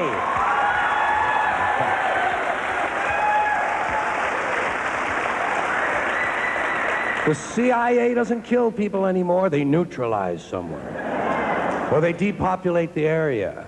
The government doesn't lie, it engages in disinformation. The Pentagon. It's not the Department of War, it's the Department of Defense, which it used to be called. The Pentagon actually refers to and measures nuclear radiation in something they call sunshine units. Israeli murderers are called commandos, Arab commandos are called terrorists. Conservatives refer to the Contra killers as freedom fighters. Well, if crime fighters fight crime and firefighters fight fire, what do freedom fighters fight? Yeah, this clip's great because what you see Carlin doing is using something really straightforward, language, and kind of luring the audience in and using it for a really political purpose. So kind of exposing something excessive contained in the space of language and doing something political. Like you can hear some uncomfortable laughter there. Okay, so were Bruce and Carlin funny? Yeah, of course they were. Now, many have turned them into examples of the... Bro, this is a fucking thing that describes comedy. Okay, guys? Of course it's explaining the joke. This entire video is about explaining the joke. It's going to keep explaining the joke. Yes. A lot of chatters are upset that he's explaining the joke because, what? You watch me, motherfucker. That's all I do. Half the time I ever show a joke on this broadcast, I have to explain it. Okay? Calm down. comedian philosopher, unafraid to tell the truth even when it ruffles society's feathers, like a cocktail lounge frequenting versions of Socrates. And Carlin is especially revered by both the right and left as a model of a comedic truth teller with no regard for PC culture. According to Critchley, these examples represent true humor, as the jokes change the situation. Tell us this might be one of the most informative videos for like a neurodivergent audience ever, because like it gives you the footprint on what to laugh, how to laugh at it, and why it's okay to laugh at it. Like, this is literally, if there was ever a video that was created that was like a 17-minute format, it is for my neurodivergent audience, that my neurodivergent leftist audience, that refuses to understand what context is, what nuance is, what jokes are, and thinks that laughter is bourgeois decadence. Okay? A small taco.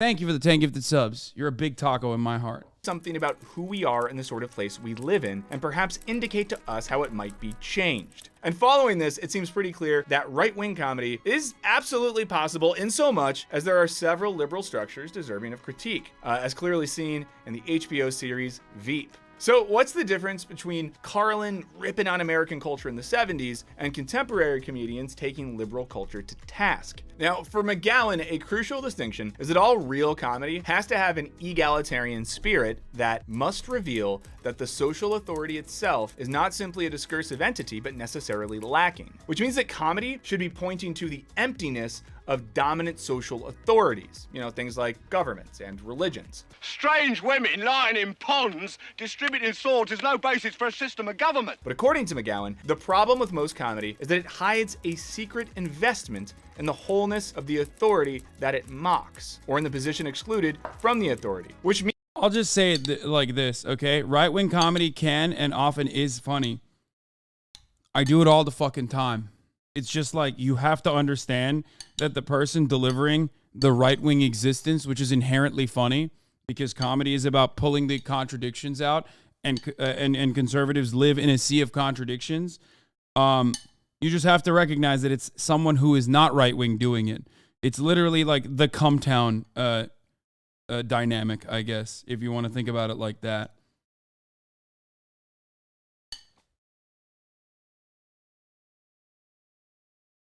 Right-wing comedy is ironically funny when done by someone on the left to mock them. Means that most comedians remain too enmeshed in dominant social structures to really criticize them. It'd be like Socrates, but if he was too invested in Athenian social structures to push his students to see its flaws. And along with their willingness to be arrested for their comedy, Bruce and Carlin both seemed to embody something of this egalitarian spirit, and that neither showed much investment in any type of social authority. Now, this is the sort of position that could allow them to be critical of both poles of American political culture. And it might seem like this makes it easy to write off right-wing comedy, which often has an explicit investment in authorities like the US government, the free market economy, and Christianity. But this is precisely what Matt Sinkowitz and Nick Marks warn against in their book, That's Not Funny, How the Right Makes Comedy Work for Them. It has a pretty cover, and I want to note, in case you're in the comments, like, they won't stop talking about Marx. Nick Marks, not Karl Marx, different guy, okay? They argue that dismissing right-wing comedy with any species of "that's not funny" means overlooking the growing influence of conservative comedians, and it encourages a fundamental misunderstanding about the nature of contemporary politics and entertainment. So to understand contemporary right-wing comedy, let's check out Fox News' answer to Jimmy Fallon, Greg Gutfeld, who hosts the show Gutfeld. And lest you think this is some off-brand right-wing talk show, know that by late 2021, Gutfeld was drawing in an average viewership of 2.12 million viewers. That is discouraging. That's the most discouraging statistic I've ever heard in my entire life. Wow. Yeah, he became, I think, the most like watched talk show, late night talk show. Substantially beating out Stephen Colbert. Think about it. The only reason vegetarians eat plants is because plants can't run away, and vegetarians are too lazy to eat stuff with legs. But this year, the average turkey will cost you 17% more compared to last year. I should have bought this year's turkey last year. or next year when I fix my time machine. At my most charitable, okay, so maybe the lack of turkey available is pointing out the excess of inflation and other economic issues facing the country, thus forcing the viewer to reflect on all the proverbial turkey they too aren't consuming. Or maybe, just maybe, the joke is that eating plants is dumb and, like, un-American. But would the pilgrims find it absurd to eat a plant-based bird? It seems like it probably falls into what Critchley describes as the comedy of recognition, which seeks to reinforce consensus and in no way seeks to criticize the established order or change the situation in which we find ourselves. This kind of comedy basically boils down to that Once Upon a Time in Hollywood meme with Leo pointing at the TV. Maybe you're thinking that analyzing a... Did you just say that was way funnier than expected? You thought vegetarians are too lazy to eat animals with legs was good?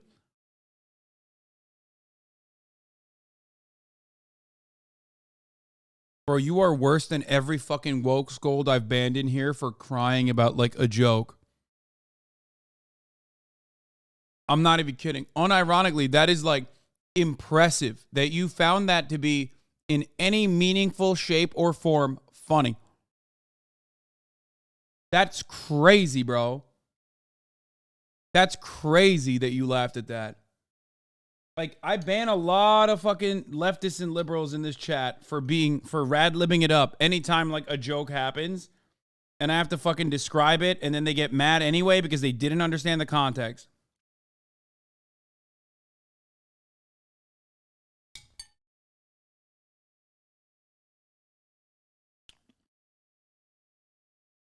An example of this happened on my Twitter.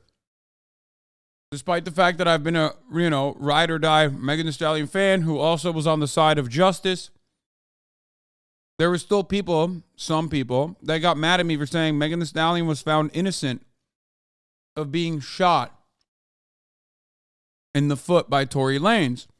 And people were like, oh, dude, you're so misogynistic. And it's like, you just didn't understand what I was saying, and now you're just upset at me.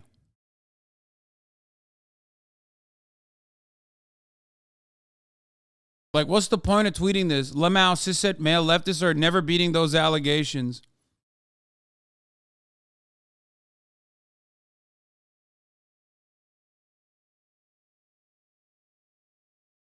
And then when someone calls them out and says, like, yo, you're wrong, actually. Like, he's defending Meghan Thee Stallion. He was kidding. On a stream, he defended for hours against academics. Just look at his other tweets. Well, given everything, it's hard to tell, but okay, perhaps he has improved. It's like, what did I improve? People have their own preconceived notions, and they just refuse to let go of them.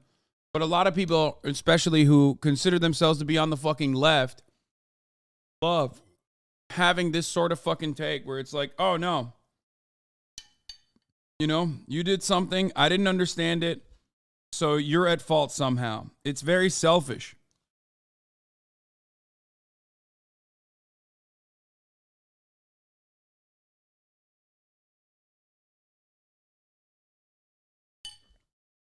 A Fox News comedian isn't the best way to gauge the zeitgeist. So, how about we consider a world-famous comedian who sells out arenas, has multiple Netflix specials, and created The Office, Ricky Gervais. What about this person isn't a lady? Well, his penis. Her penis, you bigot. Oh boy. Okay, so here, the joke is on both trans people and those who actively affirm them. And it seems to be at least implicitly affirming existing social and religious authorities. If Carlin used comedy to level critique at things like the American military-industrial complex, can't educate our young people, can't get health care to our old people, but we can bomb the out of your country, all right? Gervais seems to be using comedy to affirm traditional hetero... This is taking the fucking longest way. This is taking the absolute longest way. Dude, oh my God, every time, bro. Every fucking day. I'm gonna lose my mind. Every day, there's another motherfucker who got duped by a fake Tesla stream. Like, it's like a Bitcoin scam.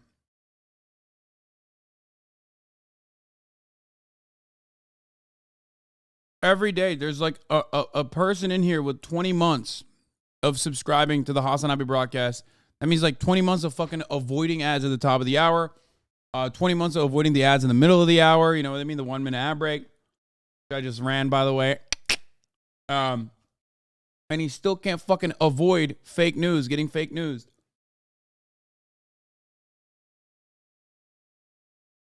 How? Come on, Dennis.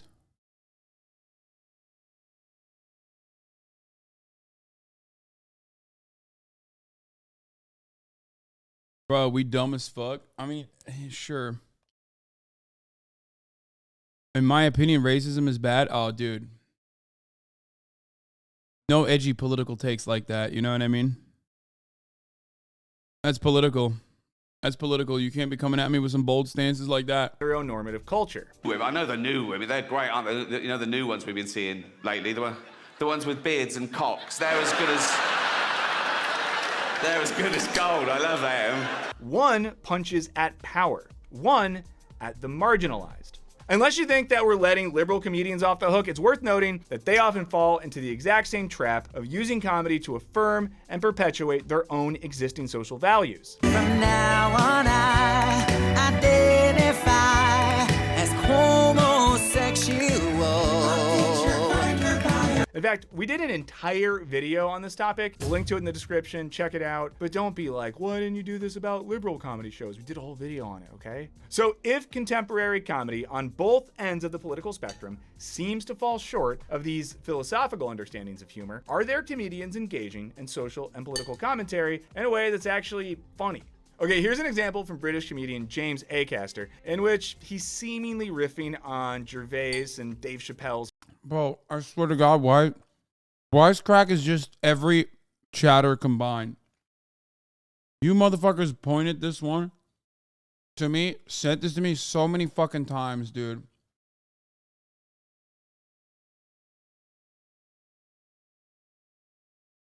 Like, it's crazy. Culture war comedy. That's my job. I'm a stand-up comedian. I'm meant to challenge people. If you don't like being challenged, don't watch my shows. What's the matter, guys? Too challenging for you? Oh, yeah, because you know it's been long overdue a challenge. The trans community. Okay, Acaster hits both sides of McGowan's philosophy of comedy. He points out the lack hidden in the excess of contemporary edgy comedy, i.e. there's nothing challenging about these comedians, and then shows the excessive nature of comedians, people like Gervais and Chappelle, making trans jokes. Acaster is showing how those jokes are a form of reactionary humor, which according to Critchley, is not laughing at power, but the powerful laughing at the powerless. There's also lots of right-wing comedy these days aimed at snowflake culture. The idea that millennials and Gen Zers in particular are all real fragile and narcissistic. These guys grew up in a world that's child-proofed and padded. All the dumb ones lived. So is there a way to joke about this phenomenon that isn't kind of judgmental or mean? Well, let's see comedian Patty Harrison give it a go. I feel like, you know, I just want to be a more honest person, especially in like today's climate. I feel like I don't think people have the bandwidth for fakeness anymore. Here, in talking about something that's pretty absurd, her relationship with a GOAT co-star. Well, Randy didn't have a lot of credits. She's pointing out the ridiculous excess of certain strands of online culture in which banal human emotions and behaviors are described in clinical terms. Here that's, you know, talking about her emotional bandwidth and her high-level narcissism. I didn't even take the time to learn the actor's name, which is like, you know, high-spectrum narcissism kind of crap. It's sort of like the TikTok trend where everyone is actually autistic or has ADHD or anxiety or other things that start with A. Doing this is similar to scholar Mary Douglas's claim that a joke is a play upon form that affords an opportunity for realizing that an accepted pattern has no necessity. Harrison's slightly absurdist comedic style is pointing out that an accepted... Everyone wants to be A-worded, dude.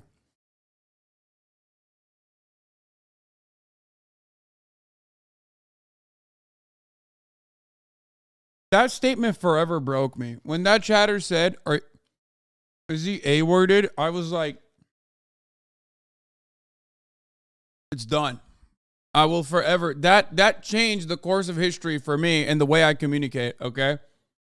You took something that could be contextually appropriate, like a medical diagnosis, okay? Or even speculation, which is inappropriate, but still, like, it's not meant as a pejorative, and turned it into a pejorative. It's awesome. It's so good. You literally, like, it was so creative. It was such a creative use of language. I love it. Pattern. Young people on the internet using clinical terminology to describe normal behaviors is unnecessary and or excessive. But let's get back to our original question. Can political comedy, and especially right-wing political comedy, be funny? Well, according to Senkowitz and Marx, that might not even be the right question. They write, the waving dismissal of right-wing comedy is essentially an act of attempted sorcery, whereby carefully chosen words are supposed to make real-life problems dissolve in a puff of... Look, right-wing comedy is the same as left-wing comedy in the sense that they think they're punching up. Because in the delusions of grandeur, right-wing motherfuckers do think that trans people have all the gates, control all the keys of power. That's it. But because it doesn't actually happen in the fucking real world, you don't have any legitimate examples to draw on. That's it. If there were better examples to draw on, then they could be technically funny. That's the main point, okay? Like, so right-wing comedy is funny to a right-wing audience as long as they're literally fucking insane and have the same exact kind of mental illness that the comedian has. Which, you know, some people do. So the more that you see that collective mental illness from a larger percentage of the audience that's like ghost hunting, a larger percentage of the fucking populace that is thinking that they're like demon hunters or they're hunting pedophiles, you know, striking at every fucking shadow possible. The more you see people like that, the more the funnier it will get for a lot of people like that. You know, this kind of notion that the LGBTQIA lobby is like controlling everything. That's it. Of smoke. In reality, however, this liberal psychological complex only serves to confuse things and obfuscates the diverse ways in which laughter shapes our politics. For these authors, there is a risk in simply defining away right-wing comedy because, like it or not, it exists. Now, this might seem to be in opposition to folks like Critchley and McGowan, who seem to argue that conservative comedy is reactionary, untruth, or inegalitarian. But Senkowitz and Marx and these philosophers seem to be saying something similar, and it boils down to how we understand the word conservative. When these philosophers say that conservative comedy is untruth or unfunny or reactionary, they aren't saying that people with right-wing political affiliations are categorically incapable of being humorous. They are, however, saying that when comedians and late-night hosts use... It's so funny to put Shane Gillis on this. Like, it literally makes the right look better. Because, like, he is funny. He's actually funny. He's capable of fucking being funny. So then you unironically turn around and you make it seem like the right do have the capabilities of being funny.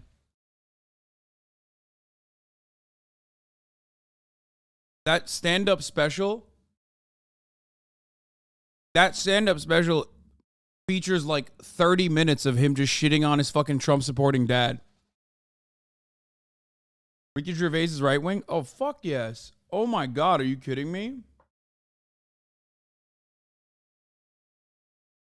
Ricky Gervais is 100... He's British, bro. I'm sorry. Can't overcome that. Hard.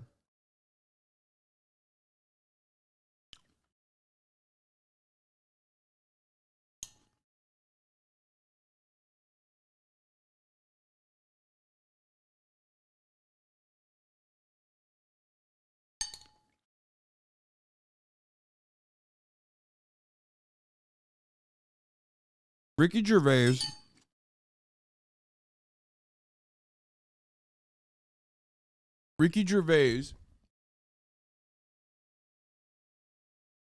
was fine for the majority of his career until he decided to make his entire comedy. I mean, he was always like fucking annoying. He was always like, oh, aren't I being persecuted for being atheist, right? Like that kind of guy. Which is not really that fucking funny, ultimately. unless you agree with it. But he was funny when he was self-deprecating. Not funny when he's fucking shitting on trans people and then turning around and making his entire stand-up special about how cancel culture is so bad, how fucking, you know, trans people are awful and they're just like taking up all this space and everybody fucking cares about them and you're in the, you know, you're in the pocket of big trans, basically. Everyone's in the pocket of big trans. It's like, bro, you're fucking delusional, dog. Use their platforms to either simply prop up systems and figures already in positions of power, what Thomas Hobbes described as sudden glory laughter, or to call for a return to some type of regressive past, what Sienkiewicz and Marx call paleo comedy. They are missing out on what comedy can and should do. And again, the same goes for contemporary liberal political comedy, where it's become increasingly common to get laughs off jokes about how climate change is real and vaccines are good and Biden is daddy. If you answer this first question right, I will hand you $500 in cash. Listen carefully. Will any of you just take the COVID vaccine right now? Anybody? Hell, even historically apolitical comedian John Mulaney ruffled liberal feathers when he gave an SNL monologue that acknowledged that no matter who won the 2020 election, nothing would really change. Or we might have a new elderly man, but just rest assured, no matter what happens, nothing much will change in the United States. The rich will continue to prosper while the poor languish. Seriously, that clip feels so awkward. Everyone's laughing, and then he brings up this kind of harsh truth, and everyone's like, because much like many right-wing comedians, lots of liberals don't want authorities and social structures to be criticized. Or they're social fascists. The more tolerant arm of fascism. That's right. I'm sick and tired of it, dude. Maoist third worldism. Marxist, Leninist, Stalinist, Maoist third worldism. All of the above. For some type of fundamental, You know, notoriously funny guys. Everybody thinks of, when you think of like who's a funny guy, you think of someone who calls themselves a Maoist third worldist. Like, that's who I'm always thinking of.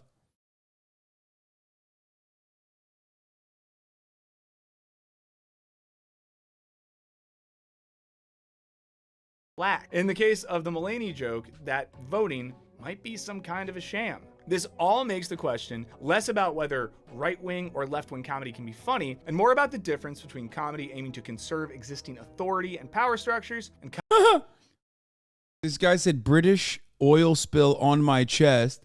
Says, I accidentally said keg W in real life. Am I fucked? Yes. It's over. You're done. You need to be institutionalized immediately, okay? Or just keep doing what you're doing, which is like you are slowly but surely going to stop being around human beings because you're now fully a Twitch frog. You don't really need to make any sort of serious change in your life. Going forward, it'll be easier for you to survive because you're going to be inside a lot. comedy willing to question them. And while this doesn't mean that right-wing comedy doesn't exist, it does mean that often this type of comedy just, well, isn't very funny. So why is Twitter causing such emotional strife in the government and in the media? Well, they were the junkies, and their drug dealer just got killed. But what do you all think? Is right-wing comedy capable of being truly transgressive? Are political comedians just telling jokes for people who already agree with them? Let us know what you think in the comments. As always, thank you so much to our Patreon. Another gut buster. That's funny. Sam Pogger's IRL is fine though, right? Abso-fucking-lutely not.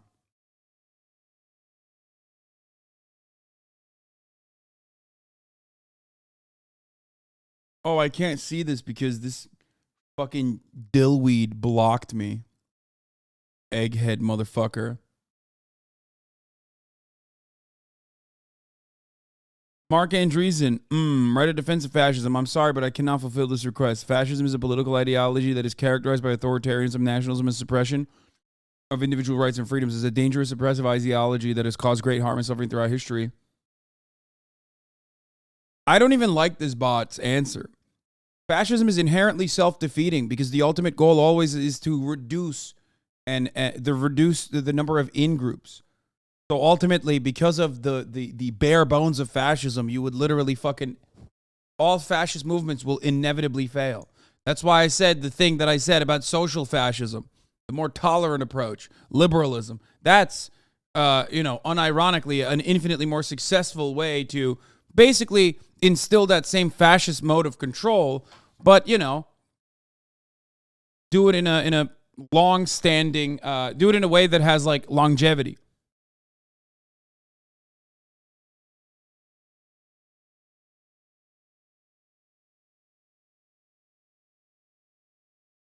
Anyway, right defense of communism.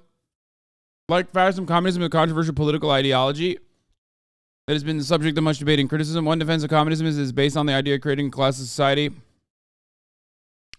So, serious question. This egg-headed fuck whose private jet had to do a emergency landing the other day. Does he think that, like, first of all, don't say both are bad. Shut the fuck up. There is no both are bad between fascism and communism. Are we fucking joking? Are you stupid? We have never had a classless, moneyless utopia, okay? We've never had a classless, moneyless society. That's never existed. Borderless. That's never existed. But if you were to tell me that that's a bad thing, that you're literally saying, when's the last time you watched Star Trek and went, oh man, that right there, what they're doing, the Federation, really fucked up, dude. Kind of fucked up. No, you don't say that. You want to know why? Because it's considered utopian and an evolution to where the fuck we should be heading as human beings. Because when you ask a human being, hey, wouldn't it be awesome if we were just like living in a post-scarcity world? People would be like, that's fire. Yes. Like a world where there's no money, everything you need is there. You know what I mean? People will be like, yo, that's great. If you turn around and did the same thing about fascism, only a very few number of people will be like, that's actually fire. Okay? If you're like, oh, wouldn't it be sick if we just like killed all the Jews, is not as cool as, or even on the same fucking playing field as, wouldn't it be cool if we all just shared all of our fucking resources and everyone put in what they could and everyone took back what they needed? Holy fuck. I hate that.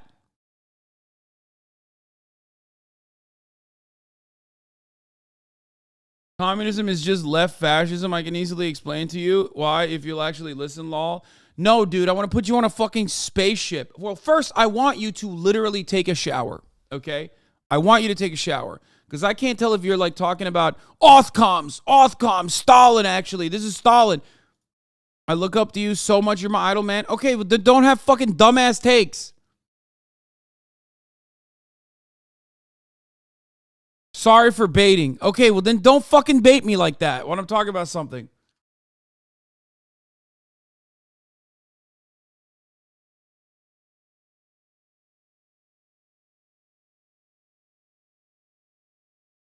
Anyway. Please Wikipedia the word fascism, says the black philosopher. I assume he's talking to the chatter and not to me. Anyway. Oh my God. Oh my God. Anyway, as I was saying, what a fucking idiot this guy is, okay? Now that we established that there are differences between communism, okay, and fascism, okay? I hope people understand that. You know, if you understand what communism is or what it's supposed to be, I'm sure you also recognize that it has not existed, okay? I mean, unless you're talking about primitive communism, in which case it has existed, okay? Of course, devoid of technological achievements, which kind of made life hard and not great.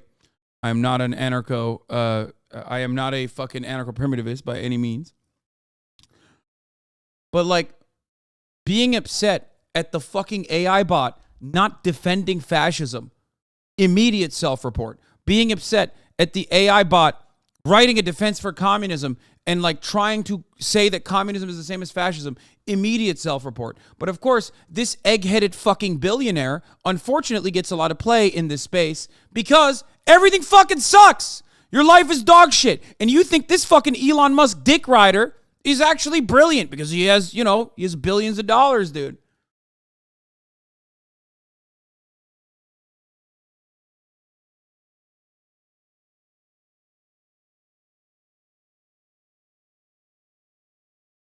Anyway. Fuck me, dude. It's just like, it's so sad. It's so awful to watch. It's just awful in general. Absolute fucking dog shit. I hate everything.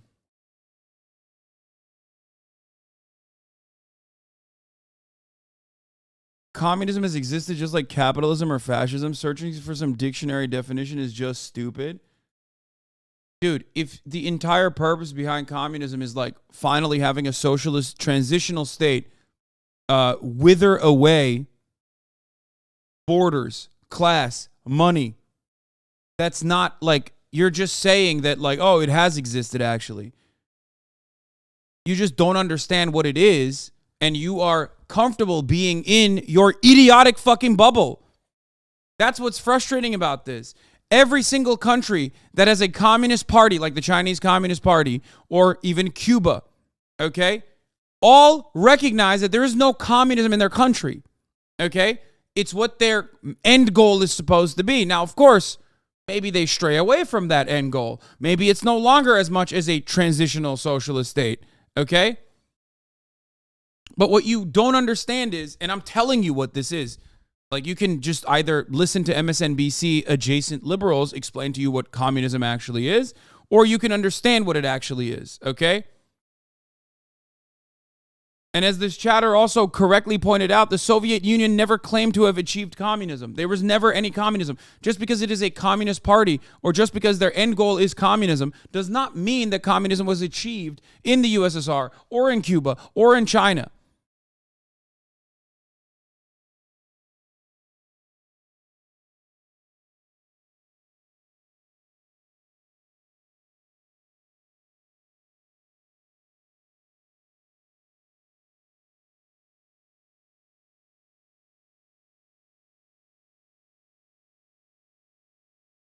Communism is not a utopia. It's literally historical materialism. Okay, dude.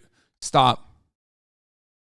I'm talking to fucking liberals, okay? Shut the fuck up. You are so fucking annoying. Okay? Oh my God, dude. In order for you to be able to establish the scientific Marxist principles there that you are describing, you have to describe to people what the contradictions are, why it is inevitable that capitalism will fail, and you have to also completely forego, like Karl Marx did, the welfare state and how it bandages the inherent contradictions and continues the fucking state operating in a liberal capitalist society. Shut the fuck up!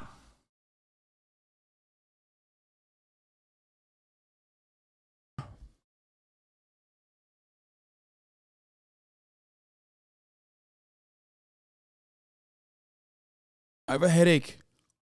This is why I don't like talking about fucking theory, because it's like the most annoying people that get in here and go, you're actually not doing agitated propaganda adequately right now. I've read so much Lenin, dog. I got you. Like, no. No, you don't.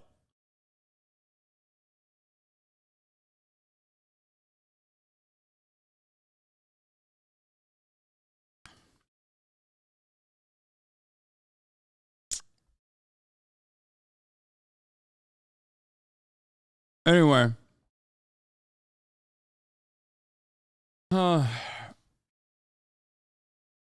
It's obviously dictionary definition of communism is what you describe. A communism is a political struggle and goal has existed. Of course it has. Of course it has. And it has failed. It has had significant overarching and very obvious failures, okay, in different transitional states. But capitalism is in a permanent state of failure. The only difference between looking at communism as a failure overall and capitalism as a successful one is that might is right and capitalism destroyed communism, or at least states that were trying to achieve communism. That's it. There is also, that's the reason why the double standard exists for communism has killed 100 gorillion people. Meanwhile, capitalism kills 14 million people a year due to famine and famine-related diseases. That's it. That's before we get to the necessity of imperialism to combat the fucking the rate of profit declining all the time. That is before we get to all of the other issues under capitalist organizations of the economy. That's before we get to enclosures. That's before we get to private property and how that works. That's before we get to how inherently exploitative the workplace is under a capitalist organization of the economy, how authoritarian it is, before we talk about all the psychic damage that people take on when they're just working on a daily basis and being someone's wage slave, okay? Or even how the third world has to remain in awful conditions for the first world to be able to take advantage of so that we can have all these nice things that we have, okay? So no, I don't think that communist attempts were successful, but I don't think capitalism is successful either. Oh.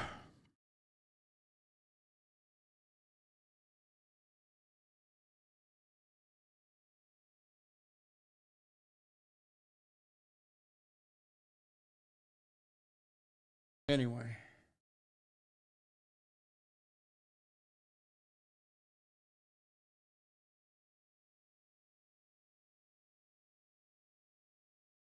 Did the USSR see imperialism as a necessity to combat sanctions and maintain their superiority as a global power?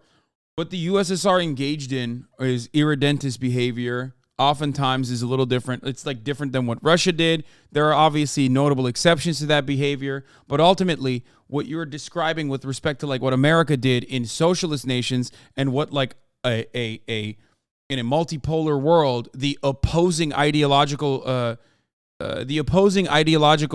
nation state did in order to defend nations and their own national autonomy and prosperity is a little bit different than just going in there and being like, yeah, no, actually, we're going to give fascists the guns and make sure that like the fucking socialist or leftist or trade unionist leadership or even trade unionists in general are fucking murdered like the United States did in pretty much the entirety of Western Europe and also, of course, continues to do in the third world all the time.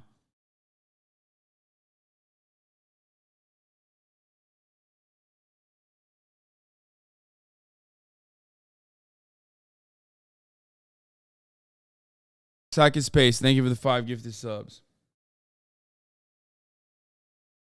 Is Santa Claus a fascist? Anyway, I can't get over this, man. I can't get over this. I can't get over this. Like what is this argument? What is this supposed to be? Like the bot's not defending fascism? The bot's not making an equivalence to fascism and communism? Like, are you just mad that the bot doesn't have an egghead like you do? You egg-headed fuck. Absolute brain-dead billionaire moron. Is that what the fucking problem is? You know this egg-headed motherfucker would 1,000,000%. This is why all of the fucking industry leaders, all of the business leaders sided with the fucking fascists in Nazi Germany. This motherfucker would turn on a dime, dude, okay? Straight up.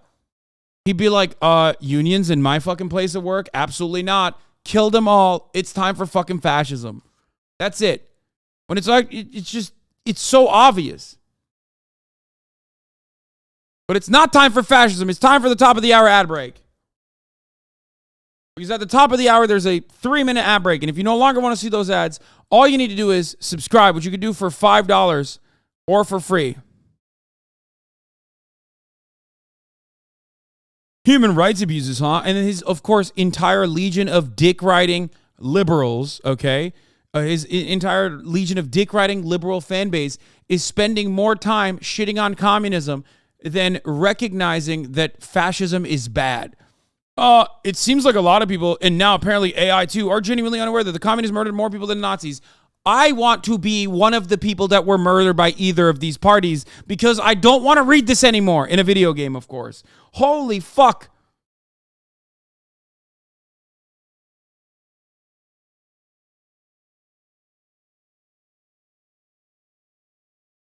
It's crazy. Like this guy, why is this an appropriate stance to have? Have you no decency? Have you no shame that you could just say this? Curious they compare communism to Nazis and not communism to capitalism. Yeah, that is really curious. Anyway, XD75, the Algerian boy in Saki Space. Thank you for the 5 tier 1 gifted subs, allowing 15 people to no longer see the ads. Here's the 3-minute ad break now.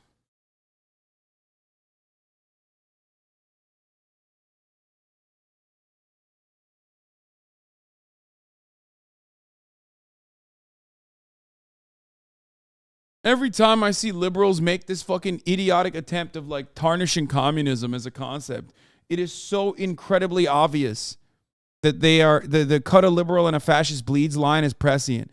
Stalin might have been a fucking manlet, okay? He might have done some wrong things, okay? He might have been an egomaniacal man-child, okay? He might have genuinely strayed away from the immortal science of Marxist-Leninism, and his understanding of it was wrong, okay? But if there's one thing he got right, it's calling fucking liberals or social democrats social fascists, okay? He was right about that. He was right about the murdering Nazis thing, and he was right about the other thing. Historically correct, at least. You know how we talked, I mean, you believe in what?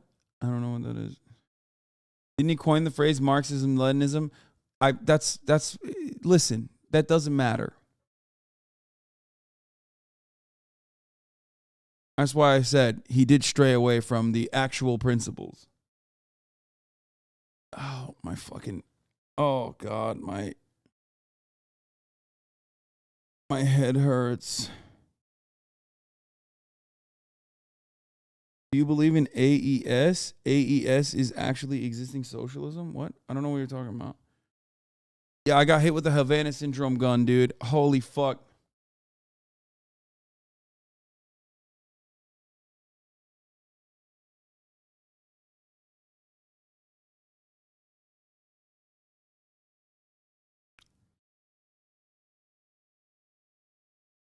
North Korea and China and Vietnam supporters call it AES? What?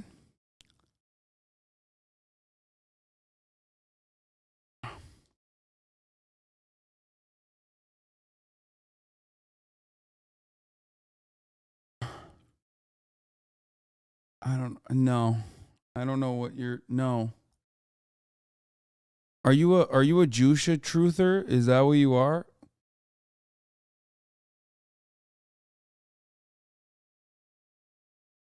I don't get it. Anyway, let's just move on. Let's do some murder. That'll take my... Or let's do some fun shit and then we'll get the murder. Let's watch this. This the rise video of fashion on NPCs. NPCs is sponsored by Squarespace.com. Apparently got shit on by stands this. for non-player character. Originating in video games, it was a term used to label the characters Nerd. in the game that the player could not control. And as technology has evolved, NPCs have gotten really a lot of detail. As you can see here, look at this. You're gonna need to get really close to your screen to see the details on this one. Ready? Are you close to your screen? All right, now NPCs look like this. I got it. We love this term. It's like me. I'm reflecting on the screen. We love calling people NPCs, kind of implying we're the main character too. From using it to describe people that listen to Drake, or using it to describe people that really like Marvel movies, to using it as a label for people that live right here. These guys, you people, this area. And I know this is a lot of space, and it's probably a lot of... I mean, it's true, though. I mean, let's be real. That is true. People That's here, facts. maybe. I don't know. I don't think anyone knows, really. But there's no way that God coded the main character of the game to take place here. I'm sorry. That's asking too much. That's like expecting the main boss fight of a video game to take place in the loading screen. Like when Jesus comes back... There's no way he spawns in Oklahoma. But now the term has kind of expanded past its literal meaning and is now used as a word to just kind of describe anything mundane or lacking in personality. Just like the NPC models in a video game, fashion NPCs also look like the devs did not spend any time and just wanted to meet the bare minimum and fill some space. Like we probably all share this memory. Remember the crowd in the Madden games and the 2K games? Swear to God, I saw a couple of y'all in there. I remember faces. I can also spot a Fog Essentials wearer from a mile away. But this is completely normal. In fact, it's actually necessary. We need fashion NPCs, the same way that games need filler in the audience, bro. I'm not gonna draw every single person as an individually unique model. We can't all be players. If everyone's the main character, then no one's the main character. Also, you can't be the main character in Panda Dunks. I'm sorry. I don't know who told you that. Also, I don't care that you and your girlfriend are matching. That's not unique. That's just the devs getting lazy and cloning your model. And with the interest of casually being into fashion at an all-time high, as we can see here, we are also seeing the rise of fashion NPCs. I would like to preface this by saying that I'm aware that this does not help my case of the whole, bro, we can't wear shit around you. I know. This is just a big step in my quest No, of becoming I have that represent, not the hoodie, but like, it's one of my favorite fucking, God damn it. I have the fashion Rouge hater shorts too, but completionist. There's a million fashion hobbyists and fashion historians, but in no time I'll be the rank 1 fashion hater. All right, so what specifically makes a fashion NPC? What does that even mean? Your first thought is probably someone who doesn't have any interest in fashion in general and just kind of just wears clothes because it's illegal not to. And I you'd be right. already This took is the L's. most common and obvious case of a fashion NPC, but you'll be surprised at how much deeper it gets. My theory is that a fashion NPC is spawned when something that was otherwise exclusive becomes readily available to the masses. And then even when that evolution happens, people are still left with the mentality of, I have something that you want, but you can't have. And for most, that suffices their wants and needs when it comes. I think a big chunk of this is because, like, in order to be able to fucking engage in fashion, which is an ever-changing concept and sometimes cyclical, you unfortunately have to have a lot of money. And if you don't have a lot of money, and it's basically the spectrum of, like, first it's on a runway, then it's in like high fashion stores, it's in like lookbooks, then it's in high fashion stores, then it basically makes its way to like Macy's or Nordstrom Rack first, okay? And then it makes its way to Macy's, and then ultimately you get to where fashion dies, which is the bargain bin at a Ross Dress for Less, okay? That's this life cycle of fashion, which is of course ironic because, like, by the time it gets the Ross Dress for Less, so much time has passed between something being trendy versus something that is dead that it's almost coming back alive again. So you could literally sometimes maybe even, you know, get something from there that could be like popping in a year or two. You know what I mean? Probably not though, because it's still Ross Dress for Less. Let's be fucking real. There's nothing good that comes out of Ross Dress for Less. It's literally worse than TJ Maxx and Marshalls. I was a fucking Maxxinista for a very long time in my life. Anyway. Oh. Bye. Comes to fashion. NPC mentality. In business and tech, there's a theory called the diffusion of innovations. And there are 5 major groups of people in this. The innovators, the early adopters, the early majority, the late majority, and the laggards. I feel like the terms are pretty self-explanatory and easily translate into fashion, with the innovators and early adopters being like your style icons or your trendsetters. But it's only about 15% of people here. You can't all be here. And chances are, you're not. This is where everyone wants to be and where everyone thinks they are, but you're not. Yeah, because those people make the clothes. Like, yeah. Anyways, the NPCs fall in this section right here, the back 50%, the late adopters and the laggards. And like I was saying about NPCs spawning when scarcity becomes available, in the timeline of a trend, this is where it usually happens too. Most prime examples we have here are the Fog Essentials and the Panda Dunks. This is the meme that I love beating into the damn ground like a dead horse.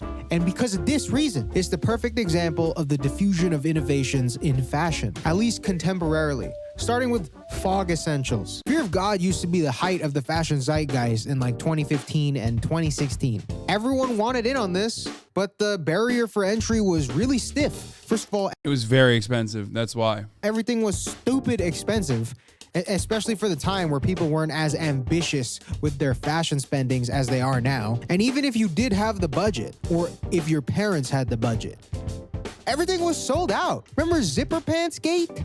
I've never seen more people on Reddit, but as time went on, pieces became more and more available, and then with the genesis... It's so sad because, like, back then I would look at all that and go, man, I wish I had that, and I didn't have money, and, like, it's just so out of fashion now.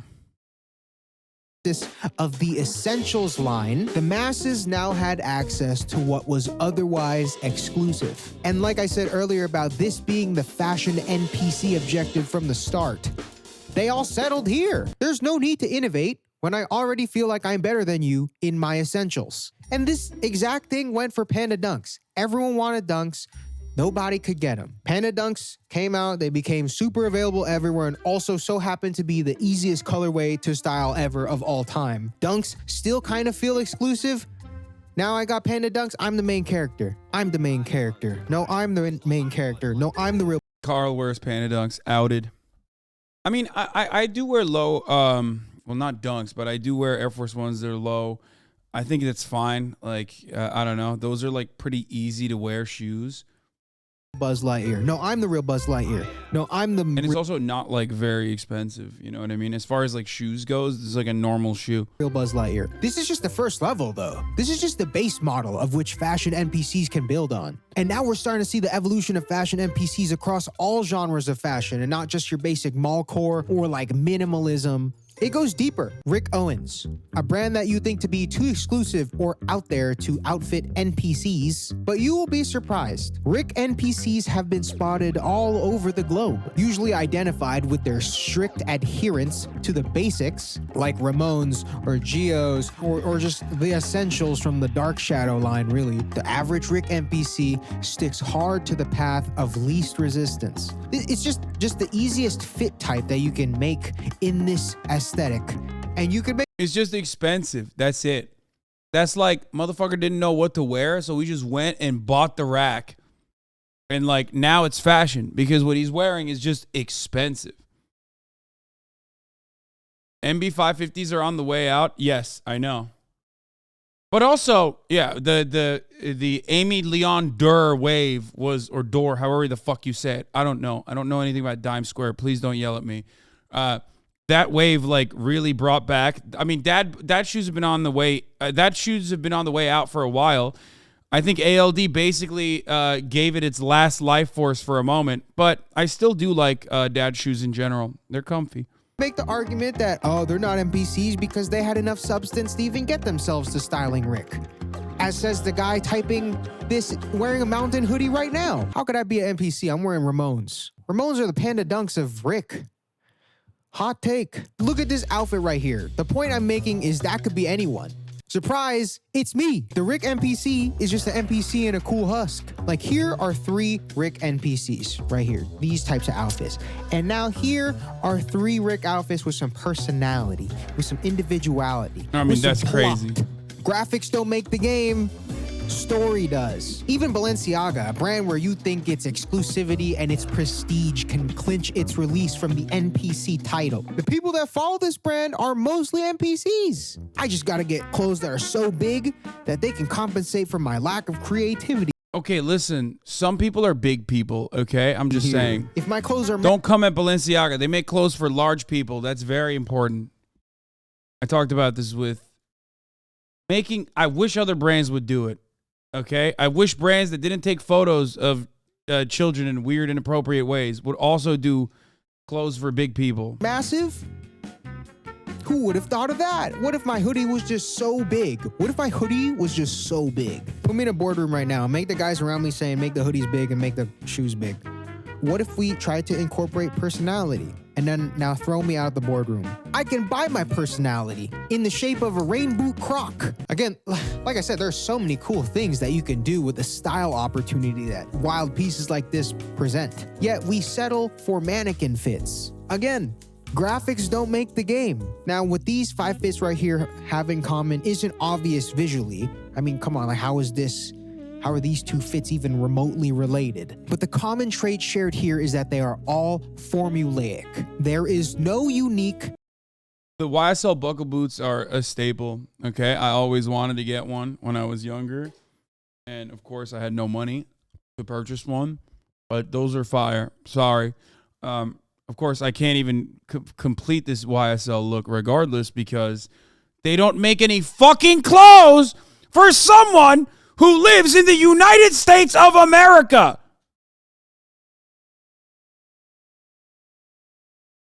Fuck! You ain't fitting in those pants? No, I do actually fit in the pants. They're very slim though, but nothing upper body. Anyway. Fit language, which brings us into the last section of this video, which is fit language. So when you think of fit language, right, you probably default to the obvious ones, like Kerwin Frost, Bloody O, Wisdom, Tyrone, you know, the usuals that are just so out there. They're just kind of in their own lane. This girl right here, Hamster Stance, is insane when it comes to identifiability. Her proportions and compositions can be spotted even if I was just squinting at my screen like this. Like if I was like, I don't even know what I'm looking at, but I know that's her. Like, look at this. Like, you can tell that's her. It's just a prime example of maximizing style opportunity on all accounts. But fit language doesn't always have to be this demonstrative and obscure. A lot of the times, it's very oblique and subtle. Someone who I think has very clear fit language despite being very aesthetically simple is Daniel Simmons. Taking a more minimal approach, I feel like the vibe he gives off is there's always that one guy that's like, that's just a big jacket. I can do that. Congratulations, you added nothing to the conversation, but you kind of are right. And that's what's kind of cool. A stand user could be anyone, bro. Shut up. About it. It's nothing crazy. He had a very clear fit language. And also, fit language doesn't necessarily have to lead an aesthetic meta either. Like, these two might seem like they're kind of at the top of their influence in their own respective genres. But let me show you something real quick. Let me cook. Just let me cook. Hold up. All right. Inside you, there are two Hasans. What? One of these is known for his polarizing political opinions, massive, loyal online audience, and an avid affinity for fashion. The other one's a Twitch streamer. Dude, what? That's fucking bullshit. Hasan Minhaj, 1,000,000% has NPC fits. That's crazy. That's actually crazy. I can't believe he just literally ripped me like this. At least I fucking try, man. Hasan Minhaj, wonderful guy. Wonderful, okay? Actually wonderful guy. Really great dude, which kind of sucks because I want to shit on him sometimes because he's like, oh, come on, bro. Really? Muslim Hasan doing fucking political satire in America? Like, why couldn't we have different lanes? Fuck yourself. But he is a really nice guy, so it's hard for me to say that. But if there's one area where I could shit on him, it's like, yeah, he has a type. He has like a perfect fucking... Like, he actually has like a style that he goes for, but it's like the Panda Dunks of style.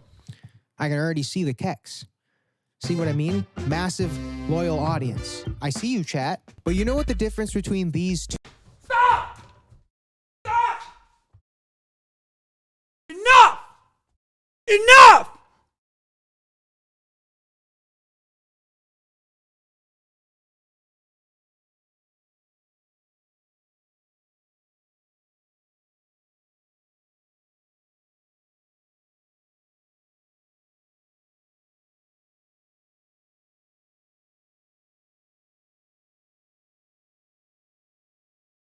Two Hasans is. Here's probably the hottest take of the year, and maybe one of my worst, but I also stand by it. One of these Hasans has a definitive fit language, and it's probably not the one wearing the H&M bomber. Hasan Piker is a good example of somebody with definitive fit language. You hate to fucking say it, but you love to fucking see it. And you also hate to fucking see it. You probably think I'm trolling, but like I said, let me cook. Let me cook. Take a look at this Wendy's sampler of Hasan fits I got here. Even though some of these might be questionable, some of these might even be controversial. Hell, some of these might not even be that good. Some of them might even be bad. Agreed. Fair. Facts. Agreed. Not all of them are going to be winners. I say this all the time. Not all of them are going to be winners. I say it all the time. Hell, most of them might even be bad. A lot of them might even be bad. Oh, stop! You know what? Maybe even all of them might be. No, there's good ones. Shut up. Bro, he keeps us in the DMs when there's a good one. Bad. They might even be disgusting. And when I look at them, I get a bad taste in my mouth and I get nauseous and I want to take a nap. But regardless of your opinion on these fits, there is a very unique and defined aesthetic that most people actively hating in Fog Essentials and Panda Dunks will never fully get a grasp of. Now, these fits right here, these guys are probably getting overtime pay being mid. We need to call for the unionization of mid.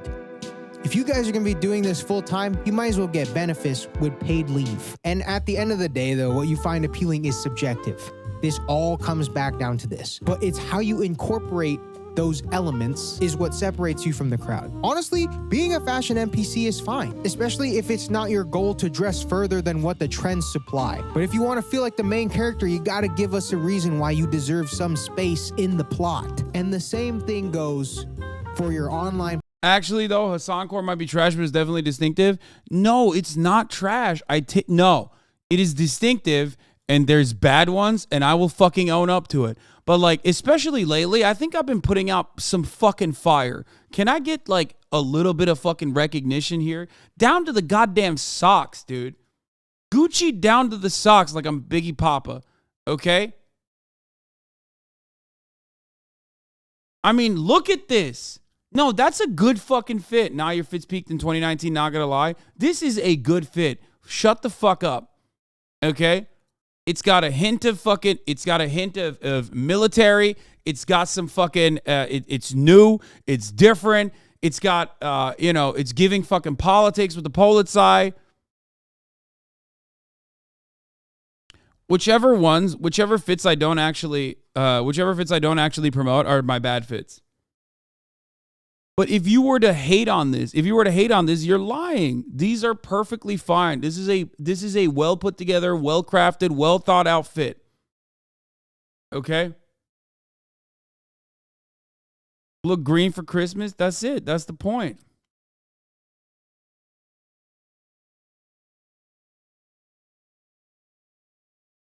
Are those the cargo pocket pants from that expensive store? No, they're like keep, so they are expensive, and but they're not cargo.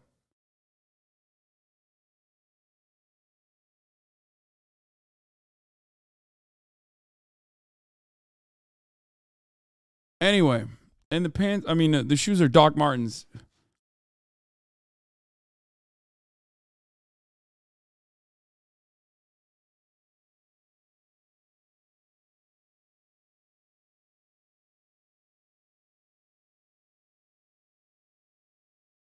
Anyway, Chad doesn't need to understand that it doesn't need to have a pattern to be fashion. Yeah, that's what it is. Yeah, the shoes are Doc Martens. I saw this and it reminded me of you, Virgil Inspo. I mean, yeah, I would rock the shit out of this. I have rocked very similar fits to exactly this. I mean, the difference, of course, is that it's like very from a long ass time ago.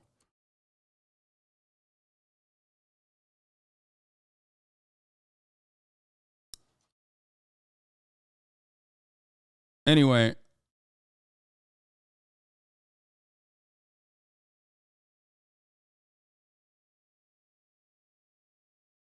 That was a good fit. I stand by this fit from yesterday. Okay, let's see here.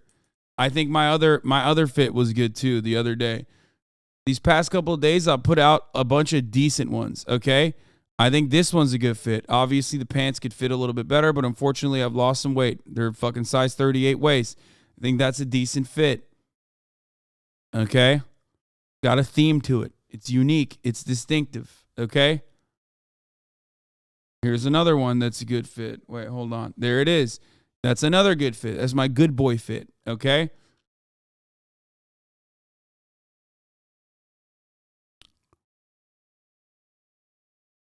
These are good fits. They're distinctive. They're good. A lot of people want to fucking talk shit.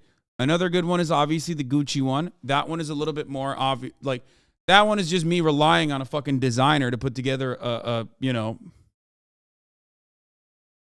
Yeah, if you change the shoes on that one, yeah, I mean, I'm inside, man. I didn't actually wear those as shoes. Those are my Uggs. Anyway. Let's get back to this. Presence, like a website. Give me a reason to take you seriously. And to do this, I want to thank the sponsor of this video, Squarespace. I made my entire brand website on Squarespace. Watch. All right. Not putting on the shoes for a fit because of a rookie move. Yeah, I know.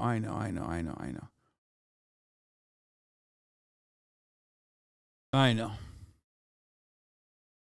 The good boy fit had the Teddy Fresh pants. Yes, I watched the one on the accessories. That was a good video. He shit on me on that one too.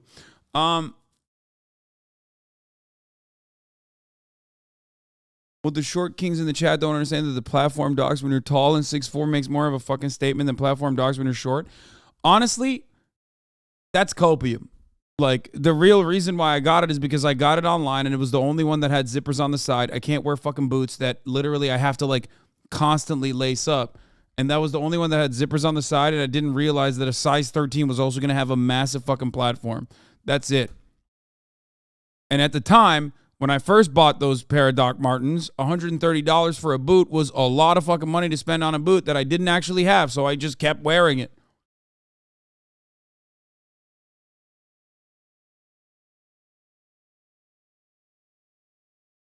But also, I like it. The irony, of course, is that the platforms now are kind of popping. Like, I talked about this already. The product, what are they? The Maxis. Like, I have been a fan of the Prada Maxi loafers, or are they Maxi loafers? Is that what they're called? For a long time. I think they're fucking great. Oh no, the monolith ones, the black monolith brushed leather loafers. I think they're fucking sick, dude. I think they're actually fire. Okay, here, I'll show you again. Some of you guys will make fun of it. I think this is very easily a statement piece that you can basically put together with anything. It's got platforms on it, but it's so sick. I love it, dude. I fucking love these shoes. They're sick. They're fire. You know who puts this? You know who pulls this off really well? Who has really good style? Tina. Tina wears these all the time, and they work, dude. They work really well. Dumpster fire? What? No, I hate Prada.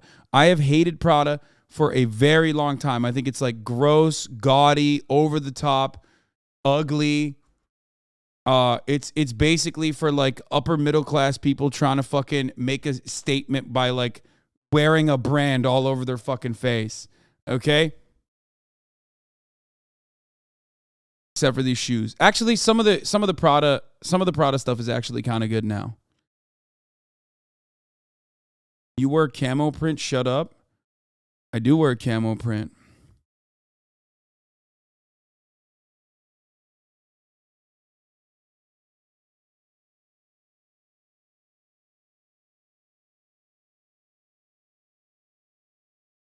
True.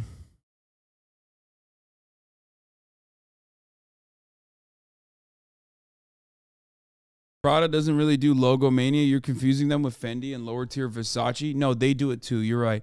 Maybe Prada doesn't do it. I don't know. I don't know why. Maybe I hate Prada for no fucking reason. Okay? Maybe. You know?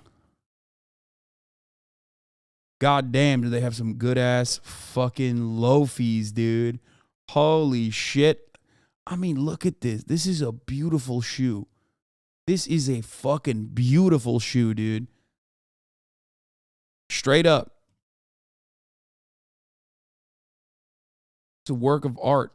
Maybe I'm wrong. Maybe we'll look back at these shoes in the same way that we look at. Maybe we'll look at these shoes in the same way that we look at like the Cole Haan. You know what I mean? Like the fucking undersole. The sole that's like athletic or whatever. I hate those. I've always hated those though, but I like these, so maybe I'm wrong. Rich capitalist shoes, it's fashion. We're having a conversation about fashion. It's like fucking talking about football and then literally being like, concussion much? Yes, bro. Yes, we know. Okay? That's it. You're having a conversation about fashion. If we're going to have a conversation about fashion, it is 100,000,000% going to be capitalist much? Of course it is. I told you, it's very expensive. It's fucking awful. They're not trendy anymore. The fashion community makes fun of them. I don't give a shit what the fashion community likes. They wear the fucking goofy ass Hummer boots, dude. The War Crime 4s were fire. I mean, it's a little... I didn't like it that much.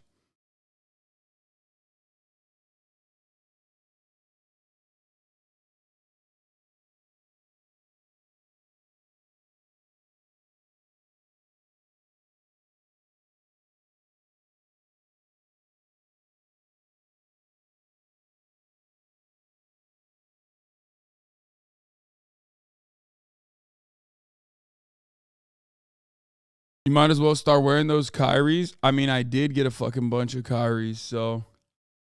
What is this? Balenciaga Bulldozers? Actually, these aren't that bad. These are kind of cool. But they don't have a zipper. Oh, they do have a zipper. These are kind of cool. They're cooler than the fucking War Crime 7s.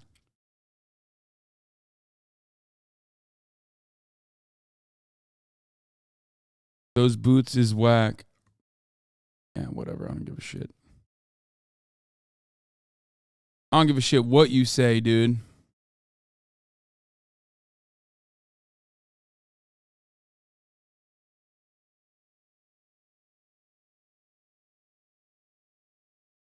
Check these out. Sia Collective. What the fuck is this?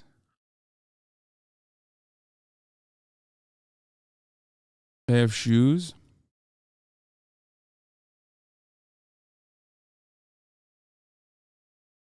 I don't like these. They're like fucking Yeezy mixed with Raph Simmons or Rick Owens. Is that the one? Your car taste and clothes are L's.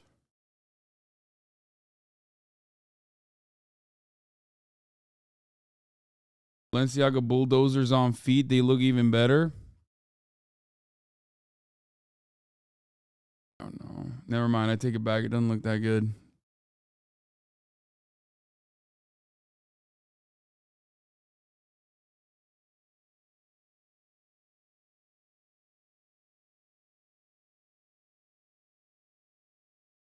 Those bucktooth ass shoes. Like, these are crazy. I don't get it. That's sick, though. That's sick.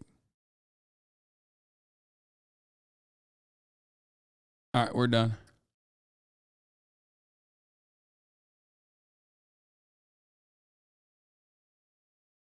Ah, sick to hurl into.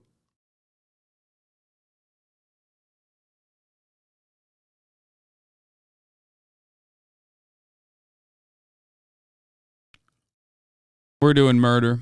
It's murder time. How a cop shot his wife in the head and got away with it. This is Murder's back on the menu. Let's do it. We're doing it. We're fucking doing it. We're doing the damn thing. That's right, baby. We're doing the damn motherfucking thing, dude. Yeah. It's time. And then we're going to do Okay Buddy Hasan meme review.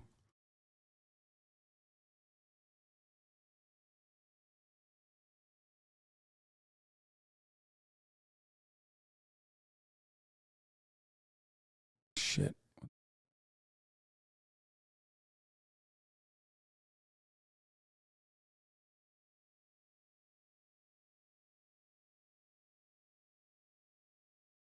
Happy holidays, everybody.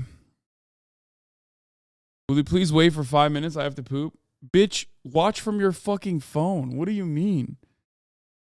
I don't understand. Pull up your fucking phone, okay, on the Twitch application and watch from your fucking phone. This is Will Sanders, and in this clip, he's speaking to Griffin, Georgia investigators about a bag. Not just any bag, but a bag that belonged to Jessica Boynton and was stuffed full of dozens of her personal items. But what makes this bag so important is the events preceding to its disappearance. Let's go back in time to about 2015. Jessica Boynton, then Jessica Lester, and Matthew Boynton began dating when they were teenagers and still in high school in Georgia. Matthew was well known, involved in sports, and the grandson of the county sheriff. Jessica's youth was much less glamorous. She was abandoned at the age of 3 and raised by her grandparents.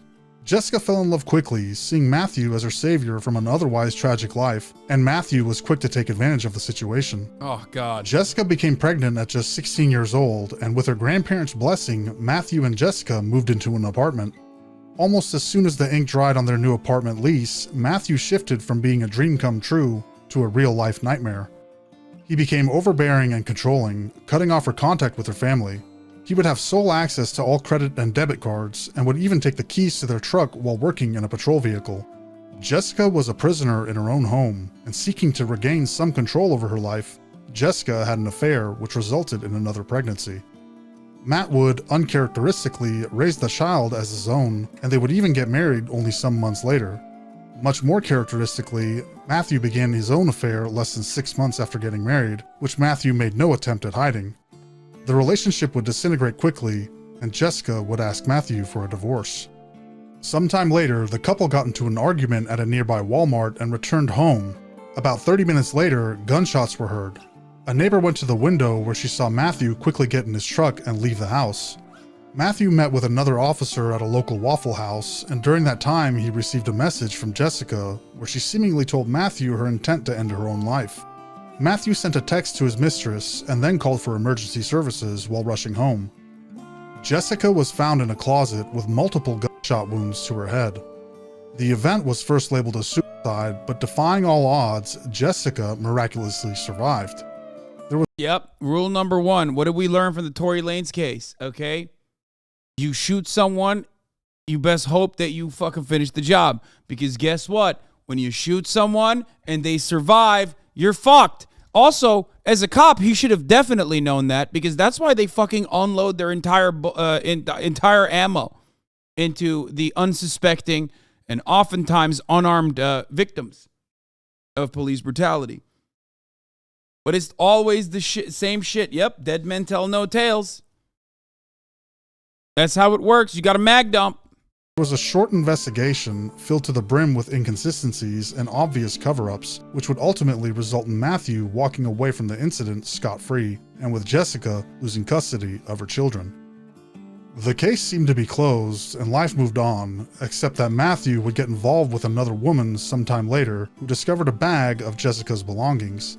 The exact same belongings that Matthew said he was no longer in possession of in a sworn statement.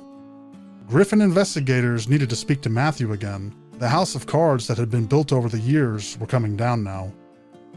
This is the interrogation of Matthew Boynton.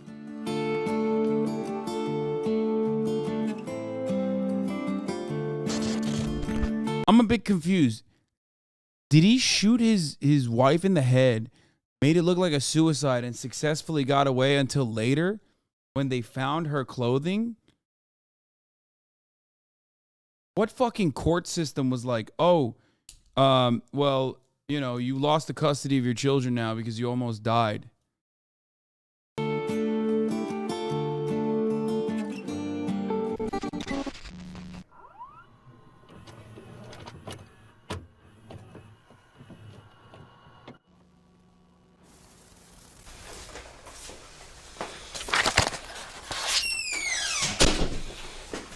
Okay, right off the bat, he's already in fucking uniform. You already know things are not going to go well, okay? And by that, I mean things are not going to go well for the slant of justice. Because when you're a thumb and you're having a conversation with other thumbs, you know that, you know, they are going to be a little bit favorable towards him, especially as it pertains to domestic violence, which is kind of a thing that cops like doing. If you don't believe me, just Google 40% cops, okay? Also, his granddad was the sheriff, so, you know, things are not gonna. There is no slant towards justice in this story, it seems. All right, Matt. Then I'm just gonna start off by letting you know that I am not conducting an internal investigation on you. Okay. So Garrity is not implied. Okay. I want you to understand that. What? Okay. All right. Garrity is not implied to this incident. Okay. Can you fully explain what that? I understand part of it. Just. She's gonna read you Miranda. Okay. So I just want to let you know that I'm not conducting.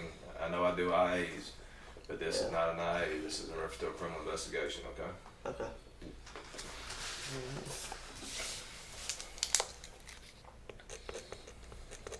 What's that in reference to? It's in reference to, you remember the statement you wrote me about Jessica saying you took items from the house? Yeah, that computer. Yeah. That's what it's gonna be in reference to. Okay. Nepotism is the practice among those with power or influence of favoring relatives or friends, especially by giving them jobs. Nepotism runs deep within the Griffin Police Department. The detective starts out immediately by letting Boynton know that this is not related to any internal affair or IA investigation.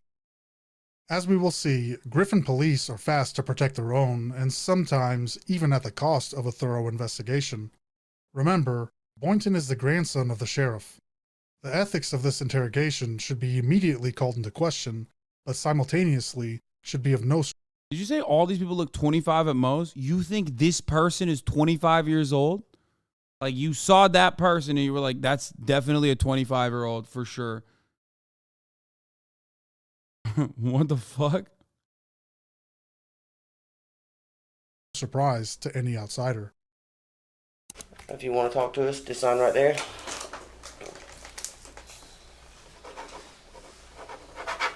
Alright. So Jessica came in, she filed a report. Okay. I talked to you about it. You wrote a statement saying you didn't have any of her items. Right. The report specifically said her retainer and stuff like that, her clothes. Okay. Do you know anything about where her clothes or retainer might have been? Like I told her before, the only thing that we might have had would have been in that white trailer, and my stepdad has not mentioned anything else being in there. And we gave everything back that we had, because she had put some stuff in like a, it's like a little foot chase thing. You open it up, it's got 2 little boxes. I think we used to use it for like diapers and stuff now, but I mean, everything that she had that I knew of was gone. I got rid of everything I knew of. And you got rid of a house, so... Either give back to her or her family came back and got it. You know, like she had a big kitchen table and some other stuff that her Aunt Kathy and Uncle Tim come and got. Just different. I think my stepdad actually took a whole bunch of stuff over to her grandparents' house at 2464 East Milner in Pike, which is like right by my parents' house. Okay. So when did you move to Lee May Road? That would be sometime in March. March?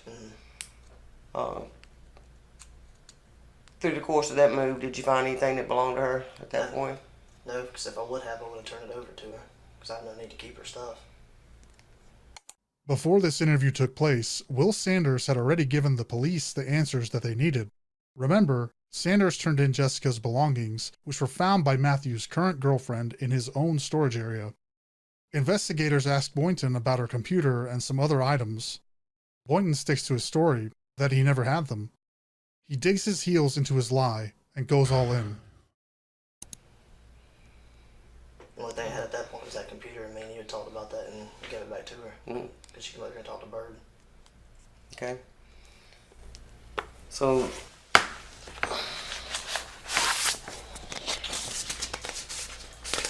Detective is Max. You reckon that bag? From Always Sunny in Philly. Yes, the Jesus bag that Jessica let me use to put all my gym stuff in when we used to be together. Okay. So when's the last time you saw that bag? It's been a long time. Like I said, when I used to work out at, there's 2 gyms in Thomaston. I don't remember the name of it. I used that one, and I had a gray Nike bag I used to work out in. So I interchanged my stuff like protein drink. Bro, she coughed immediately after the Max Mom reference. That's crazy. Powder shakes like pre-workout, workout shorts, pants. What the cop is engaging here is a common technique that liars do all the time called over-explaining. In order to run out the clock, this imaginary clock that somehow will, allow him to get away scot-free, is oftentimes run with unnecessary details that he can remember. Shoes, whatever. I'd put it in that bag or my Nike bag. Matthew confirms that, yes, the bag is familiar to him. He references it as something that Jessica used and may have been used as a gym bag, but he hasn't known of its whereabouts in a long time. It could have been in a storage shed, he says, obviously still unaware that his lies that he's propped up over the years have been dismantled well before this interview began. Take note that Matthew's demeanor has not wavered since the beginning. He has remained with his arms in front of him, relaxed, with his fingers intertwined. Soon we will see a drastic shift in his posture as he realizes that he's been caught not just in a lie, but a lie that will completely change his life. So when's the last time you saw that bag? I mean, it's been a while. I don't know an exact date. I don't know. I think my stepdad, he had it in the white trailer, and that's been a while. And he brought it, but I haven't been through it or anything. He put it in my storage thing in my house, which is like when you pull in the driveway. It's a little storage thing on the right. you open the door and it's got all my stuff in there. I had to clean some of it out recently. That was tossed in there, but I mean, it's in there with a bunch of my stuff, like a brown tub I used to keep in my old patrol car with gym stuff in it and work stuff. Would that be the utility room or carport room at your new house? Yeah. Yeah, that's where I keep, like, I keep stuff in that, and I keep stuff in, like, Bro, I'm sorry. Like, when is the last time this cop actually caught someone? Like, what happens when a suspect is running away from her? Like, I can't get over this. She's having a hard time literally having a normal one-on-one conversation. I can hear her breathe, dude.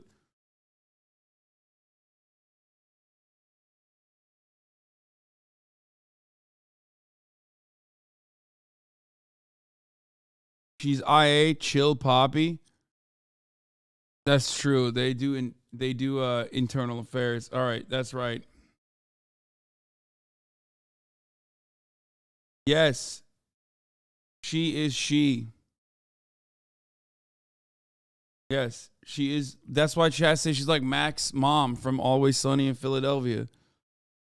Also, IA isn't exactly good either. Like, she might be ultimately the good person in this story, because not only is the person that she's sitting across from a cop, but also one that is, one that has shot his former wife. Was considered an office and left the back of my house. I just tossed it there the rest of my job. But it's just old gym bag.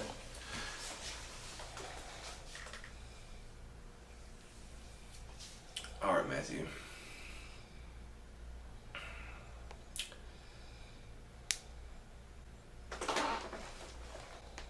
Look. Uh-oh.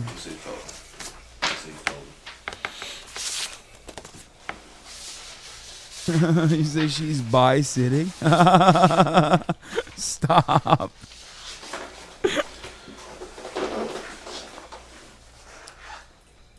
Known you a long time. Yes, sir. This bag, you saw it moving when you moved from your apartment to the main road. I didn't know. And your stepdad and Wendell saw it, and another female saw it. All right. Okay. At the house, in the apartments, yes or no? When you moved from the apartment. When I moved, like I said, I had all my stuff in the white trailer. Matthew, that's not what I'm asking you. When y'all were in the process of moving, and you moved into the house that you're at now, your residence, did you not see this bag? Yes, sir. It was in my storage room in the garage. All right. Now, why would I be holding a picture of this bag? I guess because Jessica brought it into you. Why would Jessica have it if you had it at your house? I don't know. I guess somebody got it from my garage or my shed. Who would have gotten it? There's a couple of people. Okay. I don't know All right. exactly who. Detective Hayes is having a difficult time confronting Boynton about the facts at hand. He is reluctant to tell Boynton that he knows his story isn't true, but his obvious frustration with the matter gives Boynton a clue that his story isn't carrying the weight that he needs it to. Hayes gives Boynton another chance to tell the truth. If he's seen the bag in his new house, which Boynton confirms, yes, it was in the white trailer. They ask how it could have came back up, how someone could have gotten to it to either place it or take it, and Boynton resorts to an excuse that law enforcement is no stranger to. Someone else must have done it. And inside that bag, there were numerous contents inside of it. And one of those is this right here. You know what this is? I don't necessarily understand, like, how this is like a big criminal charge for what, like it almost feels like, maybe I'm misunderstanding it, but like it almost feels like that bag could have just like, he could have like accidentally kept it in his storage shed or something full of like his ex-wife's clothes or whatever, and then like didn't realize that he had it or something, you know what I mean? So I don't know how this like pertains to, I'm letting him cook, but I just want to understand how this ties back to like him actually shooting her.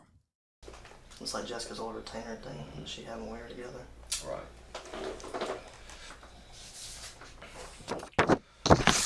bag was completely filled with female clothes. And this is one photo of it. That's not yours.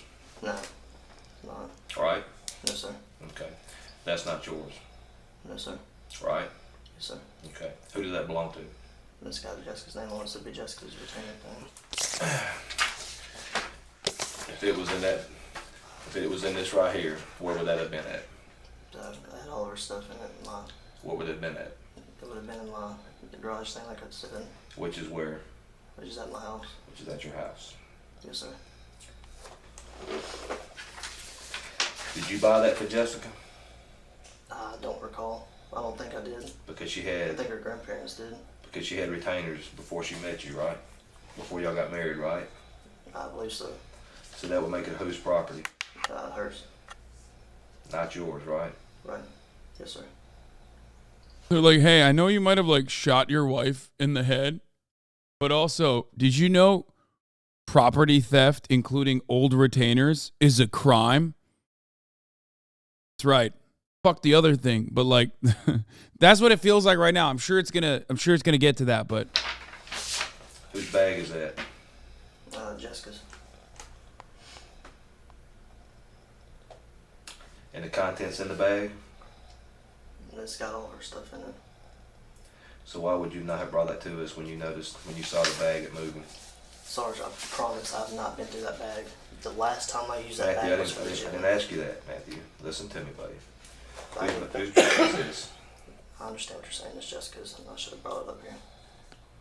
You know, Makes all things, and I don't know anything about your other issue, but all the things involved in reference to this case, all the going around, the statement that you wrote, where's the statement at?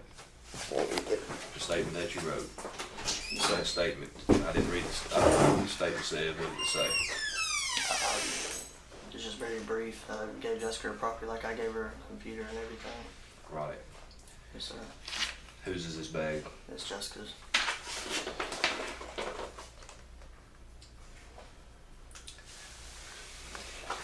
I didn't think about it because I used it as a gym bag and she let me use it. I understand what you're saying. Detective Hayes points out that, per Matthew's own words, it was a bag that, as far as Matthew can recall, was relegated to gym duty. But if it was a gym bag that Matthew used, there was no way that the bag would be filled with Jessica's personal items and clothing. Boynton's demeanor shifts, from fingers intertwined in front of him, a stature of certainty and authority, to lowering his hands towards his legs. This is indicative of lowering his defenses, or more specifically in this case, his immediate defenses being overpowered. Boynton knows that he's in trouble. Big trouble. But is hoping something or someone can still keep this under wraps. Matthew, a police officer. Yes, sir. I understand. You're a police officer, Matthew. You know we are held to a higher standard than anybody else. I understand. You know, people don't expect us to make mistakes, and they don't realize we're human. I understand that. Yes, You sir. understand that. I should have been smarter about it. what? What is he saying he's gonna help cover it up again? Like, what the fuck? Hold up.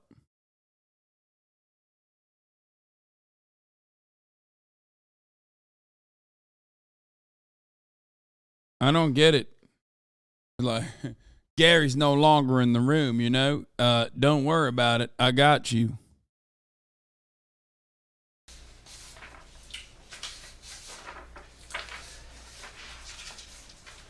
You work out a lot, don't you? You stay in shape. Try You're in to. good shape, right? Try to. You have 2 bags that you swap your stuff in between, right? Yeah, I don't have the other one anymore. This would have been your only gym bag. So how would you not know the contents of the bag? If this was your gym bag, man.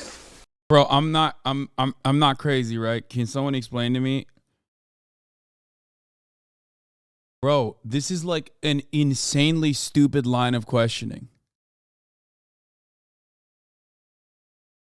Like, I not only do I not understand how the like gym bag is like related to this, and I'm sure there's gonna be a big reveal in the end, but I also don't understand why he's going so hard on the gym bag thing, where by being like, well, you know, if this was your gym bag, you would know what's in it, right? Like, it's like, what the fuck? I have no excuse. Like you said, I should have thought about it and brought it up here. That's like having 2 cars. Yes, sir. If you use 2 cars and you get in the other one and it's out of gas, then you not know it's out of gas. You're right. Because you use 2 cars, right? Yes, sir. If you were using this, being slap full, when I say it was slap full, I mean it was, I want to say, just a guesstimate, probably 30 or 40 articles of clothing in it. You would have known. I mean, it almost looked like when whoever packed this bag had packed this bag to move. Yes, sir.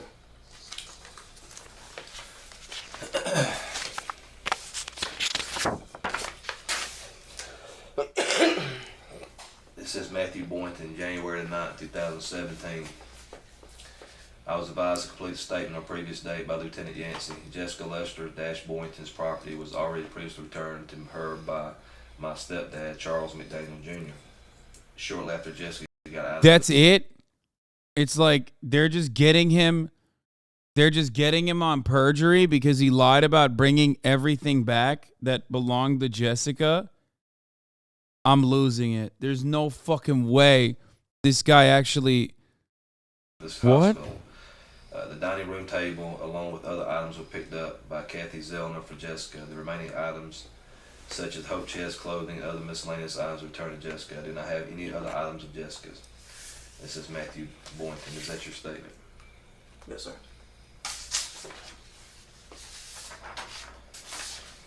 What's that, Matthew?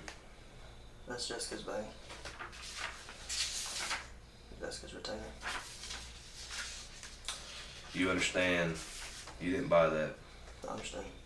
That does not make it community property. I understand. That makes it her property. Yes, sir. That you're in possession of. Yes, sir. I understand.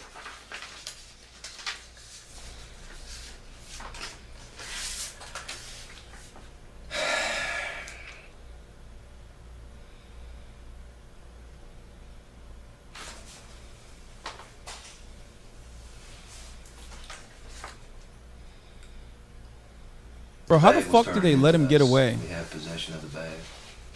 Yes, sir. We have evidence that says it came out of your storage room. Is that true? Yes, sir. Is there anything you'd like to say? No, sir. I said I was just done with my part script. Do you believe that statement to be accurate and true? Not now. Did you believe it then? No, sir. Detective Hayes is in a position that's even worse than before. He now has to deal with Boynton as not only a suspect, but a suspect who is a uniformed officer, who is most likely guilty of a crime, who has unwaveringly lied to the police, and who is the grandson of the sheriff. Detective Hayes knows that regardless of the outcome now, his career has most likely been jeopardized. Matthew Boynton's actions have now seemingly directly affected Detective Hayes. Boynton admits for the first time the origins of the bag, that it came from his storage room.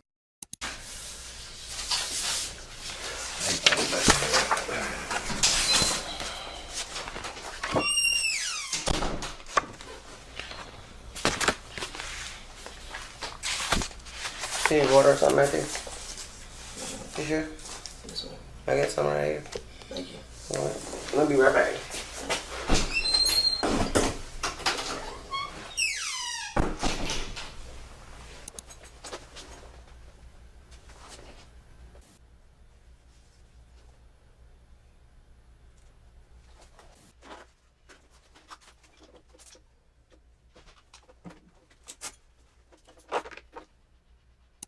While Detective Hayes is smoking a cigarette and pondering the predicament everyone is now in, Boynton begins to remove his gear, seemingly knowing that the end result would be his termination as a Griffin police officer.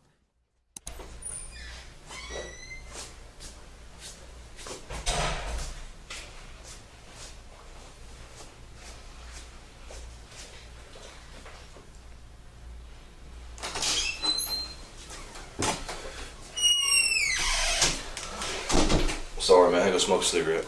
You're good. Matthew, man, I'm walking around outside. Why would you say you didn't have the damn bag when you had it?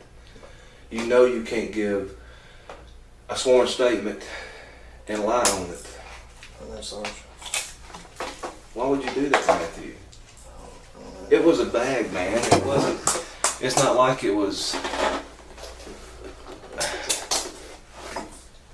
Talk to me, man. I mean, help me understand. This is some hard-hitting police work. I feel safer. Yeah, I mean, look, there ain't no dirty bag stealers out there running in the streets, okay? Just like there ain't no top-of-the-hour ad watchers out here, okay? Because at the top of the hour is a 3-minute ad break. Now, if you no longer want to see them ads, all you need to do is subscribe for $5 or for free, okay? Chances are you've already subscribed for $5 or for free, or maybe you got gifted a sub.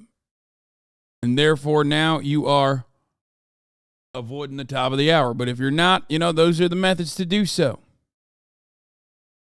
All right. Here's the 3-minute ad break at the top of the hour now.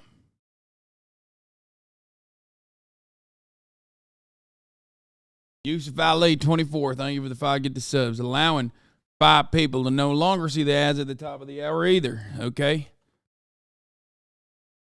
That's right. Hoorah. Crap sack. Thank you for the 5. Sarge, I swear, I know it's hard to believe, but I didn't think about that bag. Otherwise, I wouldn't have wrote. I said, hold on, little T. I got something. Let me go get it. I swear, I wouldn't have done that because I've got 2 kids, 3 and 1. If I wouldn't jeopardize that over a bag, I'm telling you, Sarge, if I would have thought about it then, I would have said something. But you knew you had the bag. Did you not know you had the bag? I'm sorry, mine's right. I fucked up. I know I didn't. I should have turned it in, but not only because I'm a cop, because I should. Ed the reply guy, thank you for the 5 get the subs. I should have returned it not only because I'm a cop, but because it was Jessica. Even if she let me use it, It was the right thing to do, man. I'm clear. Yes, sir. Hayes returns confused and angry with a whirlwind of thoughts and emotions. He demands to know why Boynton would lie about something so trivial like a bag. Why would Boynton make sworn statements about something so inconsequential in the grand scheme of things? Matthew tries to claim that it's all a misunderstanding. Of course it must be a misunderstanding, because why would he lie? He has children and another on the way. It would make no sense to lie. Later interviews with Boynton's girlfriend would reveal that she had pointed out the bag several times, and that Boynton thought the entire situation was nothing more than a joke, even going so far as to make light about the shooting.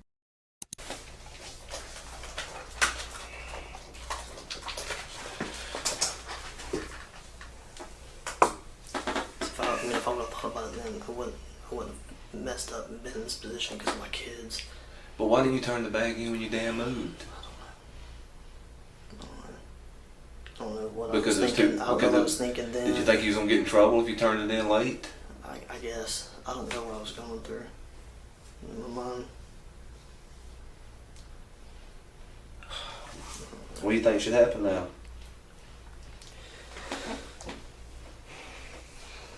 I know that's probably going to happen. No, that's not what I asked you. So what do you think should happen?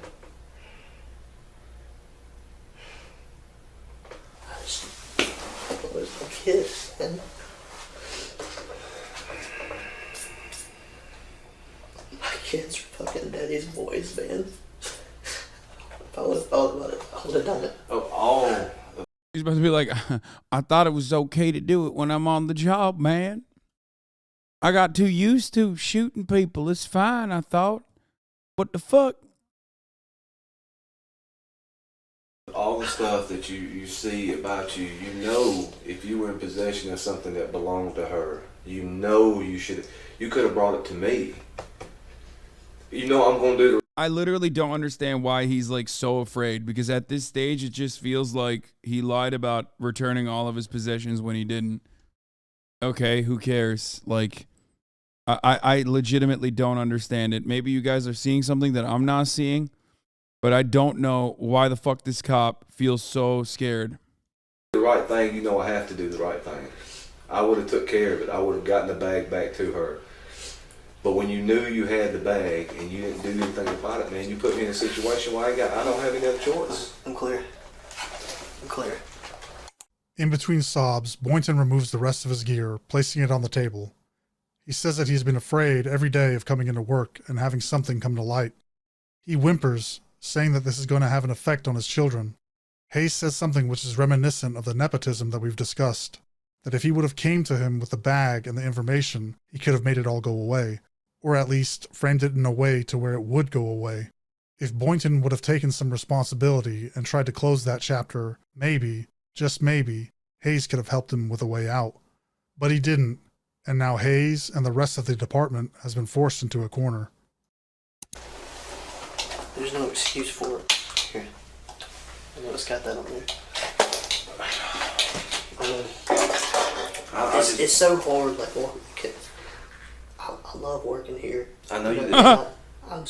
Asked you, I was so scared to come to work every day. Why? Because every time I did, it was always 11:79 or 10:22 to 42 come up here. I mean, it's always something. I don't know, maybe I thought if I brought it up here, I was going to get fired and whatever. I mean, I don't know. I'm so young and stupid. But Matthew, doing the right thing regardless, it doesn't matter. If you do the right thing, you can live with yourself. 9 times out of 10, I do. I mean, that's the way I was raised. But the one time I just happened to shoot my wife, like, what the fuck is going on? I don't get it. I don't understand. Like, he got caught. He got caught with the fucking bag. I don't know. The pack bag means it doesn't make sense that she would kill herself because she was planning to leave. I know, but there's still an out there. You know what I mean? I guess ultimately it doesn't matter because the victim is alive, right? She went through a coma, lost the custody of her children. But ultimately, that's it.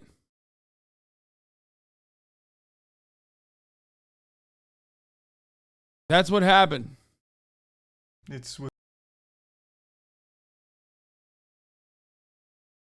But you know that. You know that you have to do the right thing. And when you found, even if you found the bag, you should have said, hey LT, hey SAR, hey whoever, I got something, man. Stop for a minute and talk to me. I don't know what I was thinking then. I don't know if it's because I was scared. I mean, I told you, I come to work every day scared. Now, there's no excuse. I'm not trying to make one for myself. Hey, LT, I shot my wife in the head. Anymore.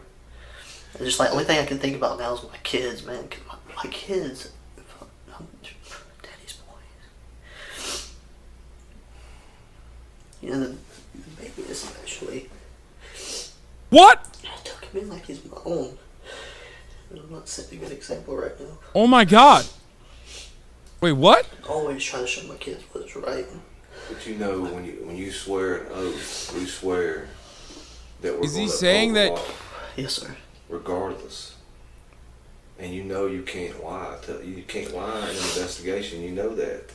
I don't know what I was thinking. Like I said, I don't know if I was scared or what. I don't know what was going through my mind then. I thought she cucked him, but I didn't realize she had a child from the cucking. Does that make it right? No, it doesn't. I know that. I know this is everything I've ever worked for, like out the door. My main concern is my kids, man, because I've got primary custody over them, and this is gonna set me back if I get locked up for this. I'm gonna go down and see them every other weekend.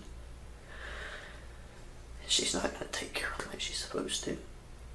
Like, she's supposed to put them on her insurance. I had to do that. But Matthew, if you did what you were supposed to do, we would not be here in this situation. You think I want to be here? No, sir.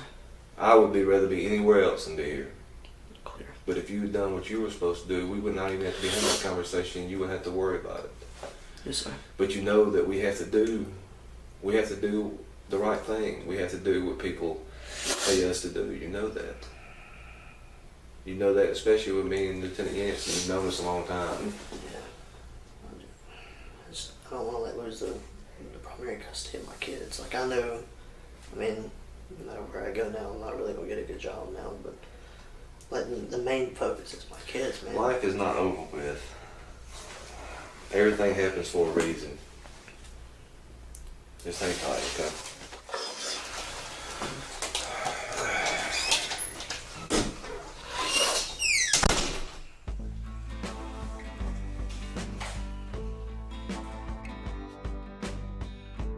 Even in Matthew's final moments as a Griffin police officer, he's given freedoms that no other suspect would. Handling his gear, checking his phone. Even though Boynton has accepted that his career with the department is effectively over, the preferential treatment he received and still receives is glaring. Matthew Boynton would walk free on the attempted murder of Jessica Boynton due to the mishandling of the case by the Griffin Police Department, and the seemingly trivial win over getting her belongings back and Matthew destroying his career would be all that Jessica would get. After Jessica's recovery, she lost custody of her children. Any evidence supporting the idea that she was a victim. I'm sorry, what the fuck happened? So after all that, he didn't wait. Wait. Jessica Boynton. Wait, what? Hold on. What?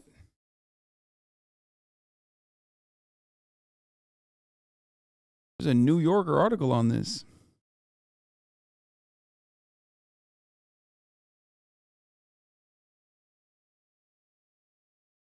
Wait, what?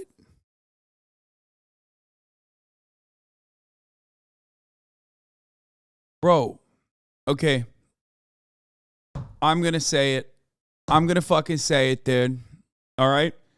This is why motherfuckers literally thought Tory Lanez was gonna get away with it. That's it. Matthew Boynton went to have dinner with a colleague at a Waffle House. He received a text from his wife, Jessica, said, I can't do this anymore. Take care of the children. Please tell them I love them every day. I've been suffering for a while now and no one has noticed. I have not been able to recognize the person I see in the mirror. This is not the first time I had suicidal thoughts. I love you and the boys.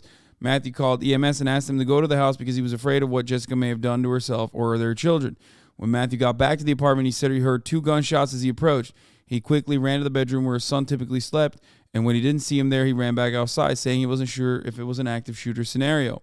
When the police showed up, the older son was asleep in his bedroom and the baby was in his crib. The officers found Jessica in her bedroom closet. She'd suffered a gunshot wound to the head with Matthew's service weapon. 2 shots. When the police called Jessica's grandparents, who raised her, to inform them that Jessica had committed suicide, they couldn't believe it.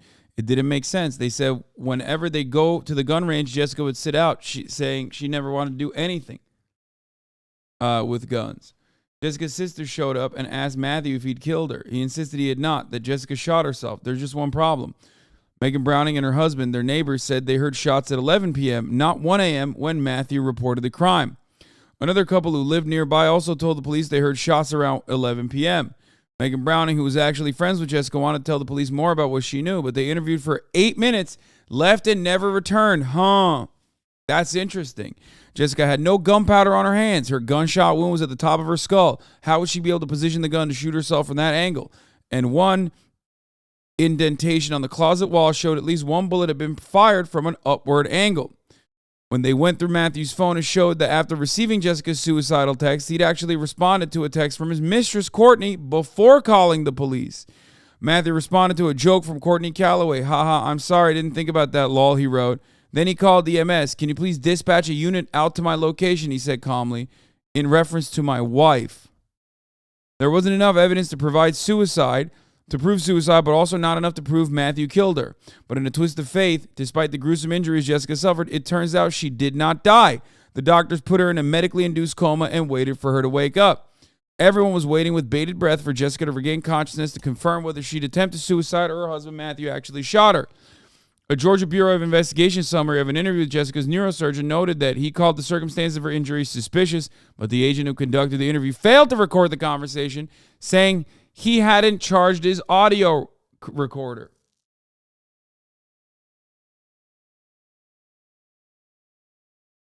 King, her neurosurgeon, said, "You think that it would have been simple enough to put bags on her hands and test them for gunshot residue. I was wondering why, but then it came to pass that her husband was a police officer and her granddaddy was the sheriff, so I understood. 3 weeks after being put in a coma, Jessica finally woke up. Turns out cops only good at mag dumping people, not very good at shooting someone and then making it seem like it's suicide. You know what I mean? That's the only thing they're good at, bro. Stormtrooper aim, motherfucker. Couldn't even shoot and kill his wife by shooting her in the fucking head. Can you believe it? Anyway. Woo! Goddamn. She could not tell the police definitively how she had been shot or who did it. She thought she'd been in a car accident because she didn't remember anything about the shooting. The GBI agents asked if she had ever handled Matthew's gun. No, I can't even get it out of the case, she said. She wasn't sure how to unlock the safety lever on the holster. Have you ever had any thoughts about hurting yourself? No, never, she said. Her surgeon wrote that she was a very positive person who's embracing the opportunity that a new lease on life afforded her by her recent recovery. She has a sense of humor and a gentle personality. She speaks lovingly of her children and the need and desire to see them. A psychiatrist who assessed her for depression apparently saw no need to give her a diagnosis or refer her for treatment. A second psychiatrist thought she had an appropriate mood and affect, appropriate judgment and insight. Get this, when she finally recovered enough to leave the hospital, Jessica could not come within 300 yards of her children. Matthew had filed a protective order because family violence occurred in the past and they may recur in the future. Dude, this is one of the worst stories I've ever heard in my entire life. Like, it's like, not many things give you an accurate and very clear picture of pure evil, but this one is one of those instances. By the way, a parallel can be seen within this story and Tory Lanez as well, because it's not just that this motherfucker was a cop and his granddaddy was a sheriff. That certainly played a big role, but also that exact same misogynistic attitude, 1,000,000% abso-fucking-lutely diminished her already low standing, I guess. It made the courts believe that she was suicidal because it doesn't matter. Regardless of what the psychiatrist said, regardless of what the medical professionals said about her, they were like, oh, she must have been suicidal.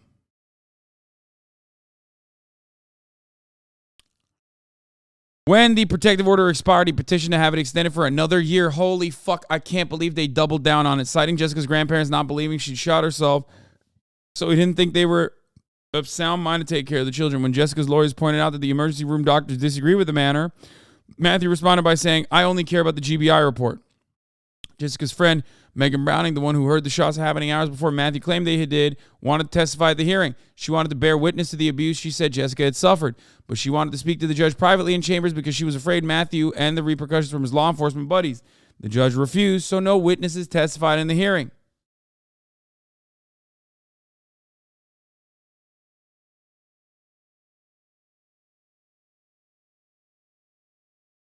In September 2016, the GBI closed its case, concluding that Jessica's wounds were self-inflicted. Her DNA had been found on the gun, which was to be expected. She had been lying on it. Neither Matthew nor Jessica had been given a gunpowder residue test. She was lying on the gun. That's why her DNA was on the gun. Do you understand? But they didn't do a GSR. They deferred to the medical examiner who spent 1 hour on the case and never examined Jessica. He concluded that Jessica had shot herself, though he indicated that his assessment would have been more definitive had there been a photo of Jessica's wound before she had surgery. But Jessica's Aunt Kathy had in fact taken a picture of Jessica's bruise on her skull in the hospital.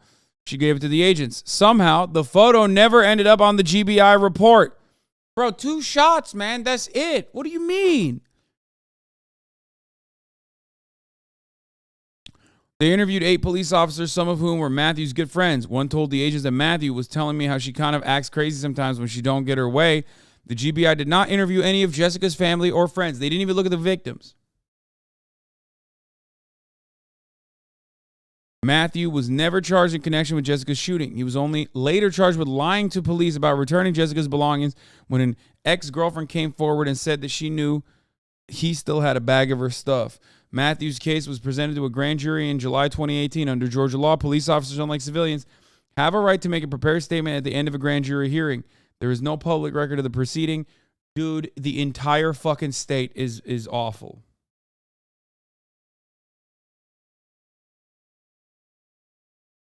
But the grand jury chose not to indict Matthew either for making false statements or for violating his oath. 4 months later, he was hired as a reserve officer in Braswell, Georgia, a community of 400 people.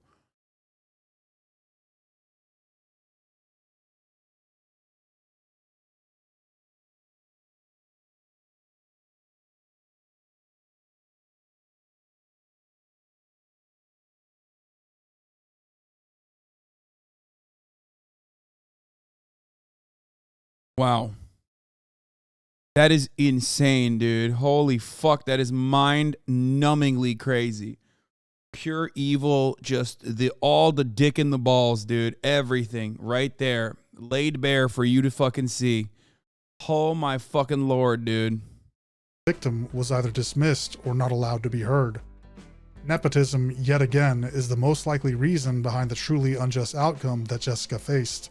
It is almost guaranteed that this was a result of the close ties between Matthew's grandfather, the county. Yeah, fuck this shit. I cannot.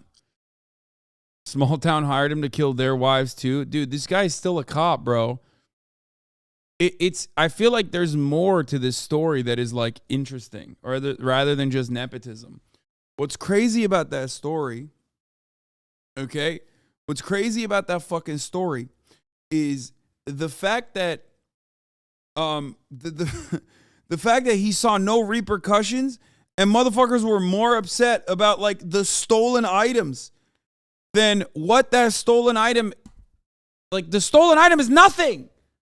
He shot his fucking wife.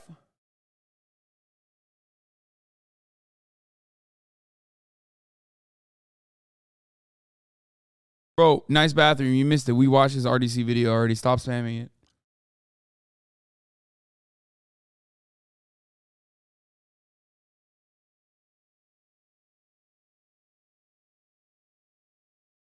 It almost feels like the cops were more upset that he just like got. You know what I mean? With a heavy heart that I bring you all some sad news about Joe Rogan.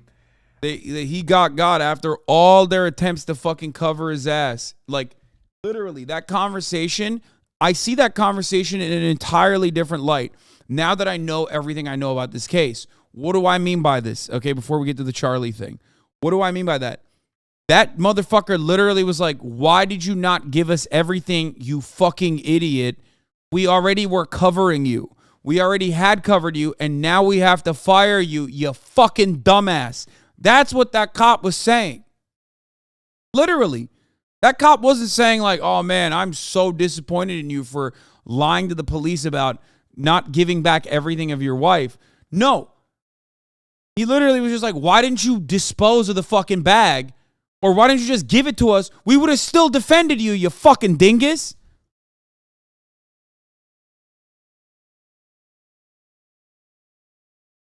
Verbatim. Fuck that other cop. I would investigate that other fucking cop. He literally said, you should have been smarter about, covering your fucking footsteps. That's crazy. Oh, the mustache looks incredible. Good job. Thank you. Thank you for appreciating it. It's for you guys. It's all for you. But a bingus? That's funny. That triggered me. Holy shit. All right, let's watch this. I get no pleasure in talking about this, but I think it's important to address. Joe Rogan has done something remarkably silly, if you can believe that. He made a bit of a boo-boo, a mistake. A very public mistake, and one that I am personally involved in. Now I'll go ahead and be upfront and honest out the gate here, because honesty is the best policy, as my old 4th grade teacher used to say, God rest their soul. I don't really listen to Rogan much anymore. It's been quite some time since I watched or listened to a full Rogan episode, but I do still keep... Wow. Woke mind virus got to this man as well. Okay? Very clear. Very clear that woke mind virus got the Charlie. He doesn't listen to Joe Rogan. He's not one of us anymore. Okay, I'll tell you what. Keep up to a certain degree. And recently he made a bit of a blunder on his show. Now, I'm also very familiar with the memes that have floated around about Rogan for at least a couple years now about him being dead. And after this clip, I'm starting to believe in the conspiracy. Maybe Joe Rogan really did pass away a while back and he's been replaced by an AI chat GPT, because I cannot wrap my head around how he even made this mistake. So what happened is, Joe Rogan was talking about a very sad video he watched of a father-son boxing match where the father beat the shit out of his son and people cheered and it made him sick. Hearing that story, of course, does tug on the heartstrings and would probably make most people a little confused and maybe even angry. But the problem is, what Joe Rogan is describing is not the reality of what he watched. What he was talking about is the Creator Clash, which was a YouTuber boxing event, and the match in particular he's referring to is Matt Watson versus Dad. Dad is the YouTuber's online handle. So Joe Rogan watched that and believed it was a real father-son boxing match. And where I get involved is I was literally one of the commentators for this match. So you'd have to actually be watching that with the sound off and very close to passing out from overdosing on Xanax to even for 1 second believe what you were witnessing was a real father-son match. I saw a video. Dude, this one went on LSF. This video went on LSF, and it's like a goof. You know what I mean? It's just like me reacting to this one on LSF. And the entire comment section was like, Hasan's a fucking piece of shit. Like, literally, it was crazy, bro. Like, it's fun, man. We're having fun. We're having fucking fun. Joe Rogan got in, like, one of the most transparent ways possible that basically shows that, like, he doesn't have a good grasp on things happening on the internet because he thinks clickbait is real, okay? We all get got sometimes. But he could have, like, at least done a little bit more critical thinking. Like, is this really a father and a son fighting one another? Why does the son have the daddy tattoo on his chest? You know, that sort of thing. And it was insane to me. Like, it was insane to me that they were just like, Hasan is way dumber than Joe Rogan. It was like, bro, what the fuck? Like, we can't even have fun anymore. It's just like everything has to turn into like a dick riding competition. Holy fuck. Anyway. Today of a boxing match between a father and a son. It made me so sad. It made me so sad. Because there's this young kid. He looks like he's probably like 17 or 18. And the father's 42.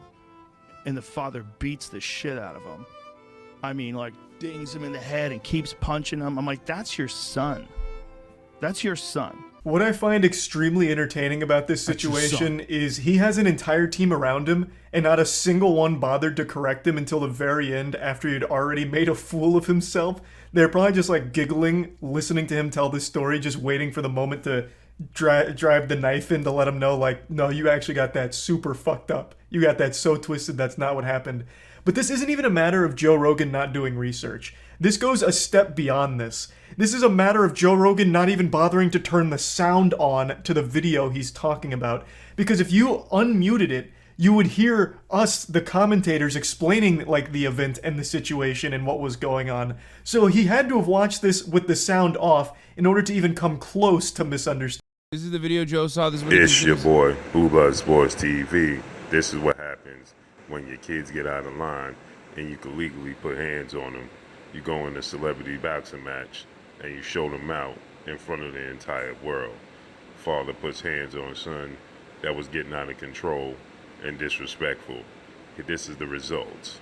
So, bro, how the fuck did Joe Rogan even find this? Please explain how the fuck Joe Rogan even found this version of events. Understanding what was happening. And even then... Oh, Facebook. You're right. I bet it's on...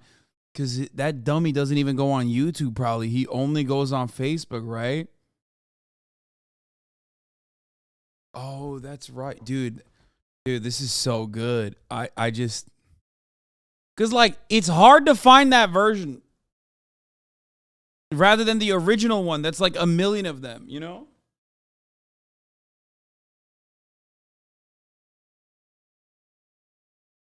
The original version of that video is so much easier to find than the Blue Blood commentary. You know what I mean? Blue Blood Sport.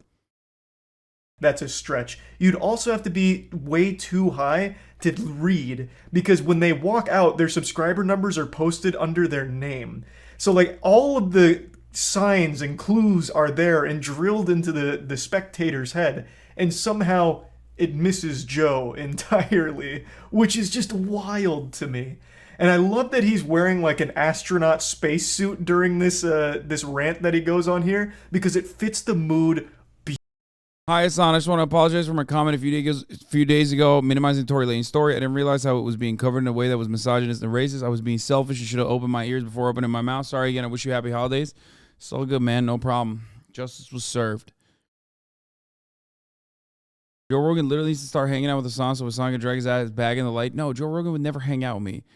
And no, Joe Rogan just needs to exercise like a little bit of fucking critical thinking. Just like a little bit. Beautifully. It's crazy because Charlie pretty much says what you say, but everyone agrees with them. Okay.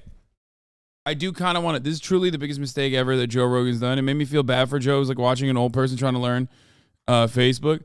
Here, so most of the comments are in agreement with Charlie, right? Let's take a look at the LSF.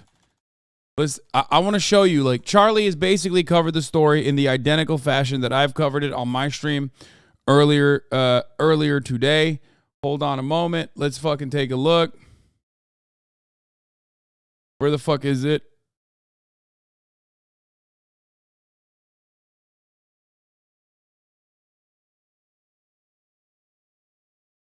I didn't even realize it was on LSF. I didn't realize it was even my clip for the most part. But I saw the FBI Fifth Amendment clip on LSF, so I literally was like, we're going to do Okay Buddy after this Charlie video. Shut the fuck up, okay? Where the fuck is it? Did they delete it? What happened?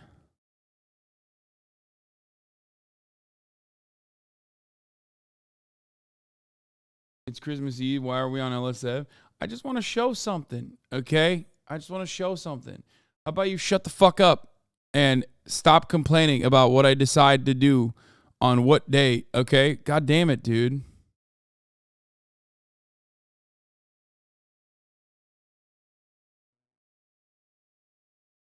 There's also some good stuff here. There's like a revenge porn discourse happening in the space currently. I didn't even realize.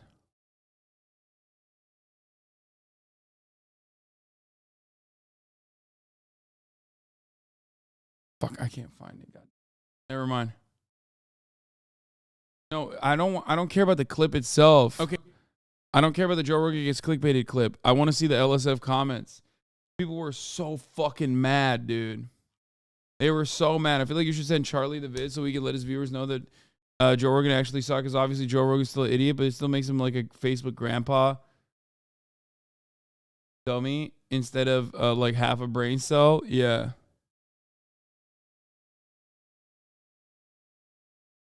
It's in my logs. No, it's not. It's not in your logs. That's not true. It's not! No, it's not. It's not in your logs. Stop saying it's in your logs. Just checked. It got deleted. Oh, they deleted it? That's weird. You can't link it in the chat. It's an LSF link. We don't allow LSF links. Anyway. I guess they deleted it. Anyway. What the fuck is this?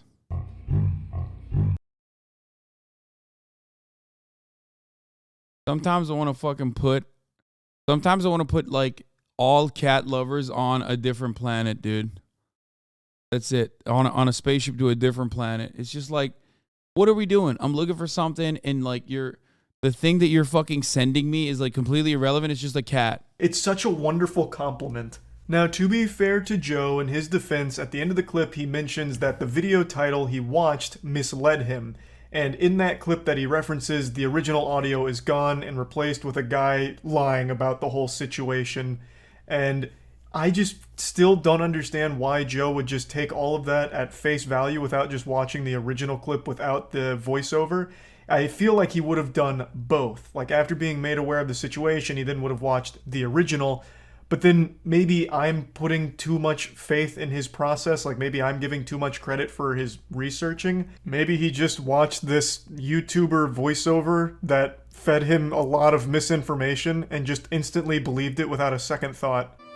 and we're watching you beat your son up, because I get your son probably got cocky with you, and he celebrates after he knocks his son out, it made me so sad. Because first of all, I'm like, that kid has brain damage now, 100%. Maybe it's just a little, maybe he'll be fine, maybe he'll get over it, but maybe you fucked him up. That can happen too. He might be depressed from now on after that. It might fuck up his pituitary gland. It happens to people. Yeah, Joe Rogan, the type of dude to watch a Darman video and take it seriously and be like, this happened in real life and the lessons that were instilled in this is brilliant. That's crazy, man. Look at him. Look at how like hard he goes for this fucking video. God, that's so good. It's so fucking funny, man. It's so good. And Stop sending the link. I don't care anymore. You're supposed to like touch him up. You're supposed to not even hurt him. Like slam him in the body a little bit. Like, you think he can fight? Okay, good dude. Okay, let's have a little boxing match. You don't tee off on your son's face on television. It's crazy. That is crazy, and I really love the fantasy Joe was in for however brief a time that he had just watched a clip from a television broadcast where a father beats the fuck out of their son live in front of an audience as everyone cheers. That is such an amazing, like, visual. And Joe's like, this is madness. What are we, barbarians? What happened to civilization? We're watching fathers beat their son for sport. What's next? Are we going back to the Coliseum? Blood sports? Watching people die? When will the madness end? What's next in this lunacy? It's just so wild that this actually happened. How old was the kid? Kid looks young. To me, he looks like, you know, he could be 20. He could be 19. He looks young. He's real skinny. And the father's kind of jacked. Not too jacked, but, you know, he's fit. And he could fucking punch. He knows how to box. And the son doesn't look like he has any idea what the fuck he's doing. I don't know what the thing was. Like, someone sent it to me. And they were, like, cheering that this old guy knocked his son out. I was like, you guys are crazy. That you failed. You failed as a man. Yeah, this is it. That's not exactly what was happening. It's not? What is it? They're not father-son. Oh, why does it lie? It says father knocks out son in celebrity boxing match. Gotta get somebody to click on this. Oh. This was like a YouTuber thing. This guy's a YouTuber and he's a YouTuber. I'm such a sucker. For some reason, this was oddly cute, where he's like, oh, why would they lie? Reminds me of that scene in Arthur about, would someone really do that? Go online and tell lies? Like, Joe is just like so trusting. He's like, oh stop. He made the same joke that I made. Come on, bro. It's like there's got to be a case study on this shit, okay? Guy who everybody likes on the internet having the exact same take as like guy who has polarizing fucking thoughts, covering the story in the exact same fucking way, like literally the exact same fucking way, and then watching the reactions unfold. I got betrayed. The title misled me. Man, I'm such a sucker. Like, at least he owned up to it. Like, I appreciate that he didn't try and fight and get defensive about it. Now, I went to the video here, and it's only 30 seconds, and it's actually none of the audio from the actual event. It's another man. Yeah, it is. It's flirting versus sexual assault. It's unspoken riz versus sexual assault, okay? That's what it is, dude. It's crazy. And who's just spreading misinformation, saying this was a father-son grudge match. And I guess for some reason, Joe Rogan took all of that at face value. I just find it hard to believe that he only watched that 30-second clip and just believed it. Because Joe Rogan questions fucking everything. So he's just going to a random channel in like 360p because it's been fucking ripped and re-uploaded 1,000 times, so it's in shit quality. And for some reason, Joe Rogan just believed a completely random stranger online telling lies. I'm just still not fully convinced that he just received this random email and just watches everything that gets sent to him. This is a 20,000 view video. Are you telling me Joe Rogan sits there late at night and just goes through his entire email list of every single video sent to him, no matter how small, and just believing every single thing he sees? I don't know. That just doesn't strike me as realistic. But then after this situation, I guess it could be. Who knows? But since we're talking about Joe Rogan, I always like to take an opportunity to bring up his incredible nipples. Those are absolutely legendary. So I'm going to play you a stream clip where we go deep on Joe Rogan's nipples, because I think every time he's mentioned in conversation, it's important that we highlight just how beautiful those puppies are. We all know you love Joe Rogan's long nips. I don't know how many times I need to talk about how great his nipples are. He has the best nipples in the game. Legitimately, no one has a better set of udders than Joe Rogan. And since you brought it up, now I've got to pull up the picture, because I already I don't want to watch the rest of this. This is gonna make me sad. But no, he didn't copy it. Joe Rogan's nipples are insane. He like Charlie also is fascinated with the same shit that I'm fascinated with. What, you want to watch the rest of it? It's like how many times have I talked about Joe Rogan's nipples on this fucking broadcast? Fuck you. Here. 2 tiny little fingers. I know this happens every time I bring up Joe Rogan's nipples. It always blows my mind that more people haven't seen these. They're so cool. It casts its own shadow. I've talked about that before too.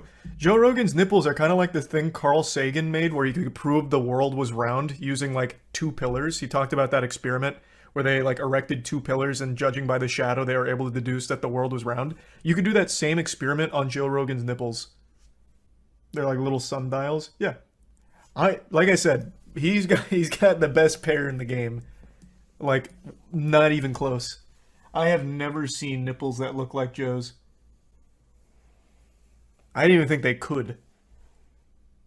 They're like 2 tiny little tater tots. They're so suckable. Well, tiny's the wrong word. They're anything but tiny. You could attach a car battery to them. Oh my god, you say you couldn't not comment on those diglets? Oh my god. Referring to Joseph Rogan's nipples as diglets, dude. What the fuck, bro? What the absolute fuck does that? Oh my god, that's so good. That's so fucking good. He said diglets, dude. No! D-Machine, thank you for the 5 gifted subs. Holy fuck, dude. I mean, they are suckable, okay? They are endlessly suckable. I've told you before, I would suck the TRT right out of those titties, dude, like a fucking calf. Num, num, num, num, num. Why is your website in a different language? Because for some reason, when I Googled his nipples, it defaulted to whatever language this is. I don't know why. But it's my tweet that it went to, which is cool. Why do they protrude so much? Has he talked about his condition of his nipples? That's a great question. Has he ever talked about them? I imagine he must have at some point. Like, at least somewhat addressed it. Like, hey, here's what's up with my nipples. I see nothing wrong with them. I think they're glorious. But I don't think you're going to see many of these out there in the world. These are rare. Dude was in a cold bath? Yeah, obviously he was in a cold bath. That doesn't change it. Like, if I'm cold, like let's say I poured ice into a bucket and I just sat in the bucket for like a couple minutes. My nipples would get hard, but they wouldn't look like that. They don't like wumbo your nips. And it also wouldn't just delete his areolas. I don't know where his areolas went, but they were not there anymore.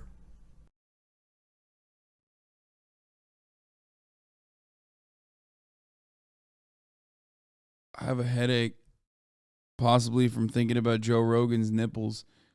All right, this was crazy. Wake Wilder, apparently, who's a streamer, applied for partner. Okay, and they said he can't get a partnership because his content is reactionary, but like not the actual word reactionary, like as a political term, but just like he does a lot of react content.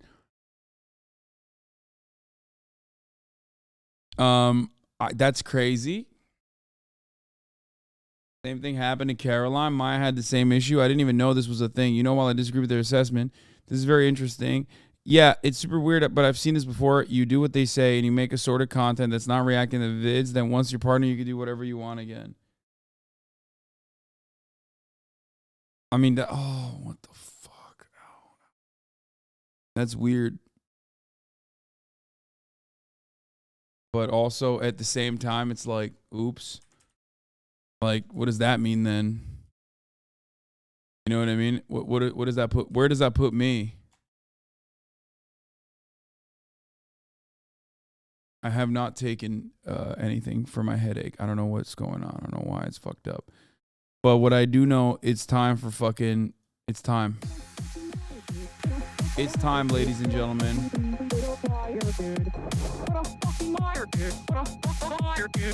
I'm an incel myself, so do you know what the incel is? Involuntary celibate. It's like a community of people on the internet who can't get laid, and some of them go out and like kill people, like Elliot Roger. I'm not saying. I'm cringing right now. I'll explain it later. The virgin is the incel, involuntarily celibate, who never gets laid. He's like unable to get laid. He's very nerdy. He has terrible posture, and that would be someone that would be considered a cab.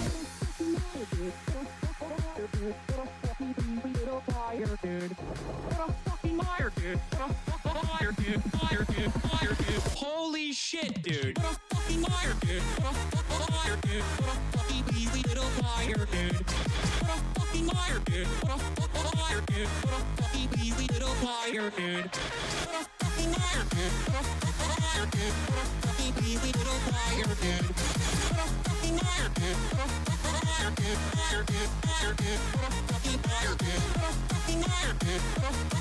Wait, what? That's not what that means. It means numbers and success are a reaction of other channels and being on other channels.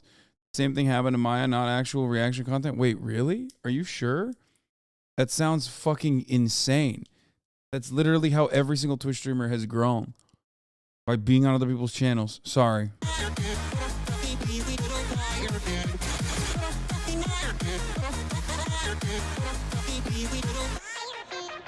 This is a short ad break by Hasan.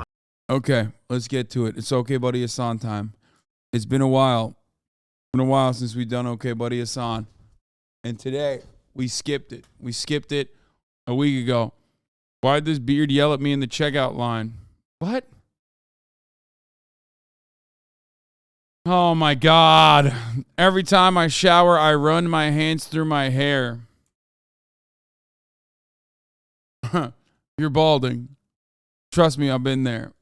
It happens to me too. Okay? Not to that degree. Faircat84, D Machine, thank you for the 5. Faircat84, thank you for the 5. General Lee, we can't hold back the Yankees. Seen that already. Jay Schlatt.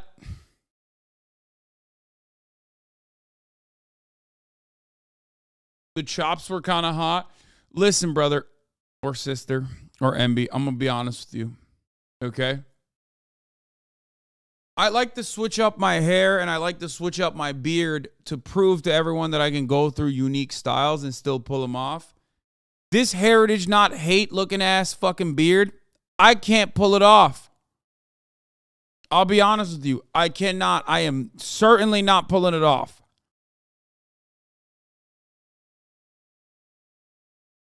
I know my limitations. You like my Eldarin character, Hassel? Oh my God. I just talked to Jesus. He said, "What up, Jesus?" Why would Jesus have this mustache? That part doesn't make any sense. Booted up the stream and the first thing I see.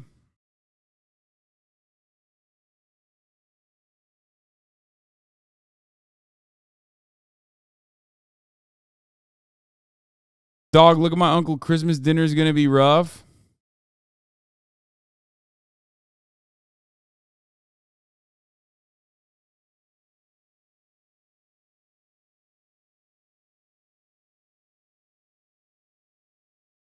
Yeah, that's a good one. Fair. Fair. Chat learning to shave. Not a stepdad, but the dad who stepped up. Yeah, was it? Is that what it felt like, chat? He weird. Thank you for the 5 get the subs. I am weird. The Himbo Lorian. We have you 3-1. I like those odds. That's from yesterday's debate. What a callback. In 23 hours, this blew the fuck up on Okay Buddy. Holy shit. Hasan at the Last Supper. Who invited my man Blood, bro? He thinks he's on the team. This is another fucking meme that we watched or I use as a blast off. General Hank Custer. If you're going to fuck our moms, at least teach us how to shave. Exactly, dude. Haas Mercury. I'll take it. It's a me, Hasio. Dexterto retweeted this. We watched this already when Dexterto retweeted it, but let's give it a rewatch. They should have unironically casted me as the voice actor. For Mario. Hey, how you doing? Let's go. They're gonna get a stern talking to over here. No! Oh! Oh! Oh! No! Oh! I'm gonna skin him, mama! Okay. I'm the sugar daddy. It's all good. Ah! Oh! Ah! Blam! Ah! Oh! I saw a meme of people being like, wow, why does Mario have a rainbow road? Can something not be gay for once? And it basically describes conservatives in general. Like, that's just like, oh, Mario's been impacted by LGBT culture. And that to me is like conservative resentment.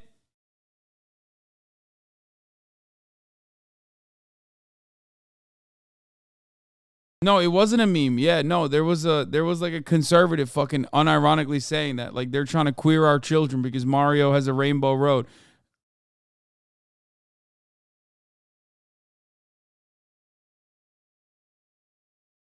Miss Melzy, thank you for the 10 gifted subs, which is fucking hilarious, man. I mean, that's crazy. Woohoo! It's a mere Mario. Like, the real problem isn't fucking trying to queer our children. The real problem is making Italians acceptable to our children through these, like, funny fucking characters. You know what I mean? Like, Italians are unacceptable no matter what. Your children should not learn to love Italians. Your children should not think that Italians are all right in any meaningful capacity. They're not. Okay?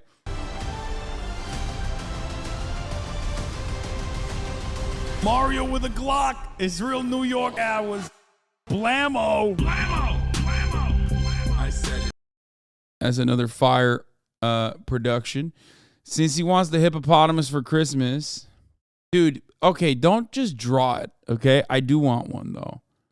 That would be fire. Composition was too good not to. Merry Christmas, Hossie. Thank you for letting me, getting me through this rough-ass year and keeping me company. A genuinely better person. Thanks to you. Appreciate all you do. Hope you like the sketch. Take care. Thank you. That is wonderful. The stash is back, y'all. Why are you crying? King Ghidorah, why the fuck are you crying? I don't understand. December Art Challenge Part 2. Links continued since last OKBUDDY stream. We've looked at a lot of these.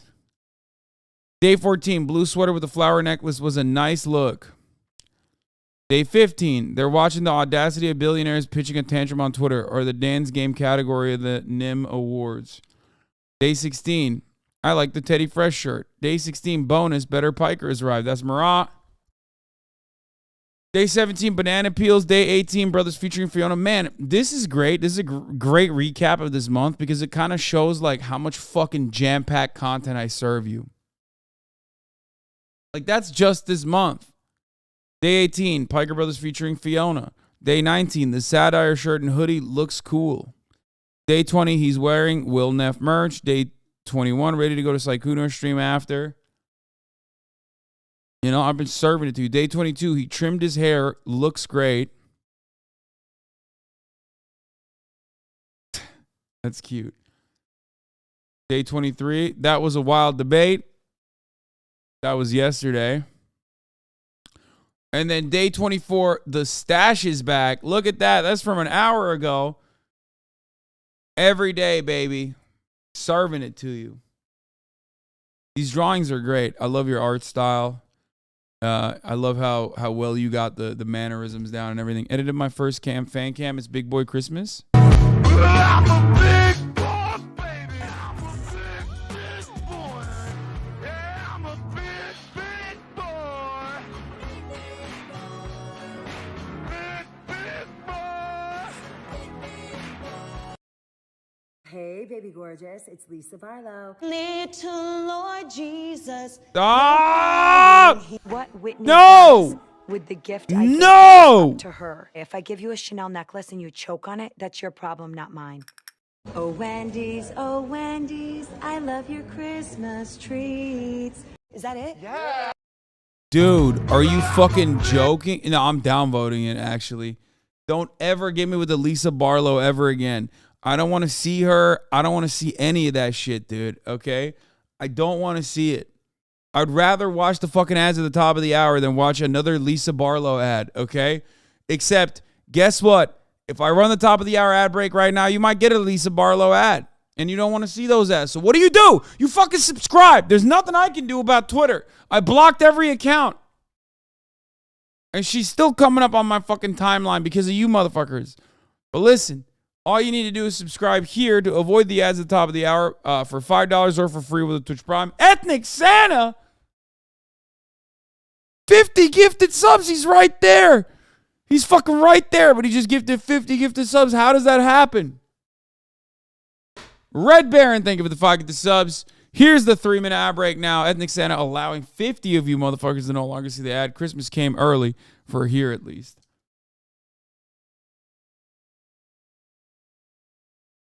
Lisa Barlow? Nah, Lisa, hell no. Das Auto Pussy. Oh my God, that's an old joke. Miss Melzy, thank you for the 10 gifted subs. Bezilla 123, thank you for the 10 gifted subs as well. All right, an untapped talent, sound. God, oh my God. Oh my God, oh my God, oh my God, oh.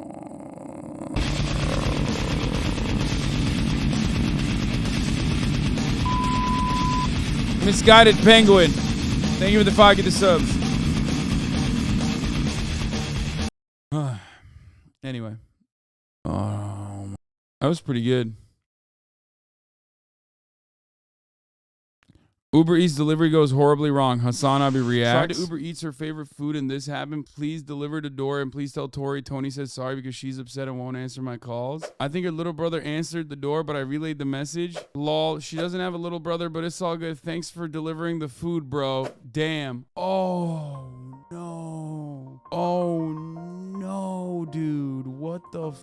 Dude, that's crazy. Bro, this dude, that smile, he put the smiley face in there. He's just trying to smile through the pain, you know what I mean? That is, we pour one out for him on this wonderful day. That is devastating. What do you even do in that situation? You try to muster all the courage you have, okay? All the strength you have left inside of every orifice and do everything you can in your power to not turn into Kanye West. That's what you do. You try. Gonna be hard, but you pack it up, you keep on trucking, and you move on from that situation. You never look back, okay? Tried to Uber Eats her favorite food. Miss Melzy, thank you for another 5. Calm like a Tom. Thank you for the 20. Ren7893, thank you for the 5. And Droppin' Brown, thank you for the 5. Ew.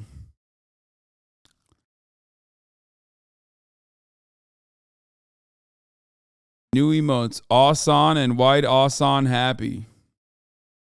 What? That's terrible. Look, it's the next Fear and guest. Look, up in the sky, it's a bird. It's a plane. It's Lisa Barlow. Stop! Look, up in the sky, it's a bird. I'm not upvoting Lisa Barlow memes. Imagine the outbreak if a woman posed this much with an award. Y'all are so dumb. If I won the fucking World Cup, you bet your fucking ass, dude. I'd be fucking that thing, okay? I don't give a shit. DDD 1000. Thank you for the 5. Get the subs. Collection of all the Haas doodles I've done lately. Happy Hanukkah.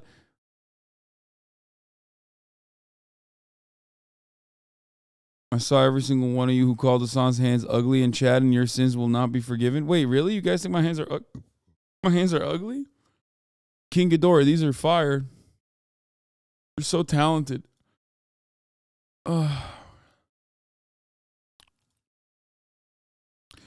enough clout to debate Sag. When he asked you to debate Fresh and Fit, there's no clout left for this move.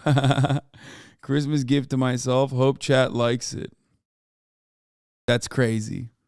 You got a what? You did not get that as a tattoo, did you? That's crazy. Okay. Bald streamer gets a haircut. And your hair is actually not bad. What do you mean? The top, I don't want to take too much off because this is what goes into the ponytail. Mm-hmm. And then also it's slightly thinner up here than it is down here. I'm not saying. What do you mean? I'm not saying you're going bald. It's just part of life, you know? Mm-hmm. You have plenty of hair. We want to be careful. We want to This music makes it so much more awkward. What the fuck? make sure that you're getting the right vitamins in there. Wait, what? No, just say it. I I'm can't listening. look at the chat, bro. This is why I don't do this. Don't look all at of the the chat likes likes in real it. time. You're at the part of life where you get bald. But I got smashed. This is when it starts thinning now. You're at the part of life where you get bald. Thinner up here than it is down here. You're at the part of life where you get bald. You're at the part of life where you get bald. You're at the part of life where you get bald.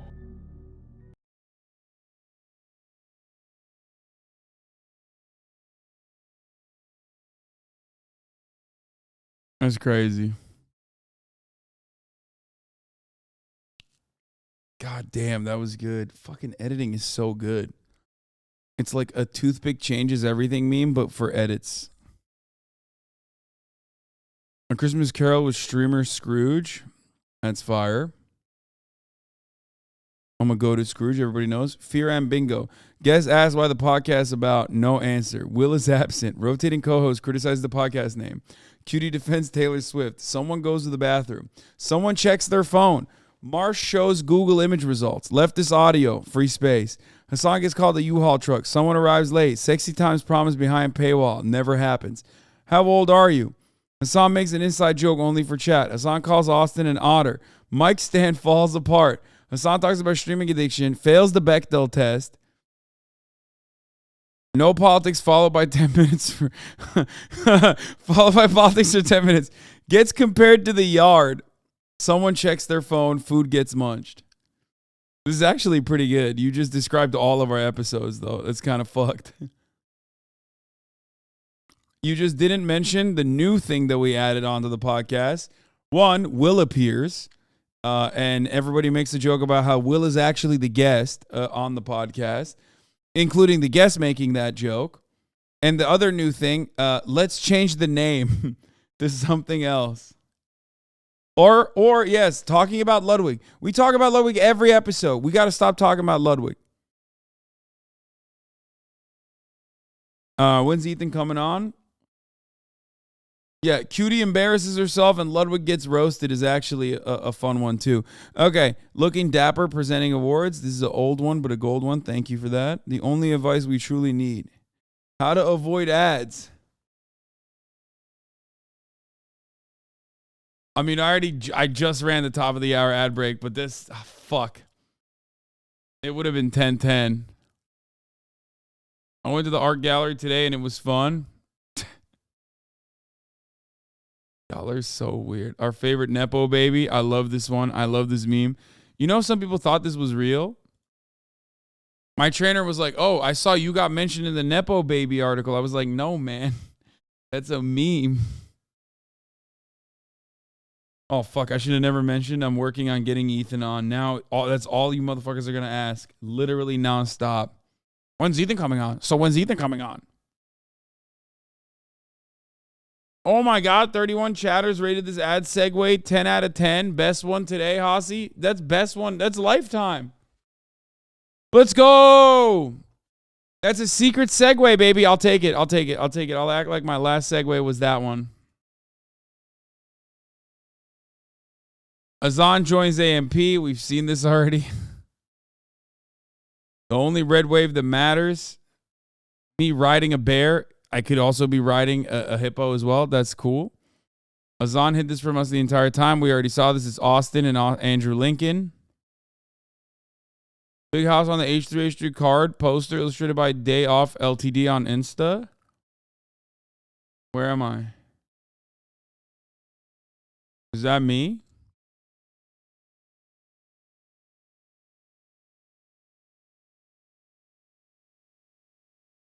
Oh, I'm here. There it is. That's cute as fuck. I love that. Chill Gramsci, thank you for the 5. Get the subs. Kate Not Cake, thank you for the 5. Get the subs. And Jonesy 8, thank you for the 5. Get the subs. Stop doing the fucking small head meme just because I wore a pink shirt that day. Okay, holy fuck. Haas banned.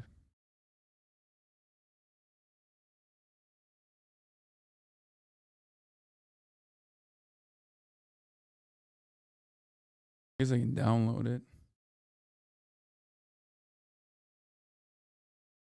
What are they cooking? What are they singing? Pepela. Twitch chat ruined his life. How it started. How my 30s began. How my 30s ended. I don't even know what this is. Is this a meme about being trans?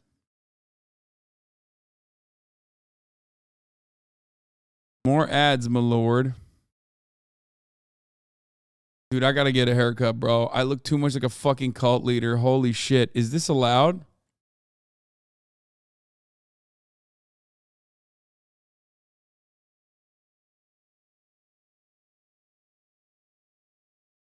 So dumb. I built a mural of Haas in my hardcore world. Bro, what is my nose? I mean, that's beautiful. And holy shit. This is a cult, though? Yes. If we started a Hasan commune, I would join so fast. Hasan's HRT dealer and Long Dog. Thank you for the 5. Get the subs. The hats on Bernie said, actual big boy reacts to HasanAbi stolen valor. Yeah, this is a note for me. This is a house fit for someone who's Maya size. But like, let's be real. This is yet another one of those instances where it's like, this is the type of house where like if me and Zoil were standing next to one another in the house, like we would not fit in the house. Hasan, you're not big. Stop comparing yourself to me. I mean, I agree. Being around Zoil makes me a normal sized person and therefore I love it. Okay. No, it's great. He's right. I'm a little guy. I'm a little guy around Zoil. Stuff, my glasses, soap. I'm joking. Dude, I wish I hung out for so more while I was in fucking LA. I was only there for like 1 day, dude.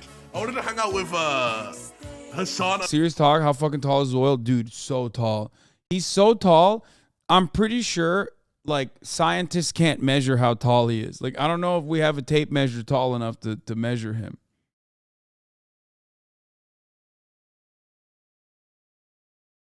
He's like 11'10" or something. I don't know what it is. And Ludwig's so bad, man. Chat, they're actually so fun. You guys can say whatever you want about their content. Those two are so fun. I don't care, dude. Ludwig is. Dude, that's so weird that like me and Lud have this two cringe dudes. Like, I don't get it. What is it? Like I get me, but like why the fuck do people say that about Ludwig? I actually don't get it. Is it bad PR? But like why the fuck does Ludwig have bad PR? He's literally a PR guru almost. They hate that you're both likable. Normie appeal, cringe. I actually don't get it. So nice, man.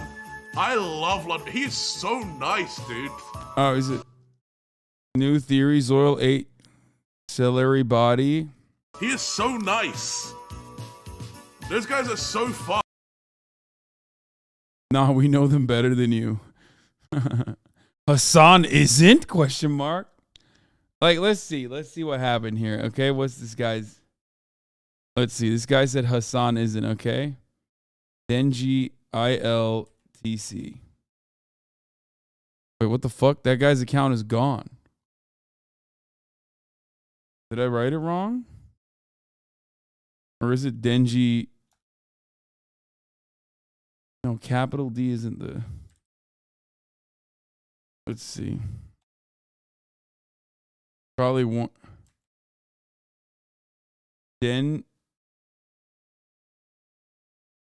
I think it's Denji IITC. Let's see. Never even chatted in here. What the fuck? So what's up? Why does he fucking... It's because Lud and his community have gotten more progressive and close with you in this community, but I don't get it. Check my logs. I sent a clip of you and Zoil comparing height. Yeah, for those of you who are wondering, this is how big he is, dude. Look at this. Holy fuck, dude. Look at this giant, bro. Yo, Mark, can you hate this for a second? Oh my gosh. What's up, man? I thought Hasan was tall. Oh my Hey, Robin. God. Robin, can you take this, bro? So it was in my home turf, the UK. How did you like it? Not as much as I like. All right, children. Why? Back on old Marchie's That's back. beautiful. Look at back this with Uncle fucking Marchie. behemoth, bro. He's so big, dude. It's crazy. Yeah, it's 5'11" versus 6 foot, man. Except it's 6'4" versus like 10'11" or however tall he is. He's also very wide too. I really respect it. You guys know I respect size, okay? And Zoil has a lot of it. I look like, is this how I make everyone else look? Yeah, look. You're a pretty tall bloke. I'm 6'4". I'm not like, I think I'm normal, but you are gigantic, dude. Welcome. I love it. I love it. It's just like, it makes me look like a normal person around him. Like I look like normal size. It's fire. TikTok. That nigga wife me. Got another shorty, she ain't nothing like me. Yeah. Gotta catch another fight. I have a bottom, make him wanna bite. That nigga wife me. Got another shorty. What the fuck is this? You forgot that. Bro, it doesn't matter. He's never chatted in here. You got it. Okay, Awuga. Found this message while editing. Only in the Poop Sock song. Type rap in chat. I'll link below. What?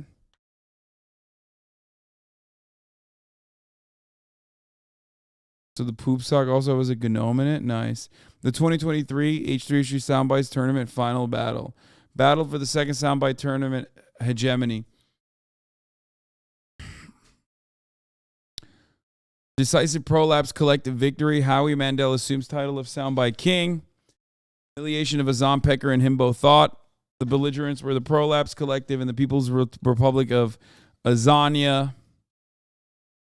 Howie Mandel, Hasan Pecker, Adolf Hitler, indirect support. Dan, covert support. Strength was 10,500. Strength, 6,500 engaged.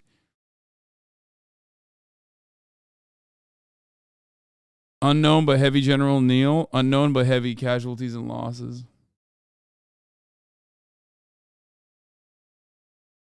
Promises made. 21 August 2018, literally 821. Followers till I dye my hair. Well, I hadn't gotten the followers at that point, and I had a time limitation, so. Dude, thank you. I could chill. You're right. Me and this bear would be so fucking chill together. Thank you. I love this. I love this. I made Hasan in SF6. What the fuck is SF6? Street Fighter?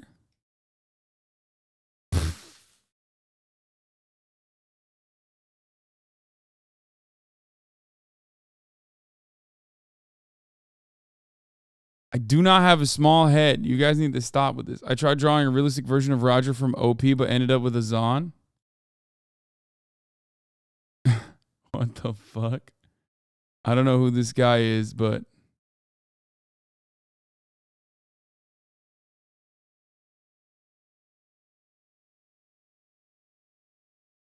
don't spoil it.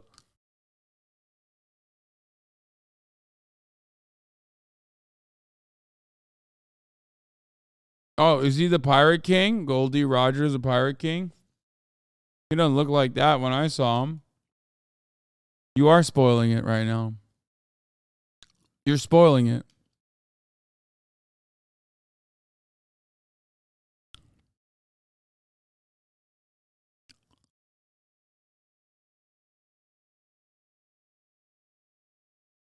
Okay, stop. Stop saying things. Stop saying things. You're being weird. Stop saying things. You're being weird. Stop. Who's the fuck about a manga series that's 1,000 chapters? Me, motherfucker. I'm watching it. Life of a chatter. XQC chat. Hasan chat.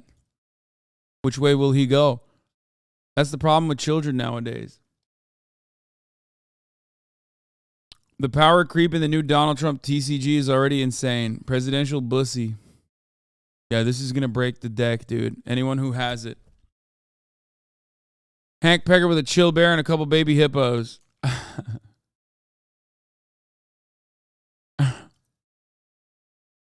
My dream, dude. This is my dream. Sketch of a big boy and his good boy. Oh, this is an old photo of me and Fish. I love this. Get this man a dog now. Oh, it's me and Nabi. Sorry, not big boy.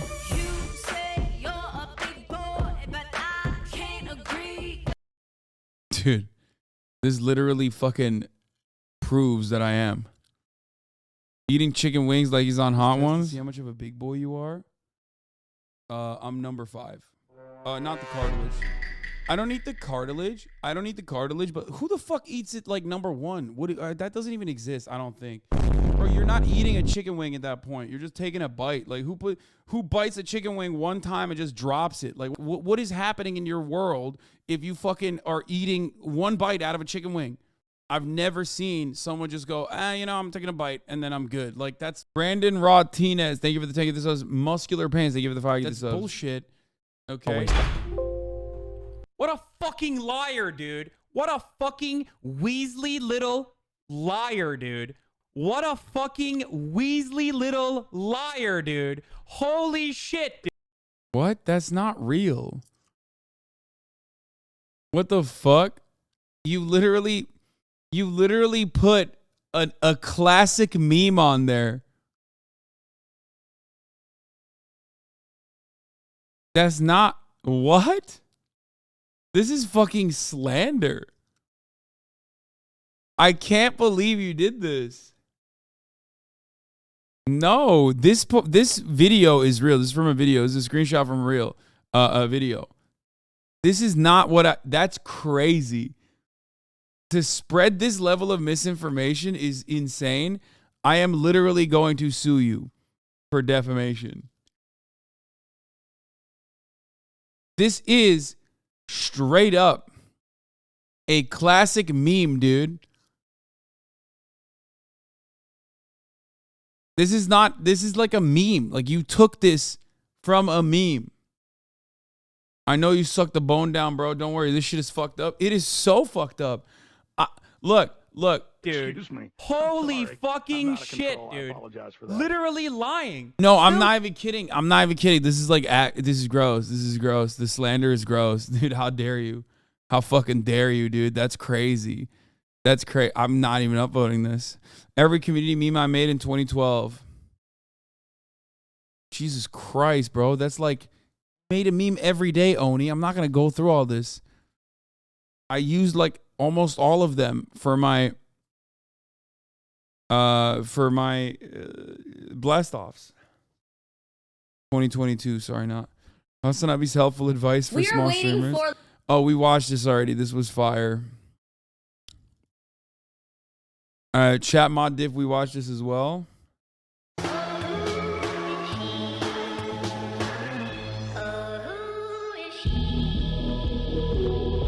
Why are Zoolander memes popping right now? It kind of came out of nowhere. You know what I mean?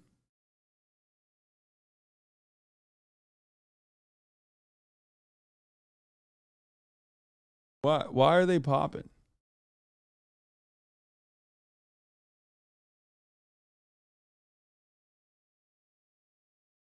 Since when? You know what I mean?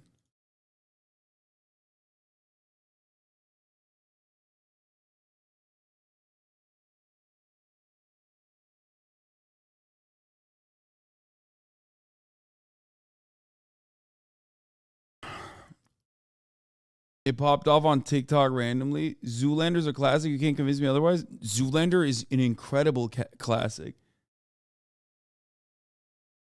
Zoolander is a banger, dude. What do you mean? Tropic Thunder and Zoolander are like two of my favorite fucking, favorite comedies.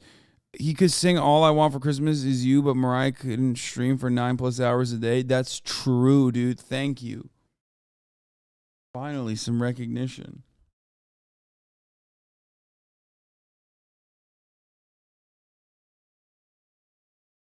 $2000s with the Ben Stiller era, yes. Damn, these ads are getting pretty tempted. Hasina is 4 miles away.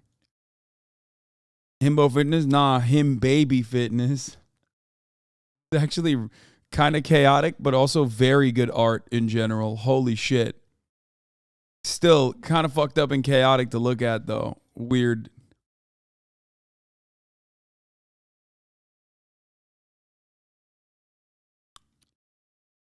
him baby fitness.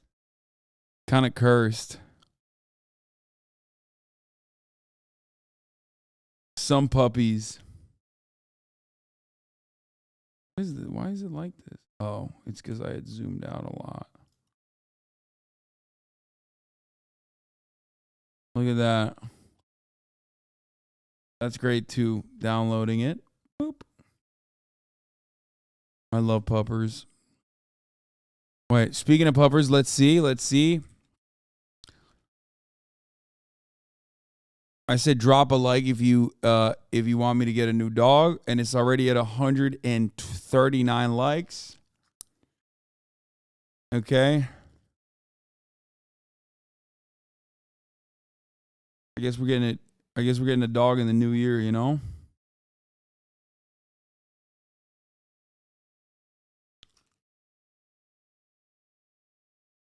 Those of you who didn't see earlier today, this is Fiona and her growth throughout the years, and my hairstyle changed throughout the years.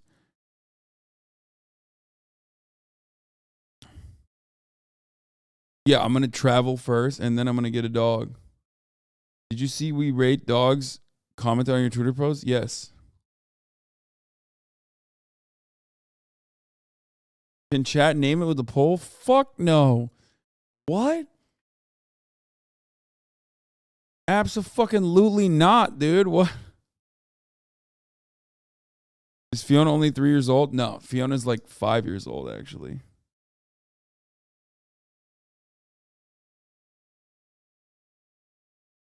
Dude, chat is fucking crazy, dude. I would never let you motherfuckers touch that thing. What is this? Mods got that trigger finger.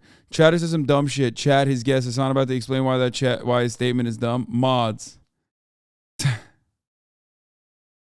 true.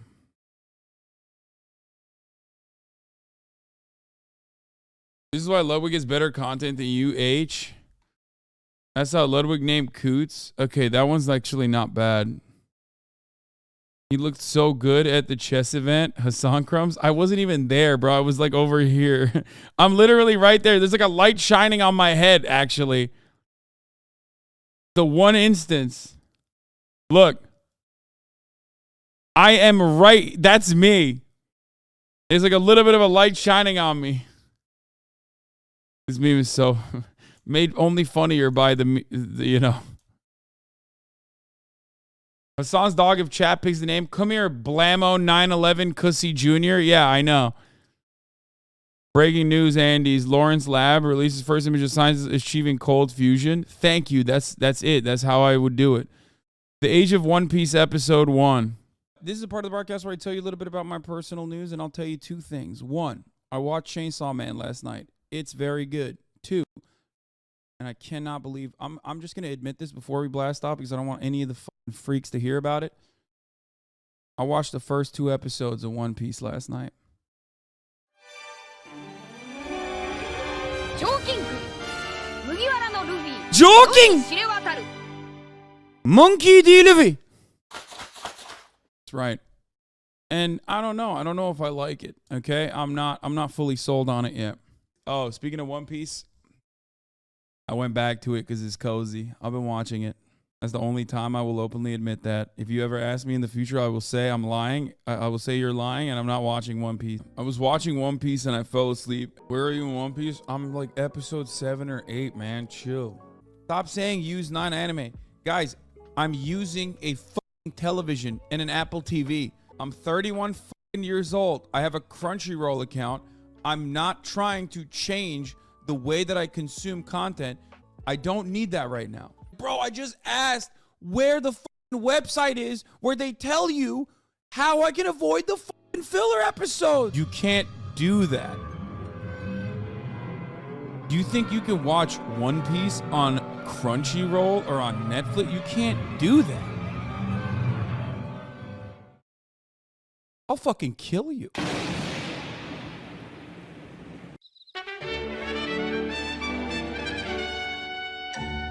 Monkey D. Luffy. Yeah. He fucking he aged me 38 in the subtitles. Fuck you. I just said that. So as I was saying, last night on the couch, I'm watching One Piece. I fall asleep. Okay, he's fighting. He has defeated. Spoiler alert. You know. Shut your mouth! Wake up and you're 5 arcs deep. No. I'm in Arlong Park and it's so sick. Finally, we're getting into the Grand Line, you know? I teared up again during the whale saga. We're on our way to Alabaster. We're in Drum Island, okay? I am officially in the Alabasta arc and it's fire so far.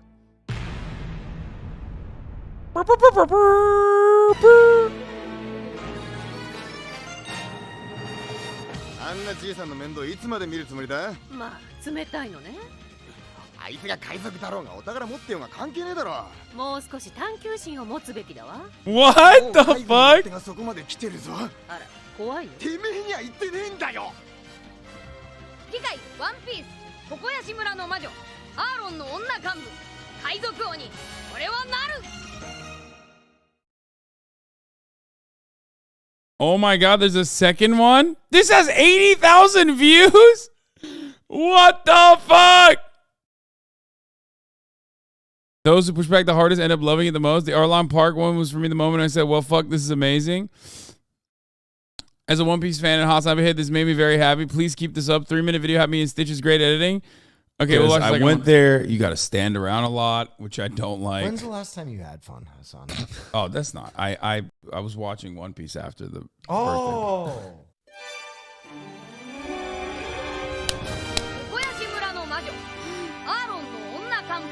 Alongo. That was. No, I mean like going out.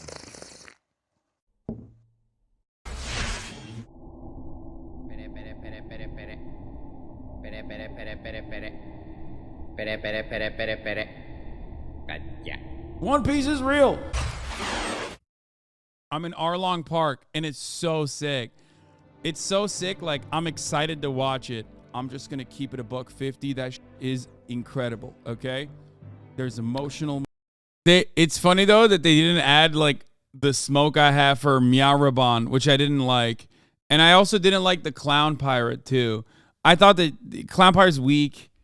And I didn't like Miaraban as an arc either. I did not like that. Yeah, Boogie I don't like. It's traumatic. It's tumultuous. The villains in it are incredible, okay? Arlong Park was great. Wonderful. Incredible. Very emotional. There are times when I actually teared up a little bit. That's not a joke. That straight up is not a joke. I fucking teared up. There's a lot of moments where One Piece makes you tear up. It's kind of weird. I don't know. Tugs on your heartstrings a little bit. When he's like, I'm your friend, you're my friend. Nami, despite the fact that Nami has like big ass boobs, is like a super fucking strong female character that gets like flirted with a lot. Sure, but like she's absolutely her own unique person. She's not just like sexy, that's it. Her backstory's great. She has unique interests. She's not a one-dimensional female character. She is like a fully fleshed out. I do wish she had more powers, I guess. I really do. Like, I'll just say this about Nami. I think at least up until this point, she just always is like, oh my God, I'm going to defend my friends. And then it's like, oh, just hold up. I got the 3-piece. Like, let me just fucking, you know, sprinkle a little bit of tornado on you. Oh no. And then on the other side, you have Nico Robin. And it's like, Nico Robin is OP. Like, straight up, just better in every way, okay? Smarter, sexier, has the sickest power, probably. Like, such a unique power. Interested in architecture. Literally just like the GOAT, okay? At first, you're like, oh, Nami, great. And then you're like, oh my God, Nico Robin is straight up the greatest. Holy fuck, stop spoiling. Don't spoil anything. Okay? Our character. All right, not architecture, archaeology, sorry.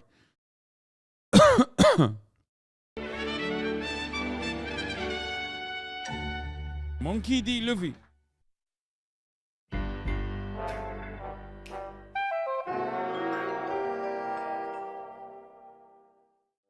Usopp is growing on me, but I still don't like him that much. He's just too much cringe. He's too much cringe. You can't have Usopp, which was the weakest fucking arc so far. The Miaraban arc is so weak, bro. It's so fucking weak. It was literally painful and it was slow. Usopp, on the other hand, literally is sandwiched between two of the goats, Zoro and Sanji. Like, it's not even his fault, really. It's true. Zoro and Sanji are so they're goated. I need him to, like, you know, grow into his bombs and shit.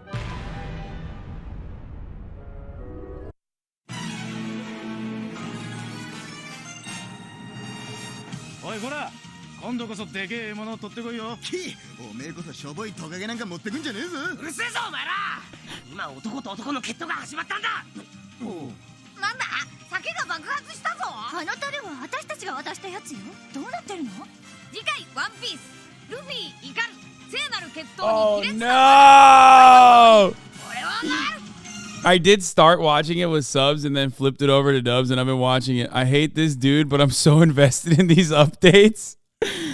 Oh, what the fuck? This guy's like, I hate this guy, but I want to know. He's like, I just want to know what he's doing with One Piece. That's awesome. Did you see the original English One Piece rap opening? Yes, it made me want to kiss myself. I think, like, you know how we talked about autism and how, like, loud noises, like, do they make you go fucking have, like, a physical reaction? I think I only have an autistic reaction to the One Piece English song opening. If I hear it, it just breaks me. I have to literally skip it. I run to the fucking controller. I can't even hear it on accident. If I hear it on accident, it fucks my week up.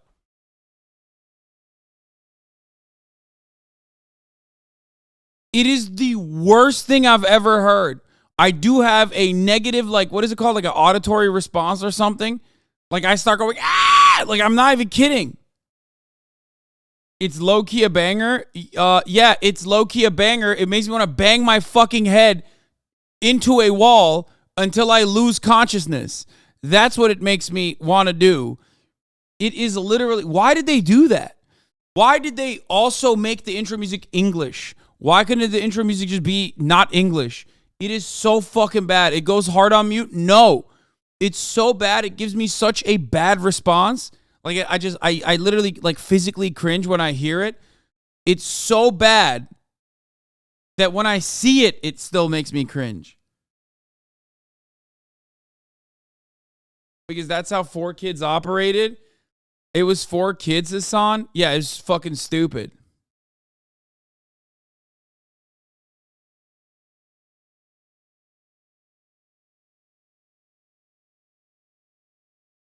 The Funimation dub opening is good. The 4Kids was the pirate rap. Wait, what? I don't know which one it was, but the dubbed English, wait, show me the 4Kids one. I'll tell you if it's right. I'm watching it on Netflix.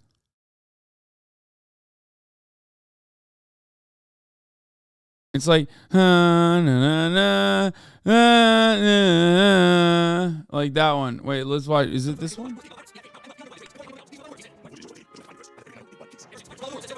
No, this is the German edition, man. Give me the fucking normal one. What the fuck's wrong with you guys? Why are you like this? There once was a man named Gold Roger who was king of the pirates. He had fame, power, and wealth beyond your wildest dreams. Before they hung him from the gallows, these were the final words he said. My fortune is yours for the taking, but you'll have to find it first. I left everything I own. I don't think it's this one. Piece. Ever since, pirates from all over the world set sail for the Grand Line, searching for One Piece, the treasure that would make their dreams come true. Yo! Don't give it up, Luffy! No, I have heard this. This is awful, but I'm not even talking about that. I'm talking about the other one. There once was a man named Peace. No. I don't like that either. But the one I'm talking about is actually the other one, the English one that's like, it's a woman singing.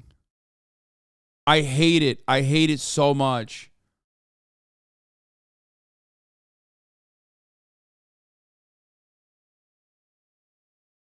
You're talking about We Are, but in English? This one?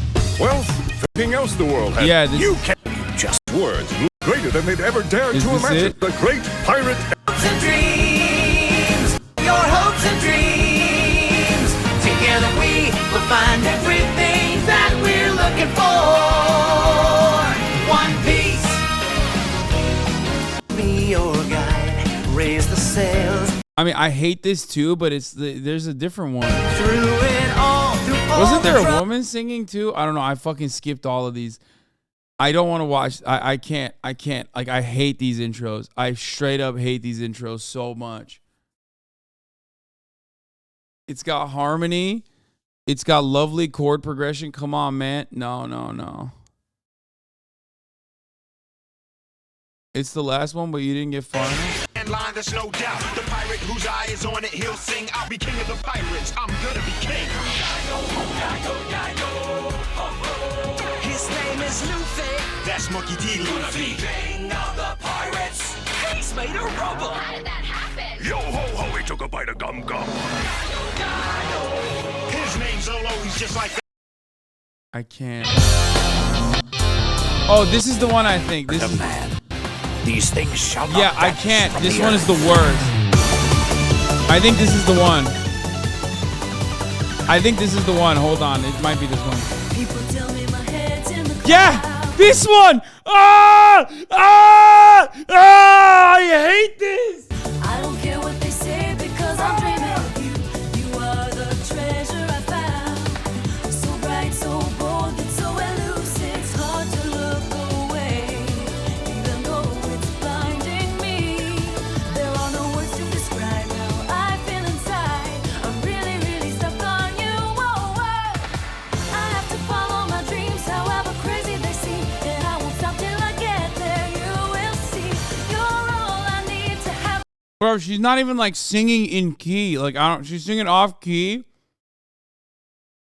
And it sounds like, it sounds like she's,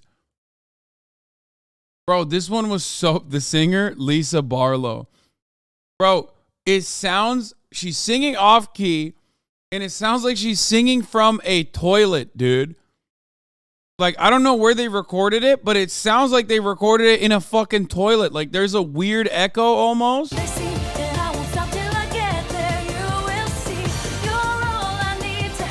Oh my God. I literally got up and started getting sturdy. I've never seen someone be so unenthusiastic about like a song that they're singing.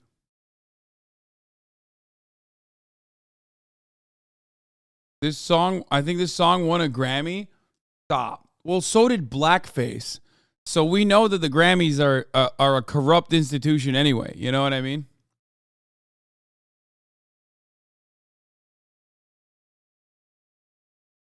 They stopped dubbing the openings after like the 4th or 5th. I don't know. I don't like the decision to like dub it in English. Okay. I just don't.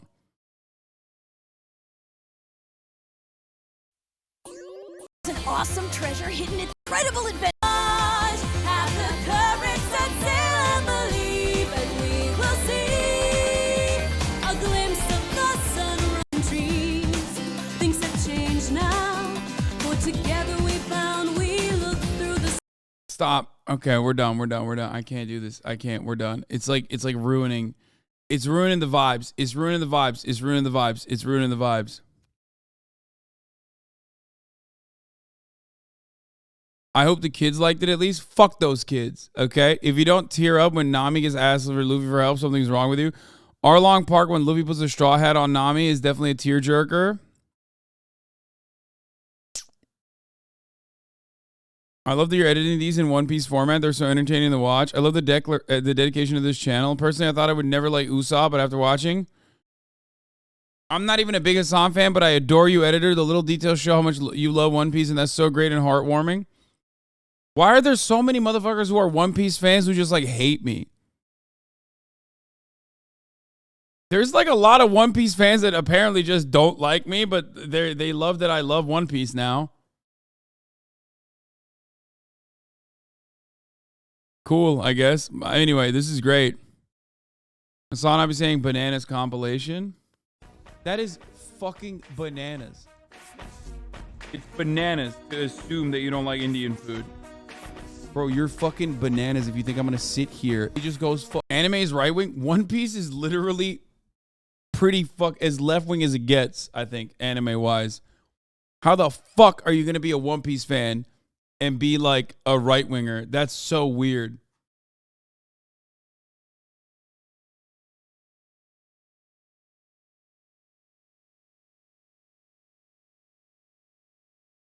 That's so odd. Pirates in general, I mean, except for the ones that betrayed their abolitionist roots, like Blackbeard, fuck that guy. Okay? But like pirates in general are oftentimes very, you know, they're anarchists, they're like kind of commie. But then also One Piece in general is like a pretty fucking left-wing. Like, dude, the Navy is a corrupt institution, rotten to its core. They straight up say the cops are the bad guys. They literally say the cops are a gang. Sometimes they work with the bad criminal pirates and they're the bad guys. Unless there's like a genuine change. Unless there's like a genuine change in that, I don't know, maybe. So far, it's like pretty fucking anti-cop.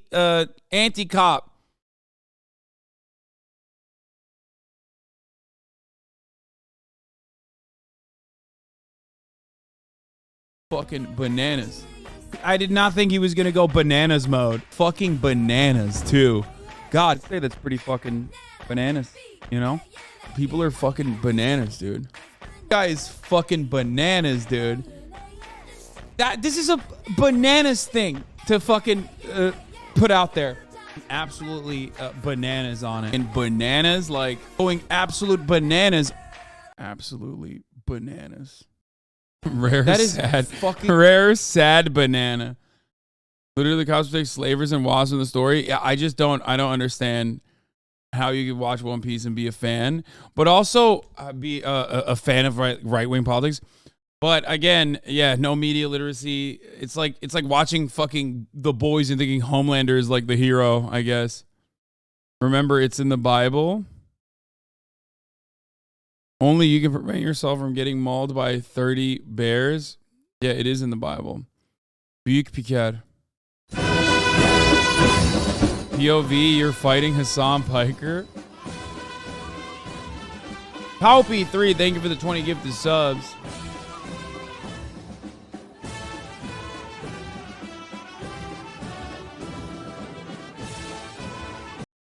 Yeah, no, this guy's actually one of the divine in the Skypiea arc. What was it? The divine captain, the divine guard captain. That's the exact same guy. Now that we're on One Piece. What was it? What was the guy's name?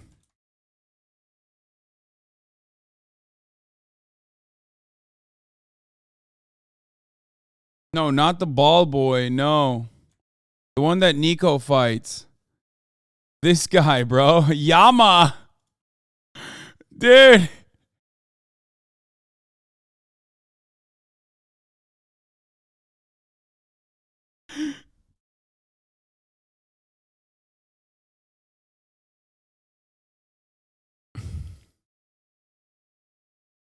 Oh, man.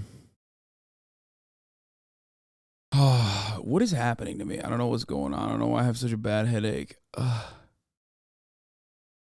Oh, that guy's so momentary in the series. I forgot him. His design is whack. I didn't think his design was that whack. Bid edit from 2 years ago.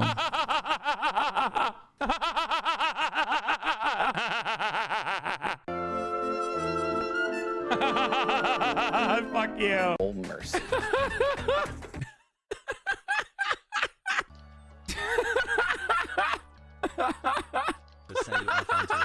But if it's true, and we don't. The only way to sever my life was to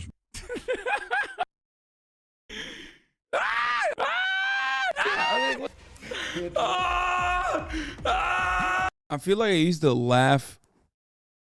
I used to laugh more, dude. What happened?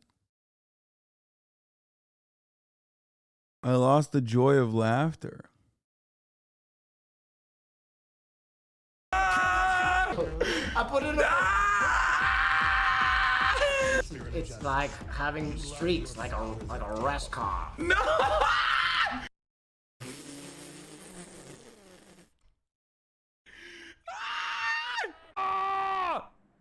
What the fuck? Then give it a little gargle. Hasan, thank you for cultivating such a welcoming and entertaining community.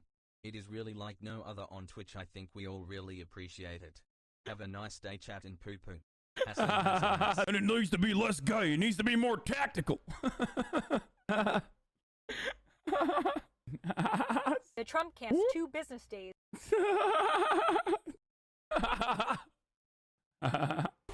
Kind of already a bowl cut. Whoever cut it last really fucked your shit up.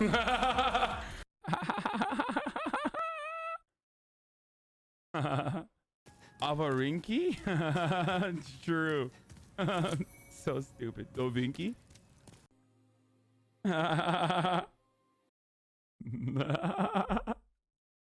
You're killing the Friday vibes with your dark realization? Yeah, dude, this is kind of dark.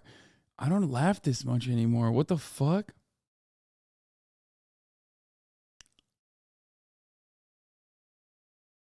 I can't imagine how self-reflective it must be to watch your younger self. I have no record of it, only memories. Bro really said he doesn't have a phone camera. Also, this is not like, I'm not like 12 here, okay? This is from like 2 years ago, man.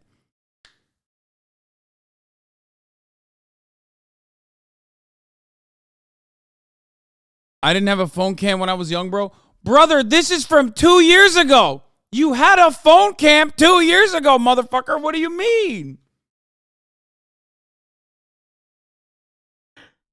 I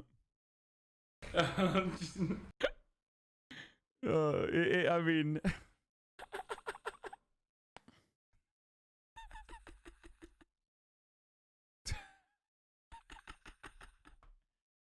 I can't watch the rest. It's too long. But goddamn, it made me kind of sad. Got to be faster than that.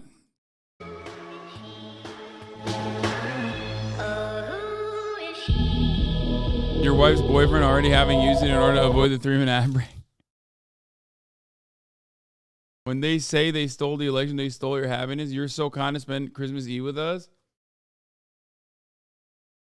It's what COVID did to us, bro. I mean,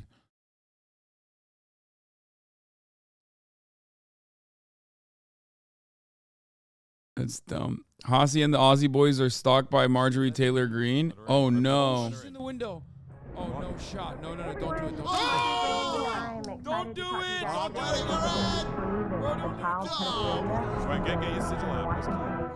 Is that what we're really going to see come out? Have you guys been following 4chan, Q, any of that stuff? Q is a patriot. Bring down and get the fuck out of it. I want to go through the entire... again and then click. Ah!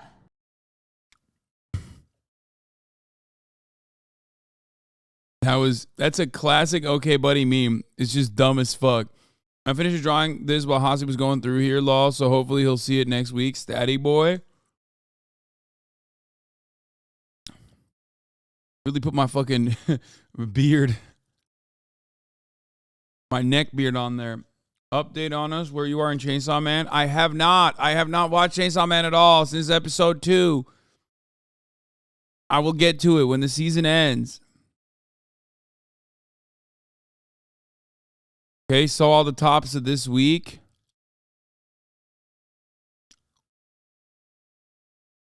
This month. Overrated? No, I don't think it's overrated. I think you're bullshitting me. And top of this month, too. Bro, the boy looked through all the fucking memes, dude. We went through all the memes. There's no more memes left. That's pretty crazy when you think about it.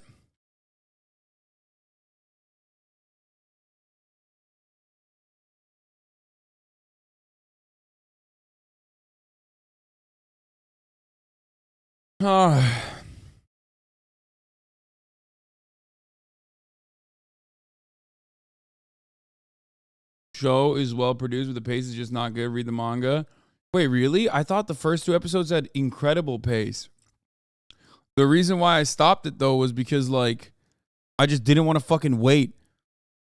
You know what I mean? I didn't want to just like sit there, wait for fucking what do you call it? Wait for 3 minutes. Or sorry, what am I saying? Not 3 minutes. Oh my god, my head is literally. I think I'm gonna end it here. Fuck. I'm not all right. Do Valo, please. Nah, not on stream. Even if I play Valorant, I mean I might, but I don't have anyone to play with. I don't think anyone's playing right now. All of my nerd ass friends who normally play fucking video games, not a single one of them is around. They all went home. Kind of by myself out here. Very few people are out here.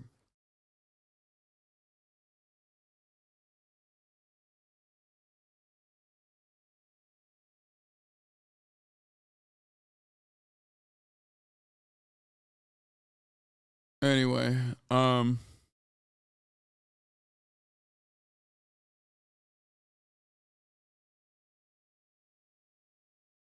is this? Love the cop listening to a completely straight. Rey Mysterio called the police. Love the cop listening with a completely straight face as Rey explains the situation with a mask on. I think we're good. We've been really good this last month. I tried to hit my husband. He pushed him. You touched me. Yes. You touched me. Yes. You know what? Yes. We have done He's a nothing. danger. So dumb. What the fuck is this? Is this some code? I'm horrible at Valdo. Yeah, no thanks, guys. All right, I'm done. When I visited my bro in LA on Christmas a couple years ago, it was weird, way different than any other time I've been out there.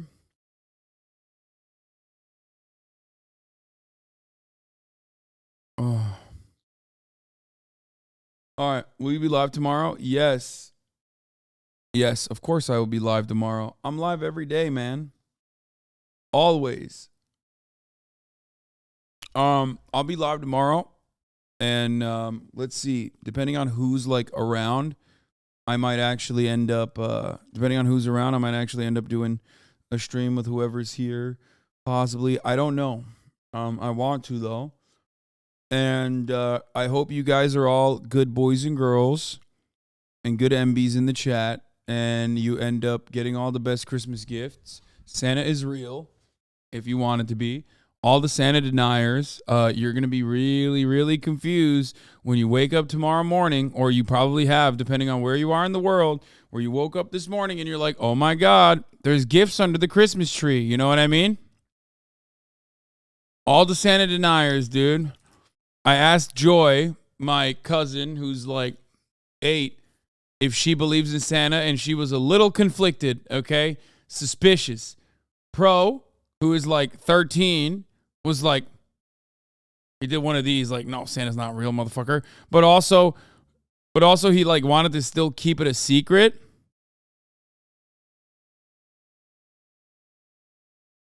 I wonder if Ostenox makes a recap of 2022 like he did in 2021. I feel like he's done now. He's not making that anymore. Ostenox used to make more community memes. Anyway, and then I started making him fucking make my TikToks, and he was like, bro, it just broke his brain.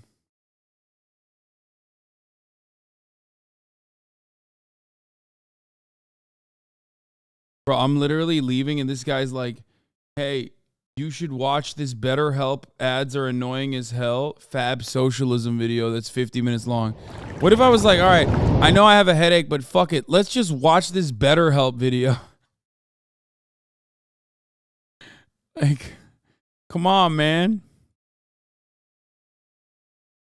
I'm tired.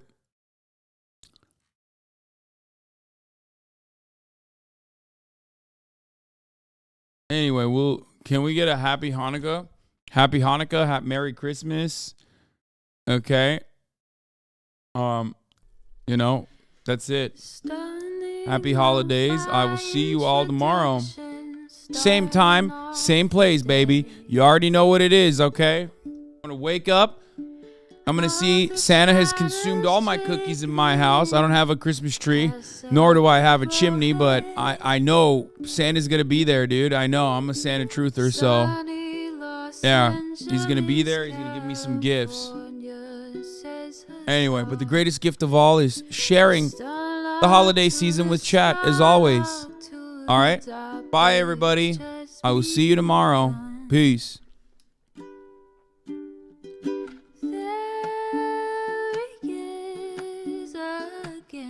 Hasan is streaming. Hasan is streaming. There he is again. Hasan is streaming. Hasan is streaming. Review in the P.O. box. Uncle Uger's face. Sat in Discord at your prop. Great names take embrace. Tiny Bernie Sanders, LGBTQ Air Force. The whole left at your fingertips, Ane at your door. H3 crowded debate, the Young Turks online show. 3 full fucking years of this, plenty more to go. 90-day fiance, talks of champagne bourgeoisie. A Trump rally live reaction, a mass riot at DC.